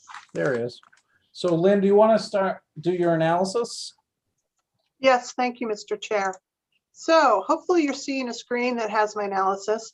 So this bill is a bill to redistrict Franklin County from 3 districts to 5 upon approval by the voters of Franklin County. The bill says the referendum will occur in November of 2022. And if it's approved, then the bill says that the county will be redistricted into 5 districts that reflect as closely as possible specific geographic composition that's set out in the bill. So this bill is Representative Landry's, and Senator Black also testified about the difference, the prior bill that was enacted by the 129th legislature that on the same topic that allowed the county commissioners to go out to referendum. It did not require it. And the reason the 129th drafted it that way was to avoid a state mandate provision, which may have caused the bill not to pass. So in the 129th, the legislature did consider this and did vote to approve it, but the referendum did not take place. And the county or the legislative representatives are still interested in this. And so part of the reason is that the top valuation areas are in the northern part of the county. Another reason mentioned was that the current 3 commissioners reside in the southern portion of the county. There were several towns that testified either in writing or orally in favor: Carrabassett, Rangeley, Farmington. There was one opponent who provided written testimony after the work session, and that was Terrence Brand, who is a current Franklin County Commissioner. And then, of course, the Secretary of State's office came and provided just general information about the number of counties in Maine that have more than 3 districts and information about the referendum process. So I think I already gave you a rundown of what happened in the 129th. There are several matters I think you need to think about. The first one is, will this bill create a state mandate? A state mandate is if you require a local unit of government to expand or modify its activities so as to necessitate additional expenditures. This bill will require an expansion or modification of activities. The question of additional expenditures is really going to be driven by the Secretary of State's office and how many other referendum questions or ballot questions are on the statewide ballot. The Secretary of State's office testified that if they have room, they can put the referendum question on the ballot. There would be no cost to the municipality or the county. If they can't, then there would be a cost to the municipality, or excuse me, in this case, the county. The way around that is probably to add either mandate preamble or to fund with 90% of the funding if there is an additional cost. Another issue is the timing of the county reapportionment. And I believe there was discussion of having the referendum question occur in 2021 as opposed to 2022. So some of the issues that I'm going to bring up go away if the bill is amended and the referendum occurs in 2021. So the apportionment committee, if everything was going as planned, on January 15th of 2022, there would be legislation for you all to consider on reapportionment of all of the counties. Whether or not that timeline is met is questionable at this point because, of course, the census data doesn't come out until the end of September. But let's just assume that there is legislation introduced on the deadline of January 15th, 2022 on reapportioning the commissions. What does that mean? If the election on the referendum is in November and the voters in Franklin County say, yes, we want 5 counties, there would be time for the legislation that reapportions all the counties to be amended. So if the apportionment committee sticks with 3 counties, then there would be an opportunity for you as the legislature to go and amend that bill before it passes. So that would address the potential that the apportionment committee prepares a plan of 3 districts versus 5. So I think that if the election is in 2021, won't be an issue. If the referendum election, if it's in 2022, then that will be a little more difficult, but not impossible. There was some questions about whether the uncertain timing of this reapportionment will affect the bill. And as I said, I don't think it will, because the Apportionment Commission can propose 3 or 5, and the legislature can amend the apportionment legislation. One of the biggest issues with this bill is the way it sets out the terms of the current county commissioners and the new county commissioners. So if you can see on the top of the page, what it does, the bill, is it says that the county commissioners for districts 1 and 2, if the referendum passes, their term will end 2 years early in 2022. And then they'll be, so all of the 5 will then be reelected in 2022. Districts 1, 2, and 3 will have 4-year terms from 2022 to 2026. But under this legislation, the county commissioners from districts 4 and 5 actually have 6-year terms starting in 2022.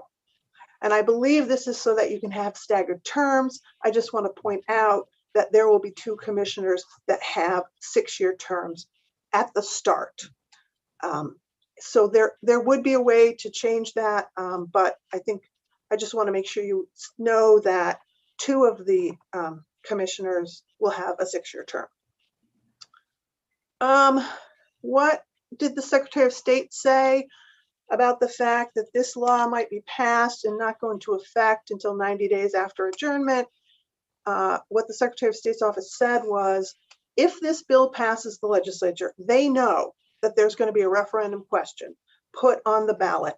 And as long as the law goes into effect by the middle to end of September, which is when they have to print the ballots, then it's good and there won't be a problem. One solution to that is an emergency preamble. I will say that emergency preamble and a state mandate preamble both require 2/3 vote. So if you go with one, you might go with 2, but that's completely up to the committee. And then there was a question about what the districts are going to look like. And so I just created this chart that shows you the towns in each of the districts should it go to 5. And this is again proposed in the bill. The apportionment committee could do it differently. But this is what the bill proposes would be the division of the 5 districts within Franklin County.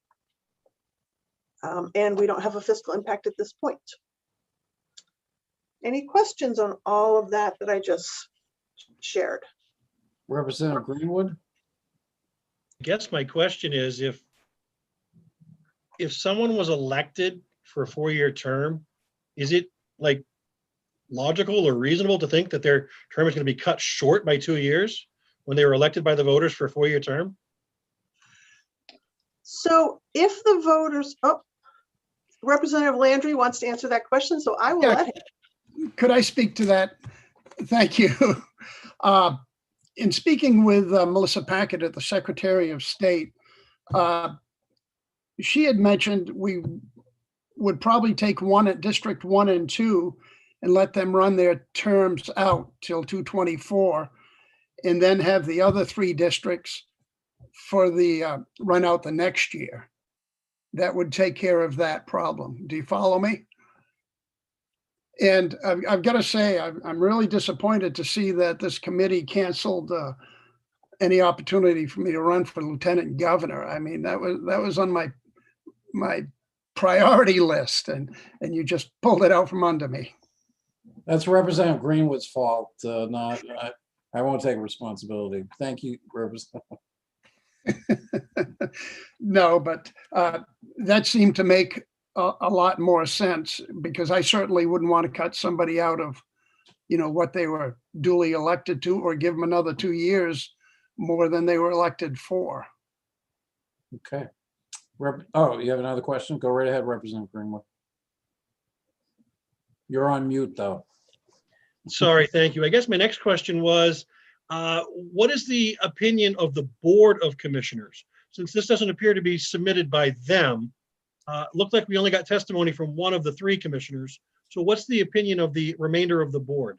Can you speak Well, on? I don't think they like it. There are two who are against it and one who's for it.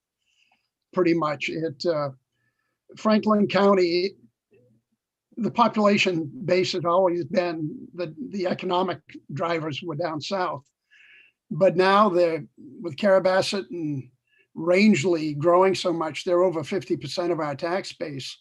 And their representative is in Strong, which is south of all of them. So within 15 miles, we've got all of the representation for the county. And, they're not real excited about it. That's why they didn't allow it to go to referendum on the, after it was passed by the legislature. Okay. Representative Copeland, and then Representative Toole. Thank you, Mr. Chair. Just one quick question. Would the voters have any input when it goes to referendum on the makeup of the districts? I mean, I see them all laid out here, but I don't know who did it and if there was citizen input in that. That was pretty much done by Tina Riley, I think drew it out when she was here in the last session. But, the reapportionment is really what, there may be some fine tuning there, I would imagine.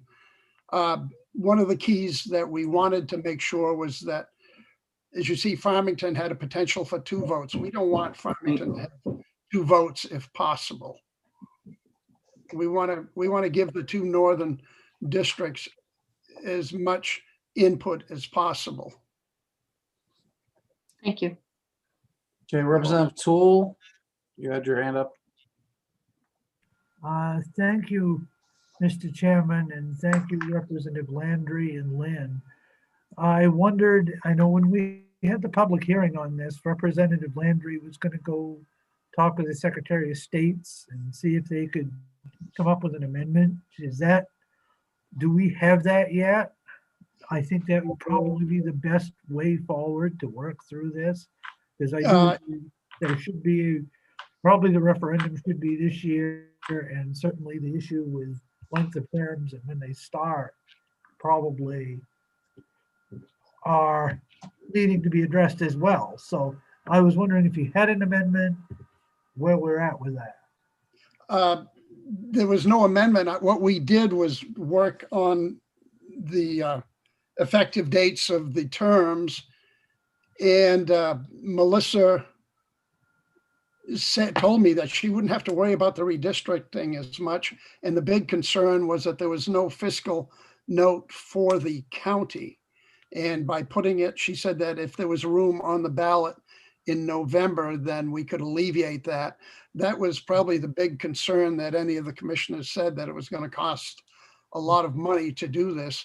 And I think in reality, it would have cost $600 or $700 to do it. But we didn't want to put any fiscal burden on the county. So with that, so then you would like to see the terms shuffled so that nobody's serving a 2-year and nobody's serving a 6. That's one amendment. You're also asking to have this done in November of 2021, correct? Yes. Yeah. No, And there would be 2 of them serving till 2024, and then the other Right. 3 the next year. Right, I got you. So there would, so the folks elected in 2020 would not be done after 2 years when they were elected to 4-year terms. Right. Okay. Right.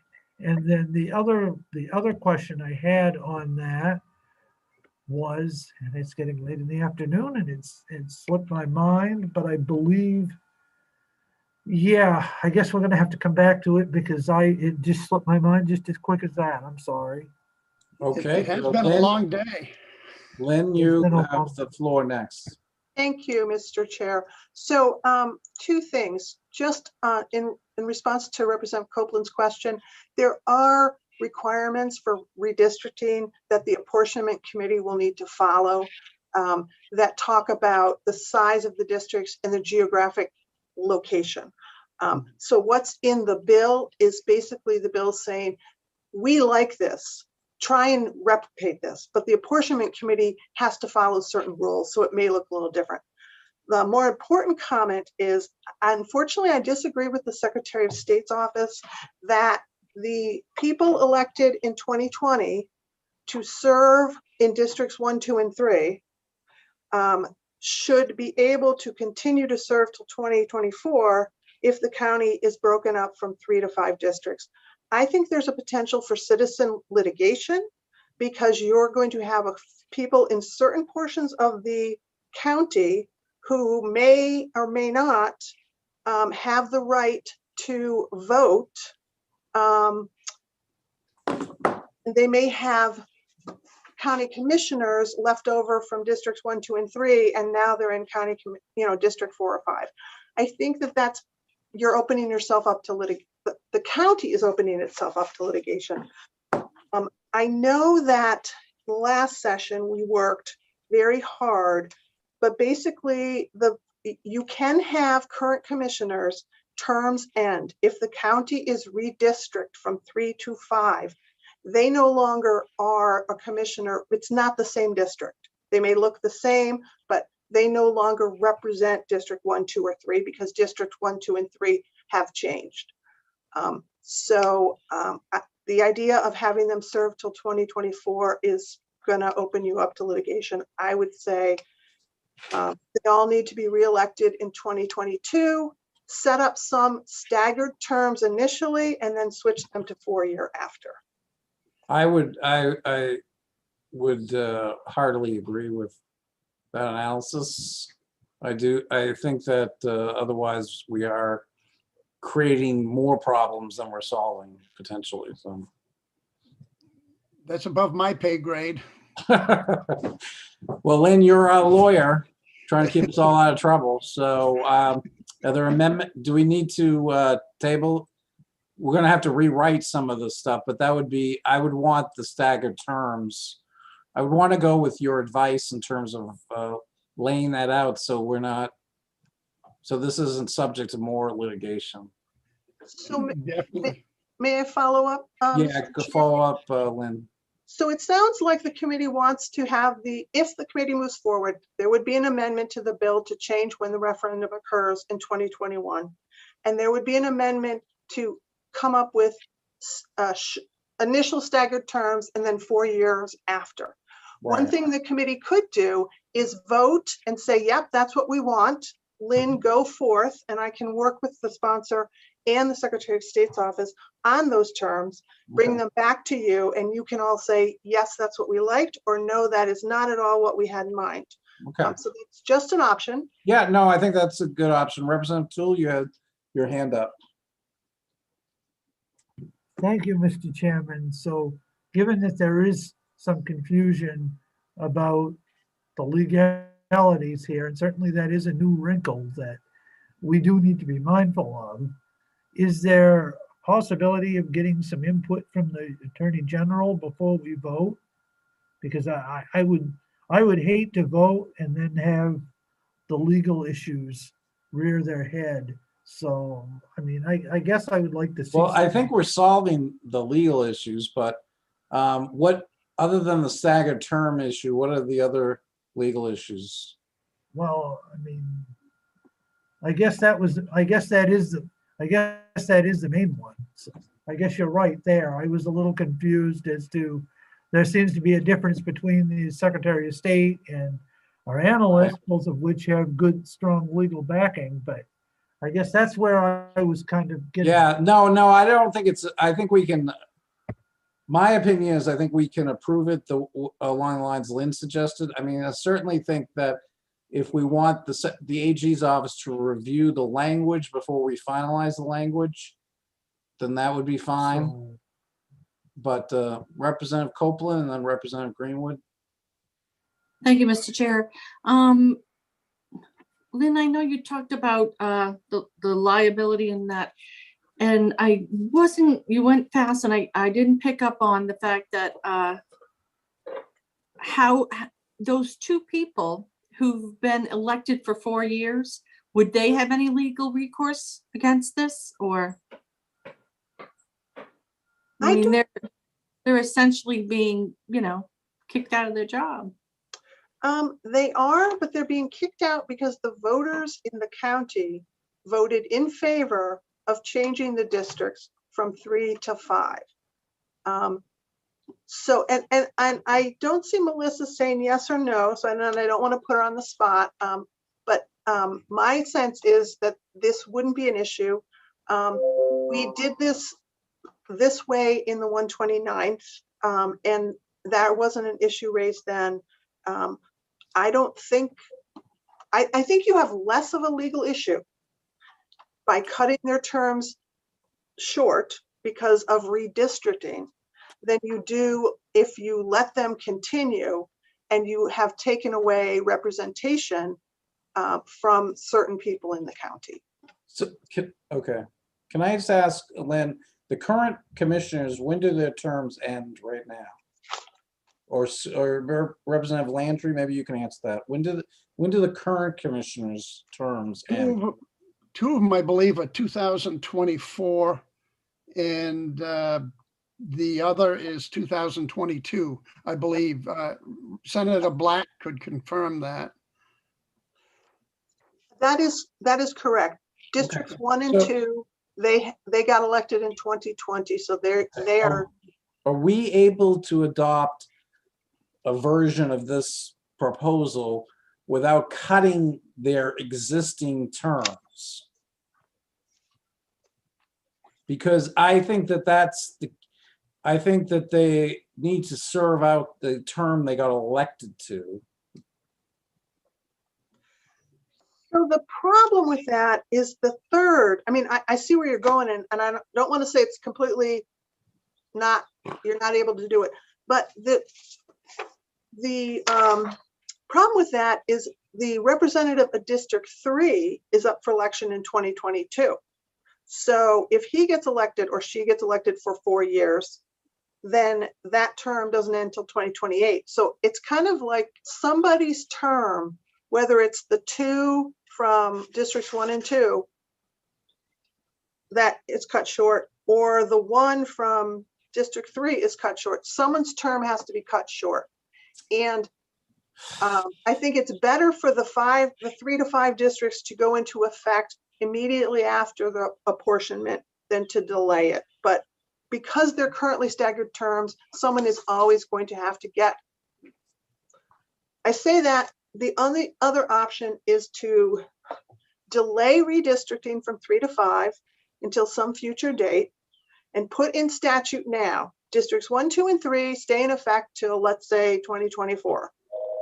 And Commissioner District 3, who gets reelected in 2022, serves a 2-year term. So yes, you can do what you want. Delay the redistricting from 3 to 5. Well, okay, let me ask. Okay, I understand, and this is like solving a Rubik's Cube in a sense. Okay, but so what if we left their terms the way they are and just altered the district? You can't do that.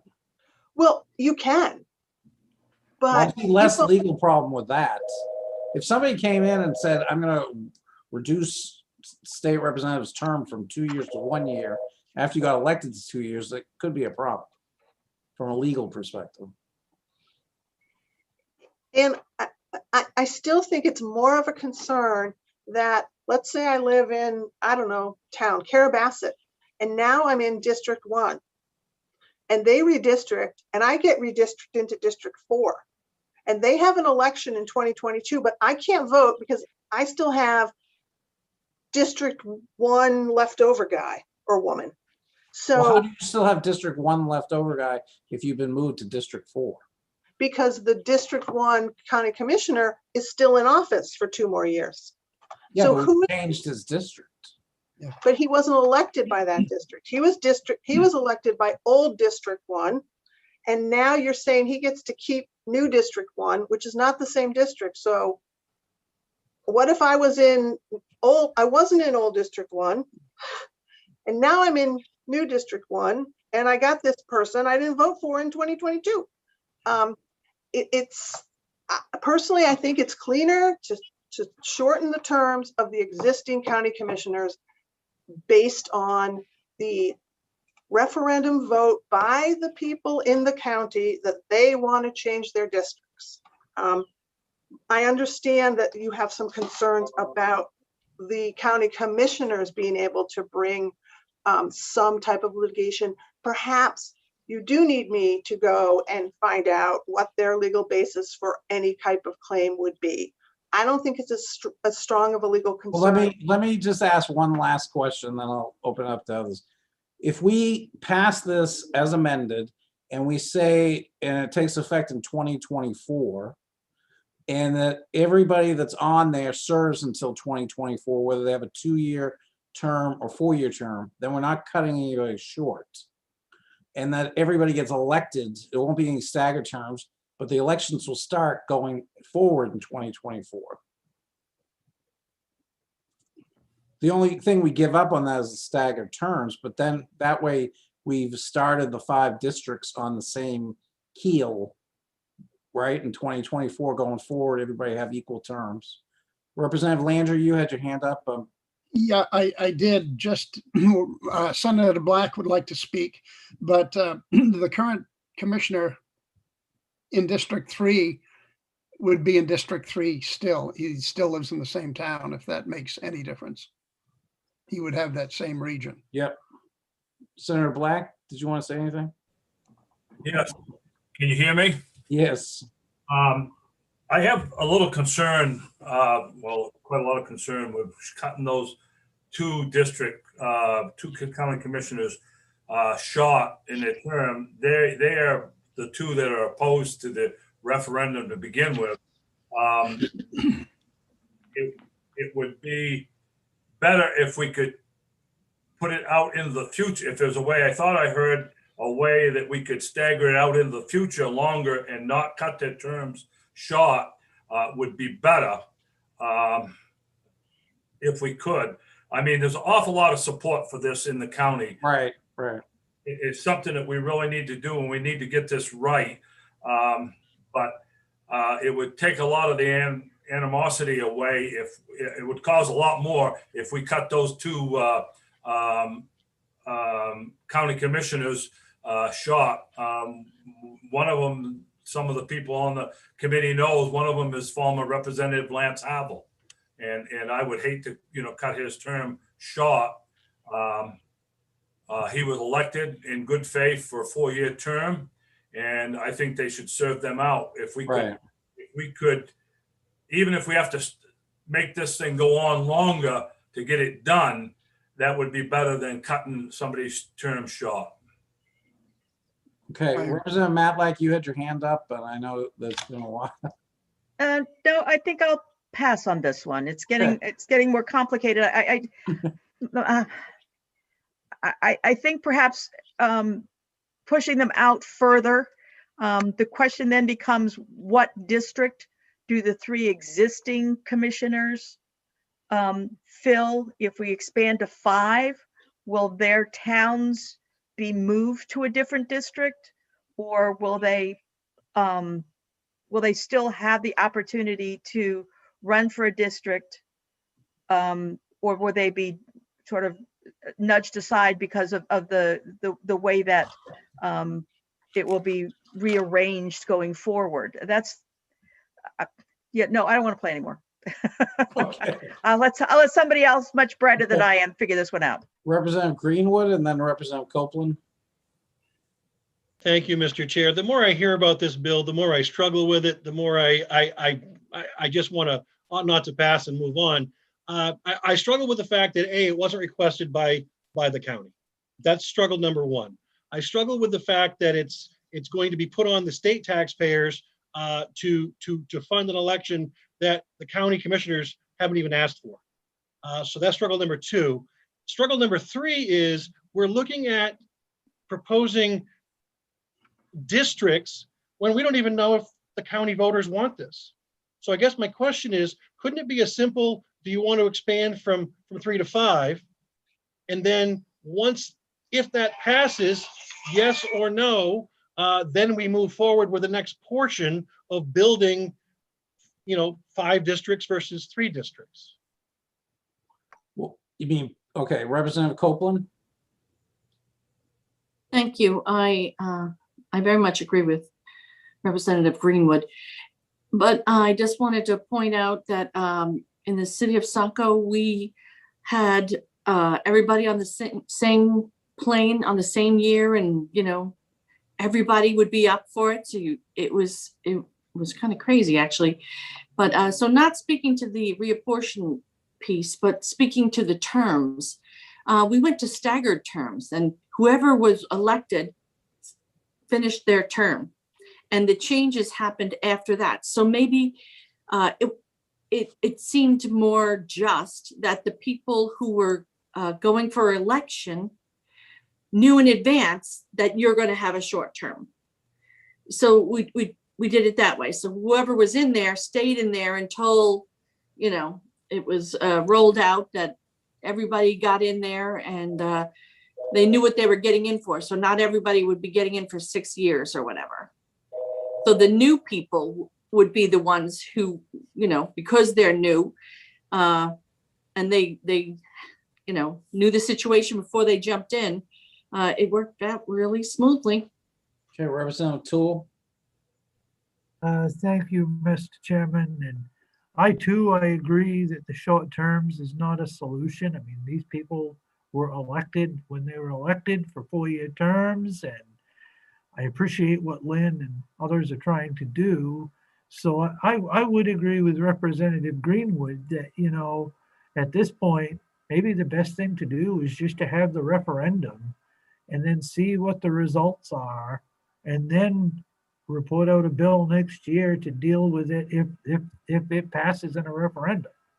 Maybe that's the solution. I mean, maybe we're making this too complicated. Okay, Representative Matlack.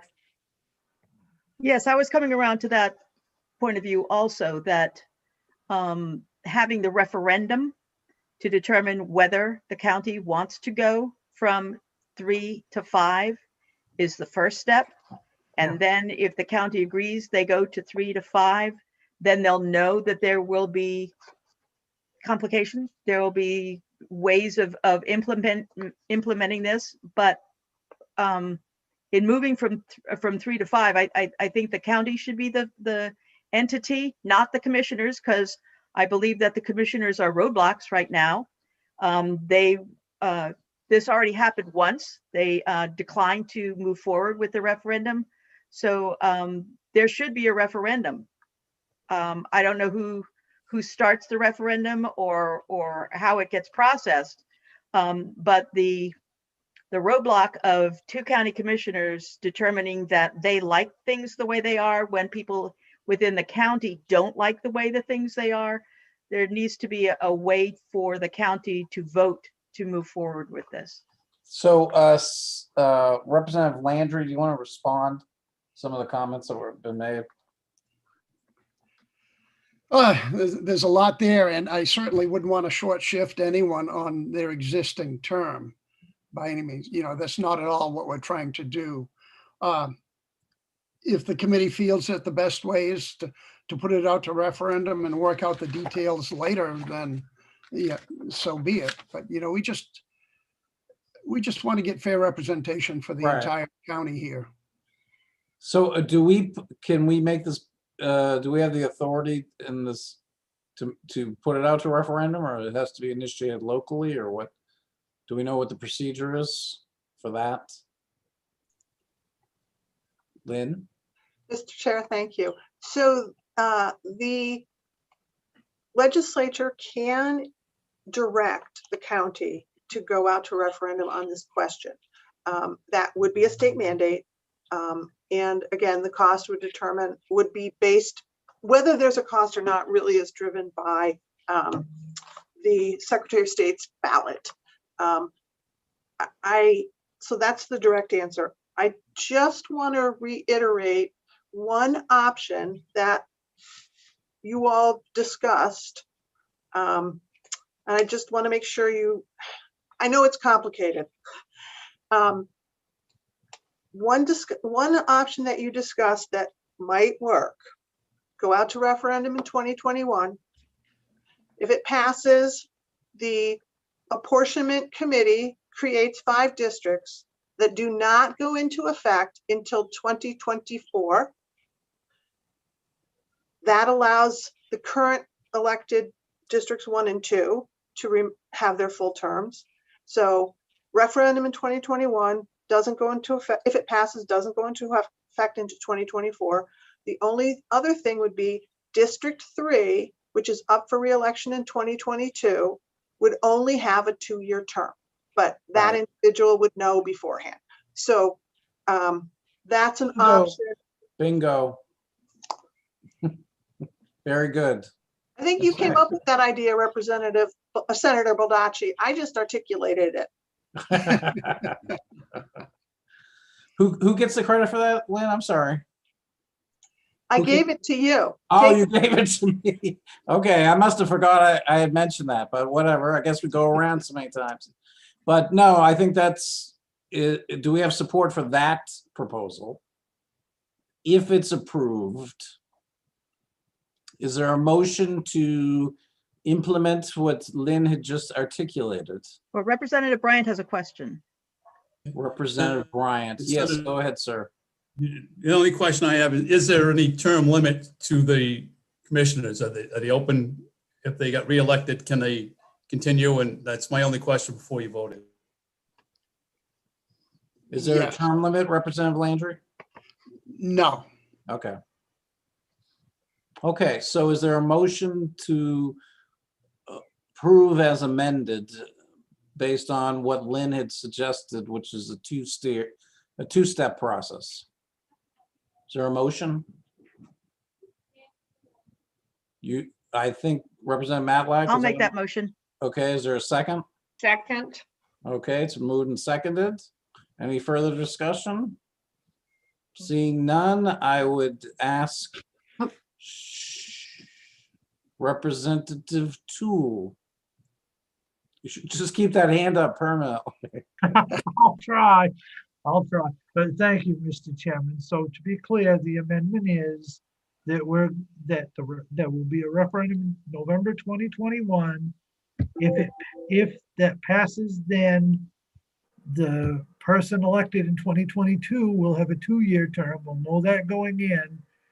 And everybody elected in 2024 will have 4-year terms going forward for the new phased in districts. And the districts themselves will be settled by the apportionment committee. Correct? I just want to be sure. Yes, I think I see Lynn nodding her head. Okie doke. That's just what I just wanted to be Even sure. though I had proposed it, I forgot there were so many different proposals all along the line, but I think that's the one we settled on, and Lynn nodded her head in agreement. Okie doke. Does you have any other questions, Representative Toole? No, I'm good. It's late in the day, and No, wanted I to show- know. Well, make sure you get a cup of coffee or something to keep going. So Cheryl, can you call the roll? I will. LD 621, an act to increase the number of Franklin County commissioners ought to pass as amended. Representative Randall Greenwood. No. Representative Randall Greenwood, no. Representative Sean Paulus.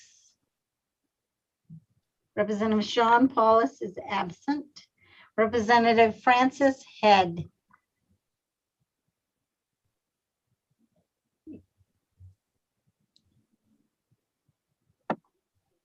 I'm sorry, being so slow, and thank you for calling on me. I'm going to go with yes, because I think it's a good solution. Okay. Representative Francis Head, yes. Representative William Toole. Yes. Representative William Toole, yes. Representative Mark Bryant. Yes. Representative Mark Bryant, yes. Representative Ann Matlack. Yes.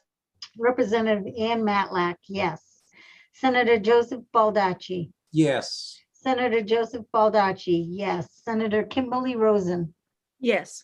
Senator Kimberly Rosen, yes. Senator Ned Claxton, absent. Representative Donna Dorr, Yes. Representative Donna Dorr, yes. Representative Walter Reisman, absent. Representative Kathy Downs, Yes. Representative Kathy Downs, yes. Representative Lynn Copeland, Yes. Representative Lynn Copeland, yes. 9 yes, 1 no, and 3 absent. Okay, thank you very much. Thank you very much. Thank you, Senator Black, and thank you, Representative Landry. Appreciate your time. Representative Greenwood, you have your hand up? Yes, my minority report would be ought not to pass. Okay, do so noted. Thank you, sir. Thank Okay, you very much. thank you. So our next item is LD 646, an act to approve the administration of elections by ensuring an adequate number of poll workers. Is Senator Bennett wishing to join us? No, Okay. Is there anybody here for that bill? Yes, Who is that? Senator Baldacci, you asked, or someone asked that Jeff McCabe from the Maine Service Employees Association be present. And so he is in the waiting room if you want to hear from him. oh, I just promoted him, sorry. Okay, that's fine. I mean, I don't have any. Welcome, Jeff. Welcome, Mr. McCabe. Does anybody have any questions for Mr. McCabe? Okay, Representative Bryant. Thank you, Senator. I wonder if Mr. McCabe could tell me what he feels like. I have some concerns about the staff now even be able to have a day off because it's so understaffed that if we even gave them a day off, would they ever get it? Could you answer that concern, Mr. McCabe? Yeah, thank you, Representative, for the question. Also, thank you, Representative Toole, for the interest in always having our sort of input. It's good to see Representative Dorr, other members of the committee. I should start off. My name is Jeff McCabe. I am the Director of Legislation and Politics for the Maine Service Employees Association. We are the labor union that represents over 13,000 folks here in the state of Maine. We represent folks in 3 branches of government within state government. In looking at this bill, we did review it. I guess for us, this is something that was a nice gesture by the bill sponsor. We chose not to sort of get involved and testify at the hearing. It was sort of our feeling that we might make this bill more complicated than it is in its current form. I think that, offering 6 hours to folks within state government for volunteering and working at the polls is definitely noble. We do have a number of folks that schedule vacation time to work at the polls. We have a number of retirees that work the polls. This last election cycle, we made a big effort across our labor universe actually to turn out folks for poll workers. And that had a lot to do with across the nation, just identifying that poll workers as a whole are folks that are retired. They're typically older in age, and there were some concerns around those folks working during a pandemic. So that's actually work that we did in a bipartisan manner to try to identify folks across all labor here in the state of Maine, and we had some success there. But to your point, Representative Bryant, it is challenging, and it's become very challenging for our folks during the pandemic to get time off. We have folks that haven't taken as much leave time as they may have in the past. So, we're hoping things will get back on track and be a little bit more normal. But at the same time, a lot of our folks do find it challenging to take time off. There are also possibilities of other ways of getting at this. And if the committee was going in a direction of supporting this effort, I might offer some suggestions as well. What suggestions would you offer, Jeff? Thank you, Senator, for the question. I think that right now it just identifies workers within state government, and I might recommend that that identify either folks in the executive branch or the judicial branch, and it may be easier for folks within the executive branch, which is probably our largest unit, to be able to have this time off. I would think in the judicial branch, senators, you're well aware, just the backlog that's facing the folks in that judicial branch as we move out of the pandemic, and it may be harder for those folks. Also, I would think that folks that work in the legislative branch probably, would not necessarily take advantage of this opportunity. Those are folks that probably typically don't get involved in electoral politics. So if it was targeted at the executive branch, it might actually, affect the largest swath of people. It probably might keep the cost down and be more direct. Also, I did have a question around the 6-hour slot, and I didn't know if this came up during the hearing or not. I wasn't sure if that's an average shift of a poll worker or where the number 6 hours came from. That was sort of my other question. And I would think of a block of time. We don't necessarily have a unified block of time. A lot of our folks work 8 hours. Some folks work 10. So 8 might be a better number, just as a universal number to use for a block of time. And I think 8 hours is often how administrative time works as well. So. Okay, thank you. Representative Tool? Thank you, Mr. Chairman, and thank you, Jeff, for attending today. I guess my question would be is whether you think this is something that could be achieved through contract negotiations or renegotiation throughout that process as opposed to a bill. Is that something you folks would consider? Thank you, Representative Toole. I believe in the past, and I believe a future practice for us is to look at the idea of election day, especially during presidential elections, as being something that we would try to bargain an administrative day or even a holiday for. I know this committee has taken that issue up, and that might be another option. I think it's something we will definitely discuss in the future. Okay. Any other questions? Lynn, do you want to present your analysis? I would love to present my analysis. Thank you. I am not going to screen share it because it was very brief. So this bill, as you have discussed, provides that state employees can be granted an additional time off to serve as a volunteer in elections assisting election officers. This was presented by Senator Bennett, and there were no opponents or neither for nor against. And there was only written testimony from one individual. I do not have fiscal information on this yet, and the only information request has already been asked and answered. That was with Mr. McCabe. And so there really weren't any technical issues with this bill. It was very straightforward. Okay. Is there anybody that wishes to make a motion to amend, to table, to approve, not approve? Any motions to entertain? Representative Toole? I don't know about a motion, but I would like to vote on not to pass, not because it isn't a great idea, but because it can be done through contract negotiations and going forward. And I think that's probably the best way to achieve the end goal rather than a bill. So, I mean, I guess if there's appetite for it, I would make a motion, but. Okay. I'll second it. Okay, so moved. It's moved and seconded.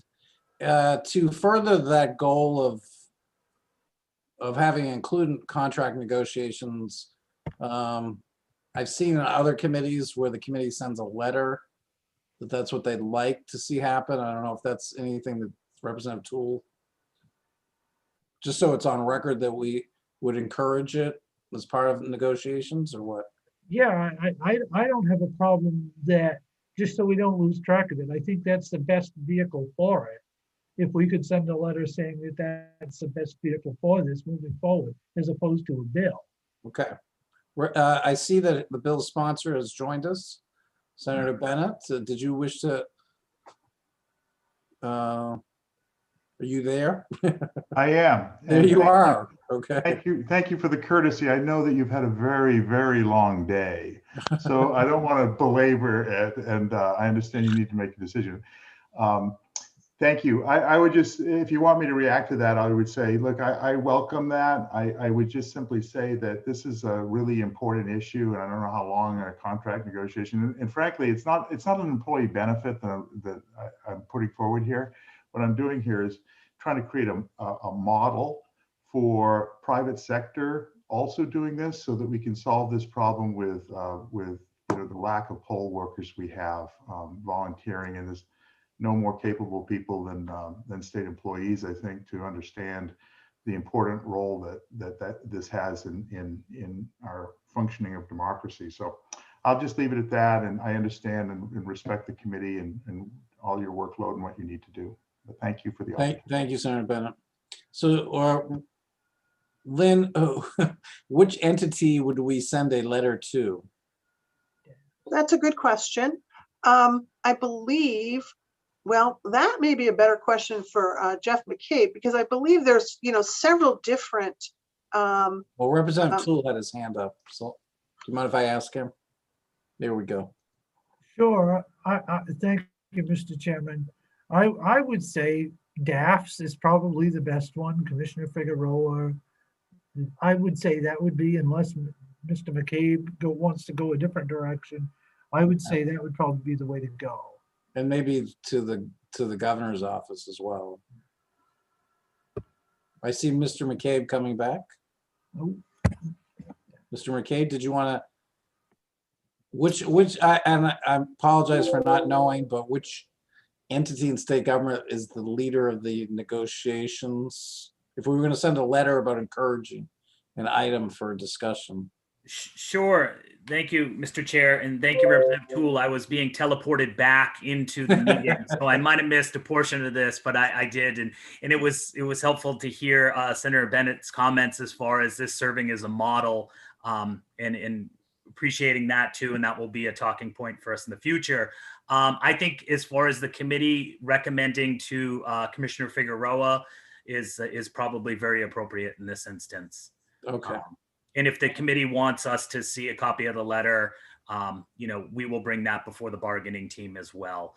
We are currently negotiating the executive branch contract at this time, and I believe the judicial branch contract is due to start. So I can even flag that for that negotiating team as well.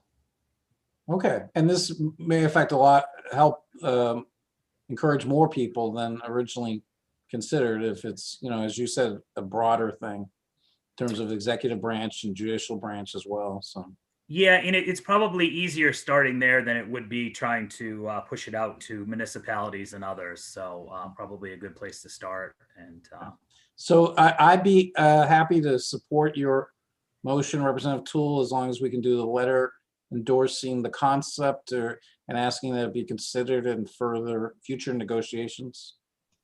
Is that acceptable to you, Representative Toole? That's fine with me. Okay. So we have a motion and a second to ought not to pass. Even though we don't need a vote on the letter, my understanding is that we'll do a letter endorsing the concept and asking it to be encouraged in future labor negotiations. Cheryl, do you want to call the roll? Yes, who is the second for the ought not to pass? I think it was Representative Downs, wasn't it? Matlack. No, Representative Copeland? Matlack. It was Representative Matlack. Okay. Nobody was coming forward to take credit. Thank you. LD 646, an act to improve the administration of elections by ensuring an adequate number of poll workers, ought not to pass. Representative Randall Greenwood. Representative Randall Greenwood, absent. Representative Sean Paulus, absent. Representative Francis Head.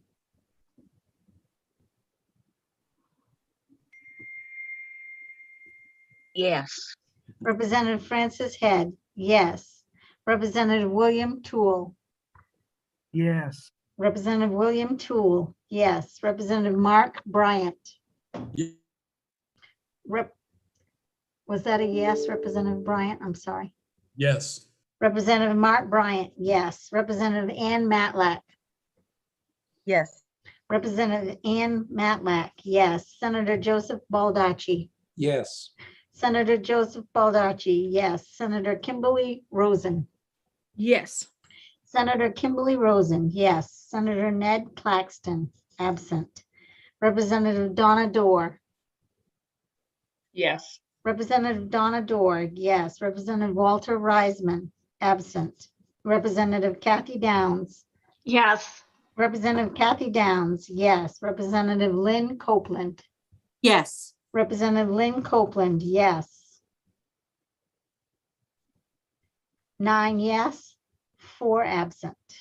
Okay. There we go. So the next item is LD 721, an act to increase transparency in certain expenditures of the governor. Lynn, want to make a presentation? Thank you, Mr. Chair. So this bill, which the sponsor is in the committee, Representative Toole, this bill requires the governor to submit a report by March 1st of each year to the Commission on Government Ethics and Elections, detailing any expenditure over $250 from the governor's expense account. So this was sponsored by Representative Toole. The opponent was the Department of Administrative and Financial Services, which talked about the statute going into effect, that the total amount of funding is $30,000 since 2004, that it is a taxable fringe benefit for the governor, and that it is audited, but as to the total amount of money spent. So I believe there was some questions about the governor's expense account and whether other states had similar expense accounts. The second question was hard to find an answer to because they often have a variety of names, not just governor's expense account. Sometimes there's a contingency account. I believe I included some information for you, or maybe that's just in my file, that some states have a governor's expense account of $100,000 and some have none. But basically this expense account has been in existence since 1943 when it started at $10,000. And the State Compensation Commission said it was increased to $30,000 in 1990, which is sooner than the Commissioner of DAPS, but that really isn't going to make or break your decision on this. The proposal is to have the audit done by the Commission on Government Ethics and Election Practices. So I just wanted to, point out what they do.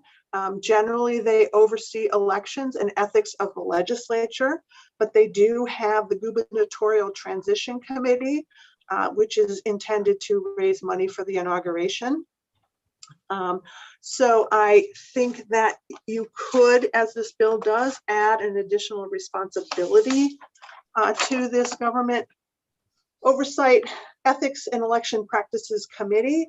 I just want to point out that there actually is the section of law that says the state auditor has the authority to audit the governor, specifically does exclude the governor's expense account. So if you were, so in addition to having the government oversight committee do it, you also could have the state auditor do it by simply removing that language. And the bill does not have any fiscal impact information at this time. Okay, is there any discussion by members of the committee? Representative Toole.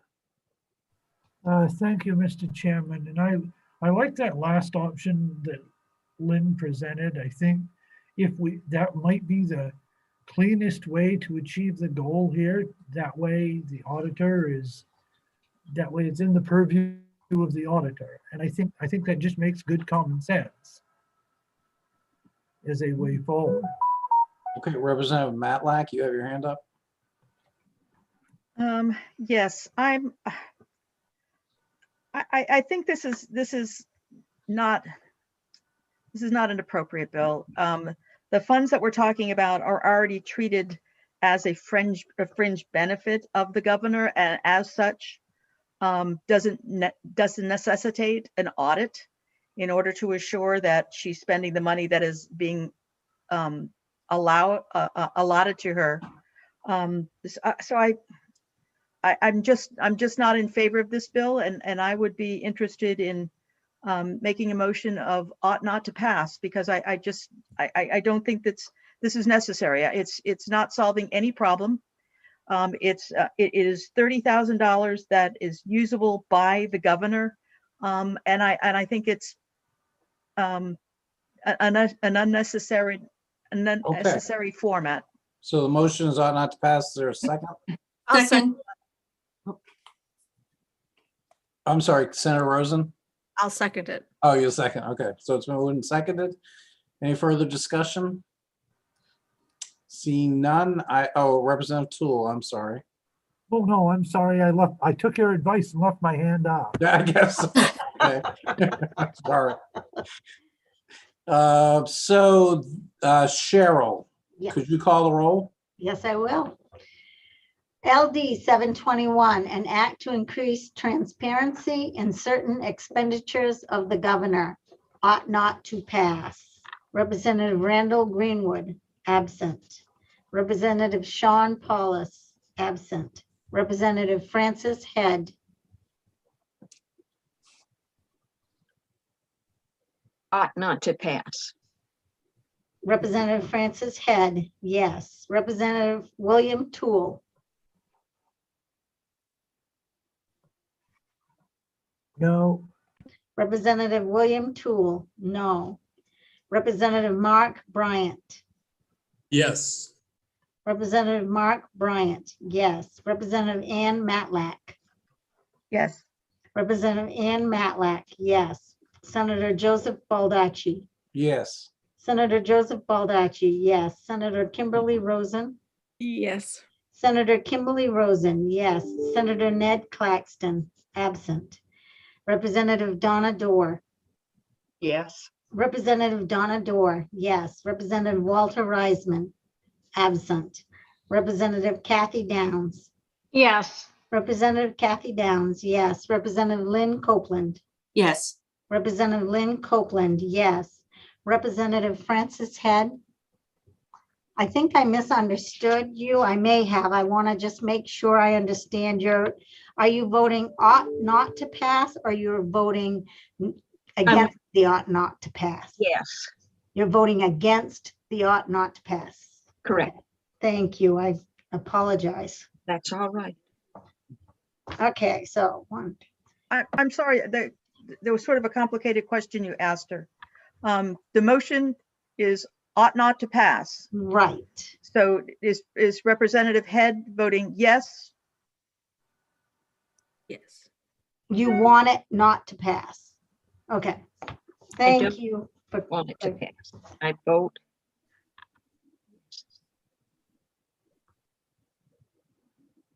So Yes. Representative Francis Head votes yes. Yes. Ought not to pass. Okay, I'm sorry. Thank you, Representative Matlack.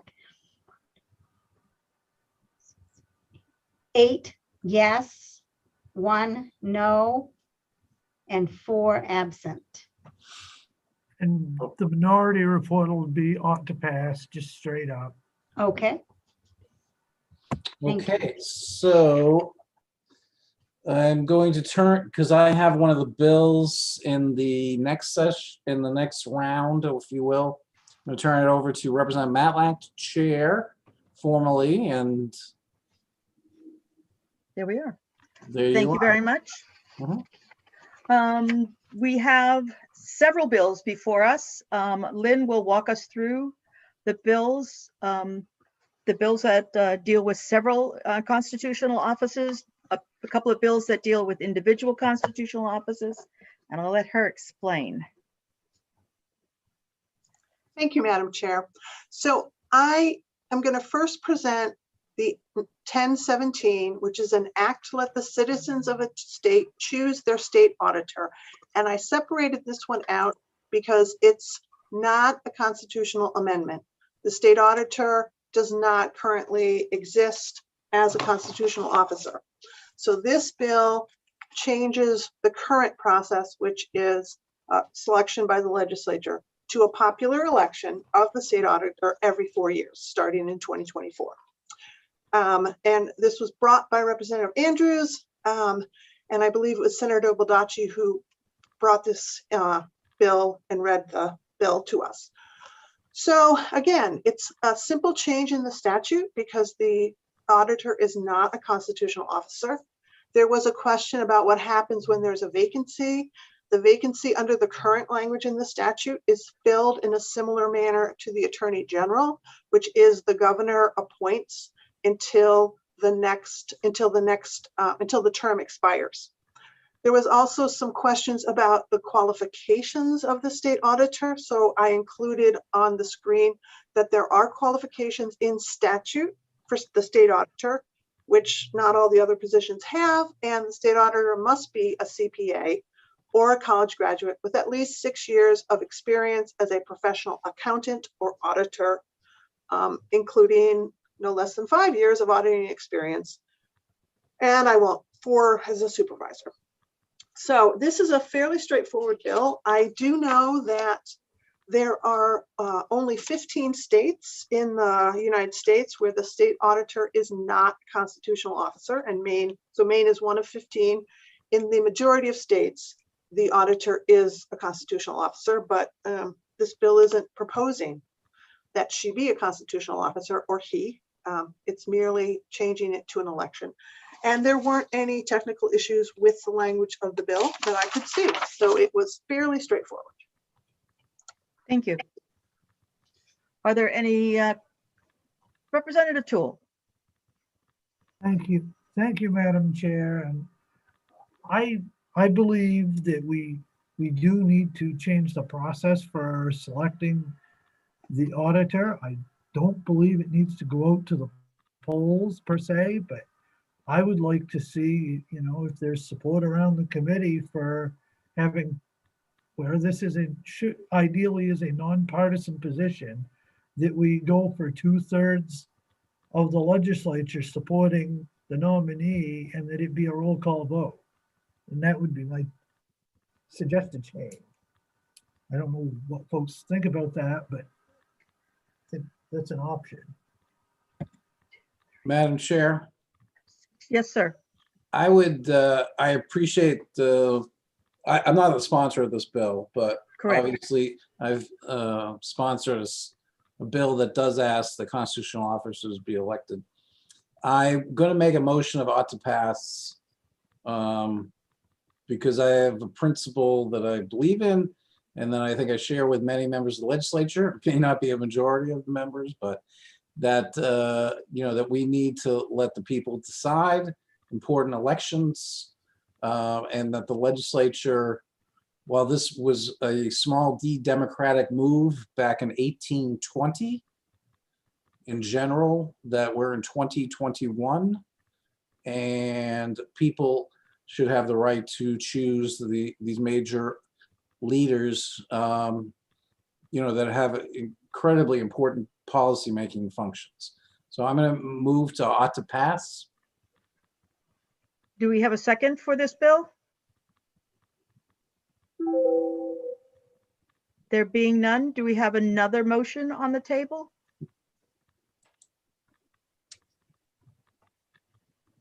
Representative Tool? Yeah, I would move ought to pass as amended with what I outlined for an option, and that be that the legislature select the auditor by a 2/3 recorded vote every 4 years, or when their term is next up. So next one would be 2024. Is there a second for this motion?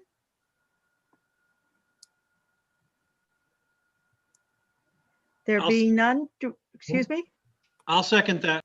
Greenwood was Representative Greenwood. Is there any further discussion on this bill? There being none, we'll go to the roll call. Nation alert has arrived. LD 1017, an act to let the citizens of the state choose their state auditor. Ought to pass as amended. Representative Randall Greenwood. Yes. Representative Randall Greenwood, yes. Representative Sean Paulus. Oh, Absent. yeah, absent. Spacing out, sorry. Okay. Representative Francis Head, absent. Representative William Toole. Yes. Representative William Toole, yes. Representative Mark Bryant. No. Representative Mark Bryant, no. Representative Ann Matlack. No. Representative Ann Matlack, no. Senator Joseph Baldacci. I'm gonna vote no. Is it possible to have a third minority report? Yep. Okay, can I vote? I can vote no and have a third minority report? Okay, so I vote no. Senator Kimberly Rosen. Yes. Senator Kimberly Rosen, yes. Senator Ned Claxton, absent. Representative Donna Dorr. No. Representative Donna Dorr, no. Representative Walter Reisman, absent. Representative Kathy Downs. Yes. Representative Kathy Downs, yes. Representative Lynn Copeland. No. Representative Lynn Copeland, no. 4 no. 4 yes, 5 no, and 4 absent. Okay. And my minority report would be ought to pass the Okay. original bill. And the other minority report? If it is a minority report, it would be the original motion. And that is to say 2/3 elected by the legislature and a roll call vote. So there are two minority reports. Right now we have it 4-4-1. So if I may, Okay. there's Senator Baldacci, your report is ought to pass. Right. The Senator Toole and Greenwood and Rosen and Downs, it's ought to pass as amended. Mhm. And then sorry, I think I called everyone a senator. I'll just go with their last names. Bryant, Matlack, Dorr, and Copeland is an ought not to pass. Mhm. Okay, so at this point, we don't know who's the majority or the minority, but there's those three. And then Cheryl will let us all know how it turns out at the end. Yep. And Lynn, if you don't mind, would you send me the amendment before I send it out to the absent? Yes. Absentees? Yes. Appreciate it. Yeah. Okay. Now we have several bills. Yes, Madam Chair. And I presented you with one bill analysis because they are identical in language. They are identical in language. I'm just going to say that. And I'm going to share the screen and get myself together here. So these 6 resolutions propose a constitutional amendment that provides for the direct popular election of one or more of Maine's constitutional officers. So that's the Secretary of State, the Treasurer of the State, and the Attorney General. The resolutions all propose that these constitutional officers be elected every 2 years in the same manner as you all are elected. And it proposes to retain the current method of filling vacancies, which I will show you in this little side-by-side below. So 733, 874, and 1018 are identical in every way, shape, or form. They say we want these 3 constitutional officers to be elected by popular election in the date and manner of the legislators with a 2-year term. 1056 says do that just for the Attorney General. 1057 says do that just for the Secretary of State. And 1058 says do that just for the Treasurer. The way the vacancies are filled is for the Secretary of State. It's the current law, which says the Deputy Secretary until the new election. The same with the Treasurer. The Attorney General, the current law is the governor appoints and is confirmed by the Senate. You'll see in my little chart that I have this plus vacancy may be filled by a new election. That is my one technical issue. So again, these bills are identical. Three say have all three constitutional officers elected, and then the three have them each individually. But the issue that I have is this phrase for the Secretary of State and the Treasurer of the state. It says a vacancy in the office of may be filled by a new election. I don't know what that means. How do you determine who's going to decide the new election? So the way it's proposed is if there's a vacancy, the Deputy Secretary of State or the Deputy Treasurer steps in, and a vacancy in the office may be filled by a new election. I think that needs to be fleshed out a bit. Who decides? When do you hold it? Can it only be held in November? Can it be held in, special election?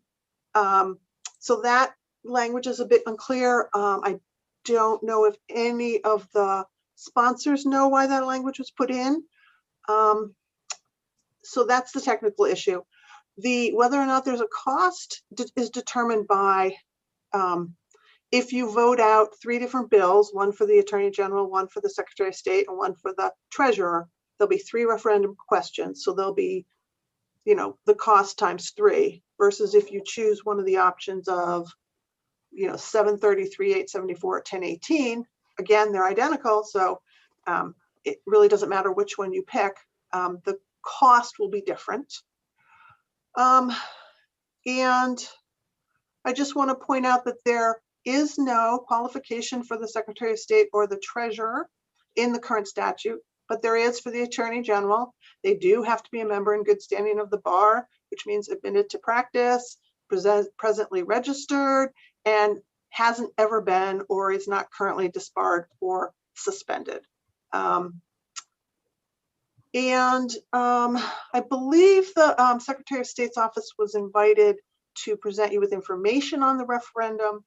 I just want to point out the last point, which is we did get a preliminary fiscal impact statement.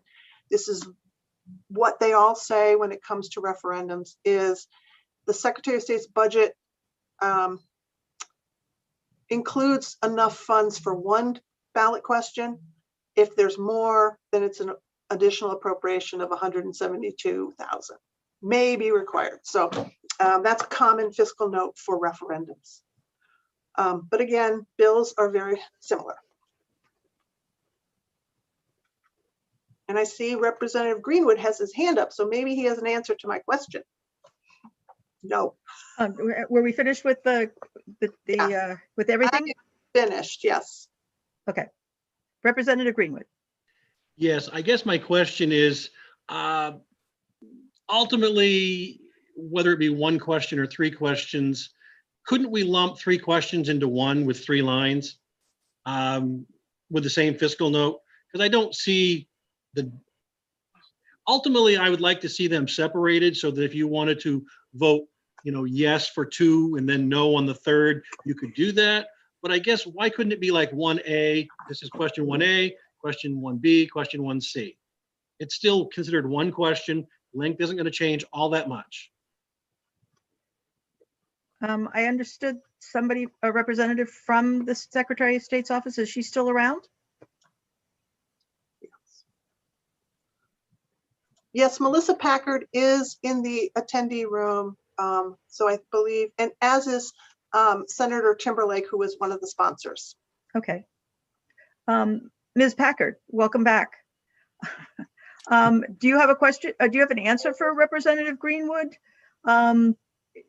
If we're talking about making individual decisions on Attorney General, Secretary of State, Treasurer, do they need to be three separate referendum questions with three fiscal costs, or can they still be one question with three different responses?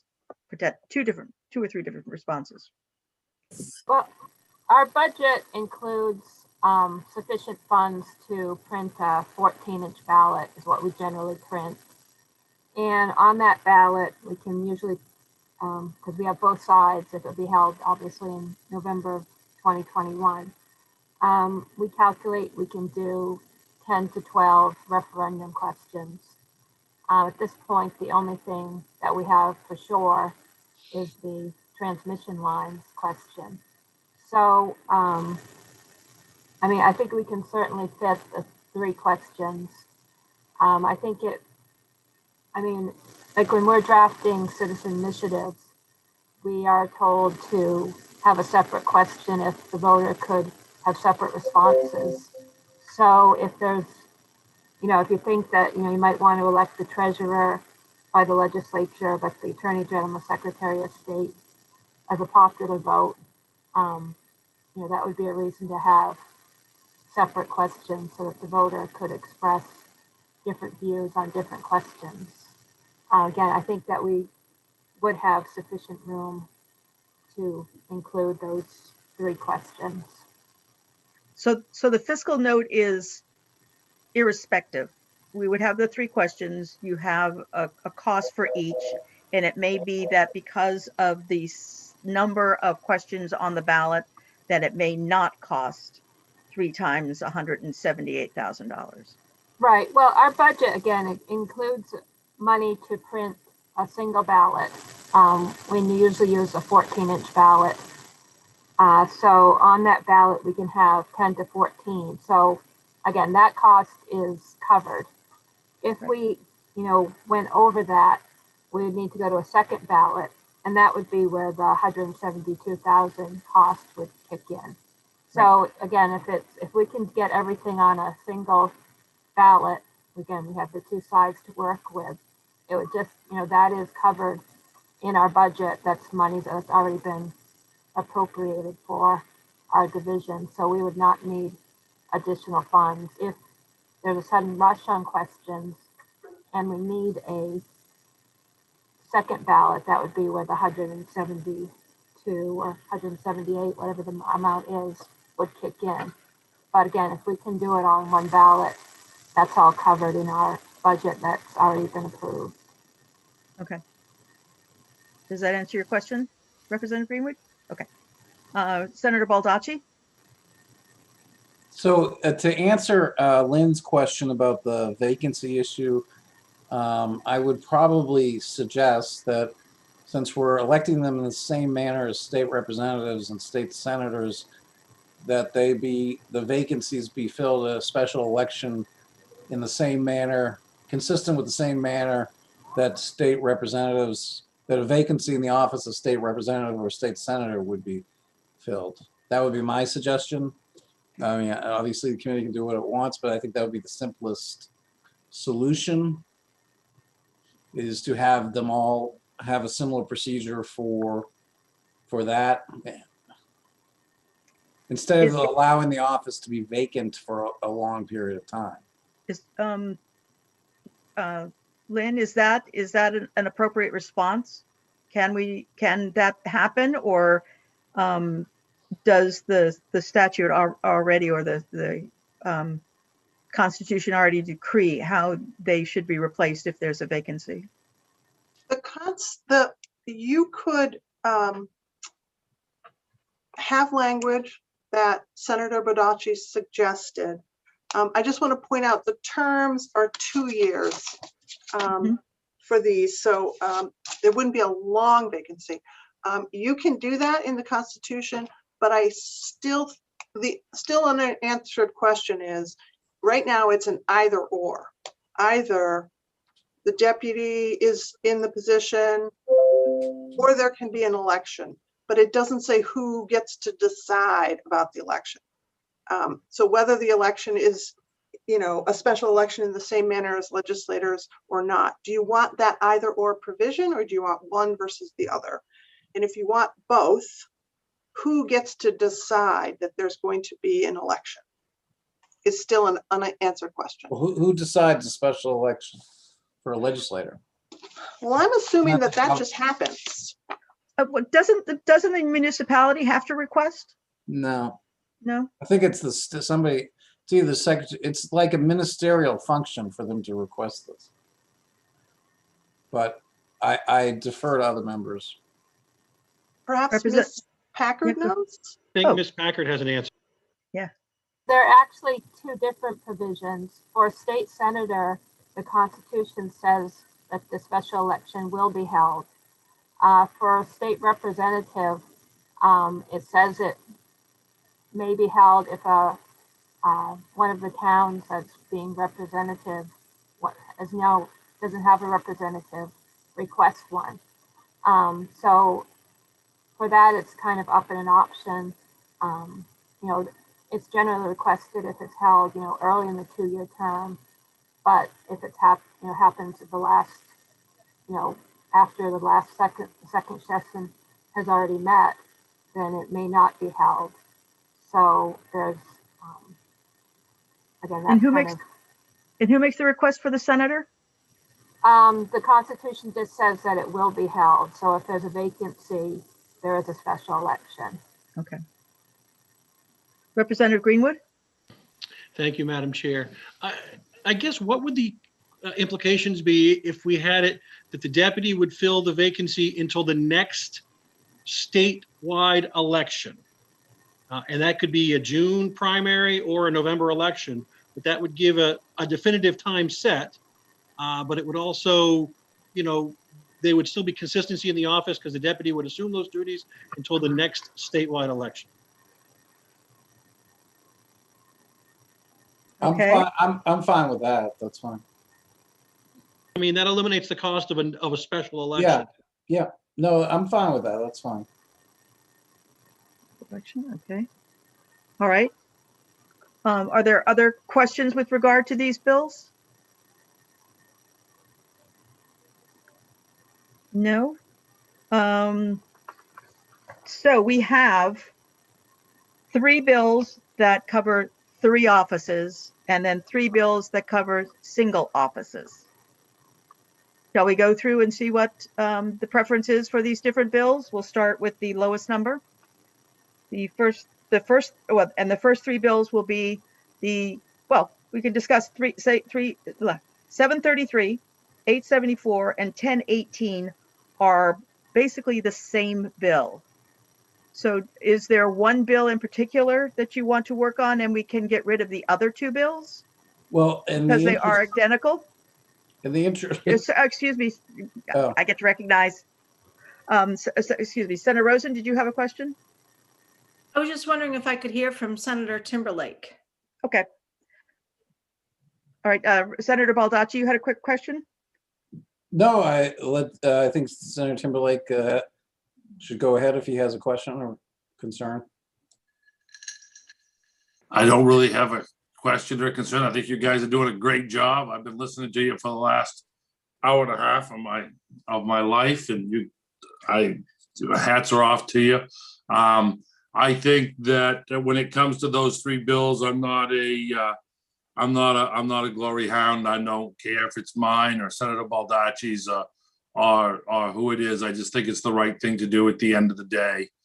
And whichever one you choose, it's going to be fine with me. The only thought I was going to throw in is when you was talking about election, I didn't know, but you might think of it the same way that we appoint a senator for the U.S. Senate or somebody else, that it's such a time, because it's only a 2-year term, that if somebody for some reason got done, that you might just let whoever the governor was at that time appoint somebody to be the attorney general. That was just or secretary of state, whatever. It would simplify the process. It's what we do for our senator, for our U.S. senators and stuff, and it just seems simple because I don't think it's going to be that big of a deal that often. So, but you guys are doing a great job in whatever you come up with. So Senator Baldacci, did you have a question, sir? Well, I'm going to make I think just following up Senator Timberlake's comment and just to refine a little bit of Representative Greenwood's is that the governor, because we don't know who the deputy is and who appointed the deputy. If we say that the governor appoints an acting secretary of state or acting person until the next election, whatever language Representative Greenwood had, I think that would at least make sure we have a definite process in place, that's all. I don't know if that's okay with Representative Greenwood. Is that okay?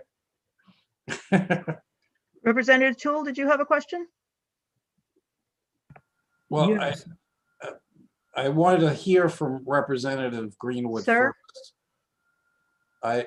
Excuse me? I want I'm to the hear. chair. Yes, I understand, but I wanted. Yeah, so I'm the chair. Representative Tool? Okay. And I had a question for Senator Timberlake. So if you want to deal with Senator Baldacci's question first, and we can deal with, dispense with that and move on to mine, if that's what works best. Well, the question is not necessarily for Representative Greenwood. We don't have a motion on the table. So if we're talking about potential amendments, we could offer an amendment. But for right now, all we're doing is discussing, and whether or not Representative Greenwood agrees is neither here nor there in many respects. We're trying to figure out how we would like to craft these bills. So are we, there are two, so far there are two options, a deputy until the next statewide election, or the governor appoints. And to that, thank you, Madam Chair. I don't have a preference on either. I think either which way, I think the governor would probably be the cleanest way, as Senator Timberlake said.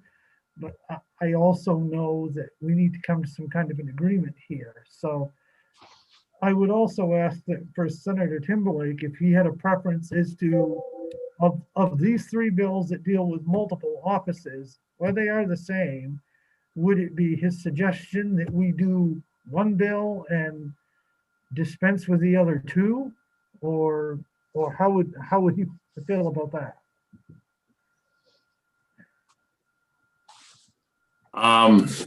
Thank you, Will, and thank you for the question. Representative Toole. I'm going to answer another question that I didn't get asked about anyway, but I think Senator Baldacci's idea of the governor appointing and then until the election, I think that's a really good idea, Senator Baldacci. So I support that. Okay. And as far as how you choose them, Will, that's up to you guys to choose. One thing I learned a long time ago, when I'm in the minority and I got the same bill as the majority, I lose. So I'm used to that. I'm a great big boy. I can hold my own, but I just think it's important that you do take one of these and figure out a solution. And Randy may have a good idea that you put them out or as all three independently, because as I listened to the Secretary of State's office, it wouldn't be a problem on the ballot and people would get to make their own choice, whether they wanted to do all three or just the Attorney General and the State Treasurer are going to be the two big ones. And the Secretary of State and the Attorney General are going to be the two big ones. I think all three are important. So I think all three ought to go out, but whatever you choose, I'm good with as long as you choose one. Representative Greenwood? Thank you, Madam Chair. In regards to the replacement, I guess I'm fine with the governor appointing a deputy an interim until the next statewide election, rather than do the remainder of the term. That's just my thought. But I'd also like to just throw out that I really think we should separate these out so that maybe somebody who wouldn't support one of the three and vote all of them no. I really would like to see if there's any interest in the committee to do them individually, and I'm fine with the language to match all three, but I think that's important because they're like, I had somebody express to me that they didn't support the Secretary of State one because they're the overseers of the election, but they were in full support of the other two. So that's just my thought. Thank you. Senator Baldacci? Okay, thank you, Madam Chair. I would move ought to pass as amended, with the amendments being that the governor appoint a vacancy until the next statewide election, and that each question be asked separately, as Representative Greenwood mentioned, on the referendum ballot. That way, if there are differences, each office can be considered on its own merits. I would make those two amendments, and I would move ought to pass as amended. For 1056, 1057, I'm sorry 1058. I'm gonna go ought to pass as amended for LD 874, and because of pride of authorship. Okay. 874. So the two amendments would be the governor appoints till the next statewide election and that the three offices be separate. On the referendum ballot, that the identical question be asked as to each office separately. Okay, 874. Is there I'll a second second for Representative Greenwood seconds this motion? Any further discussion? Representative Toole, your hand is up. Gentlemen, your hands are still up, or okay, Representative Toole? No, so I'm sorry. I think my hand was up by mistake. Okay. Lynn, you had your hand up a while ago. Did you have anything to add to this? No? So Ms. Packard, would we be able to do this? A single bill with three separate items in it, or a single constitutional amendment with three separate items underneath it? I would think so, as long as there are three separate questions, although if two of them pass and one doesn't, I'm not sure how the Constitution would be amended. Lynn? Thank you, Madam Chair. I think that the way to do that is you would need to have in the bill that there are three separate referendum questions so that you don't run into the problem that Melissa was talking about. So if you have three questions, people vote on each question, and then some may pass and some may not, and there's no question at the end of the vote on what the results are. That would be my recommendation. Okay, and Ms. Packard, you're concerned about whether that is we can accomplish that? Well, I mean, because if only one office is, say, going to be popular elected and the others by the legislature, that would be a different constitutional amendment than if all three were. So if two passed and one didn't, I'm not sure if we could determine how the new constitution would be worded. I think that didn't Lynn say that could be asked in three separate questions? She did, but the Secretary of State's office disagrees. So there's a question here. Well, I guess if there were three different wordings, three different amendments in the Constitution, I mean, in the resolution, so that we would know, if this passed, this would go this way, we could work with that. Because, I mean, there has to be at the end a document that's in the Constitution saying I'd have to look at the Constitution, but I mean, I'm sure they're in three different sections. So again, you'd have to have in the resolution, this section is amended and the question, then this section is amended and the question. So I think it could work that way. Okay, and Lynn is nodding her head for that one. And I was going to say that perhaps when I draft the amendment, I can share it with the Secretary of State's office before bringing it to the committee so that you're all assured that it's going to work appropriately. I think that might help. Okay. Representative Toole? Thank you, Madam Chair. This whole discussion is a perfect example of why the revisor's office never should have done away with mandatory co-sponsors. It is just, this is why this is all over the place, because you have bills that are fundamentally the same. And ultimately, the idea of combining all three questions into one bill, the bill is the one vehicle, the questions are separate questions. So that's what we're trying to do. We're trying to basically bail the revisor's office out here. I'm sorry for saying it that way, but it is late in the day. Yes, okay. So we have on the table LD 874 as moved by Senator Baldacci and seconded by Representative Greenwood, that we pass the bill with 2 amendments attached to it. Are there any questions about what we are voting on here? Are we all set to vote then? Cheryl, if you would call the roll. I will. LD 874, resolution proposing an amendment to the Constitution of Maine to require the popular election of Maine constitutional officers. Ought to pass as amended. Representative Randall Greenwood. Yes. Representative Randall Greenwood, yes. Representative Sean Paulus, absent. Representative Francis Head. Yes.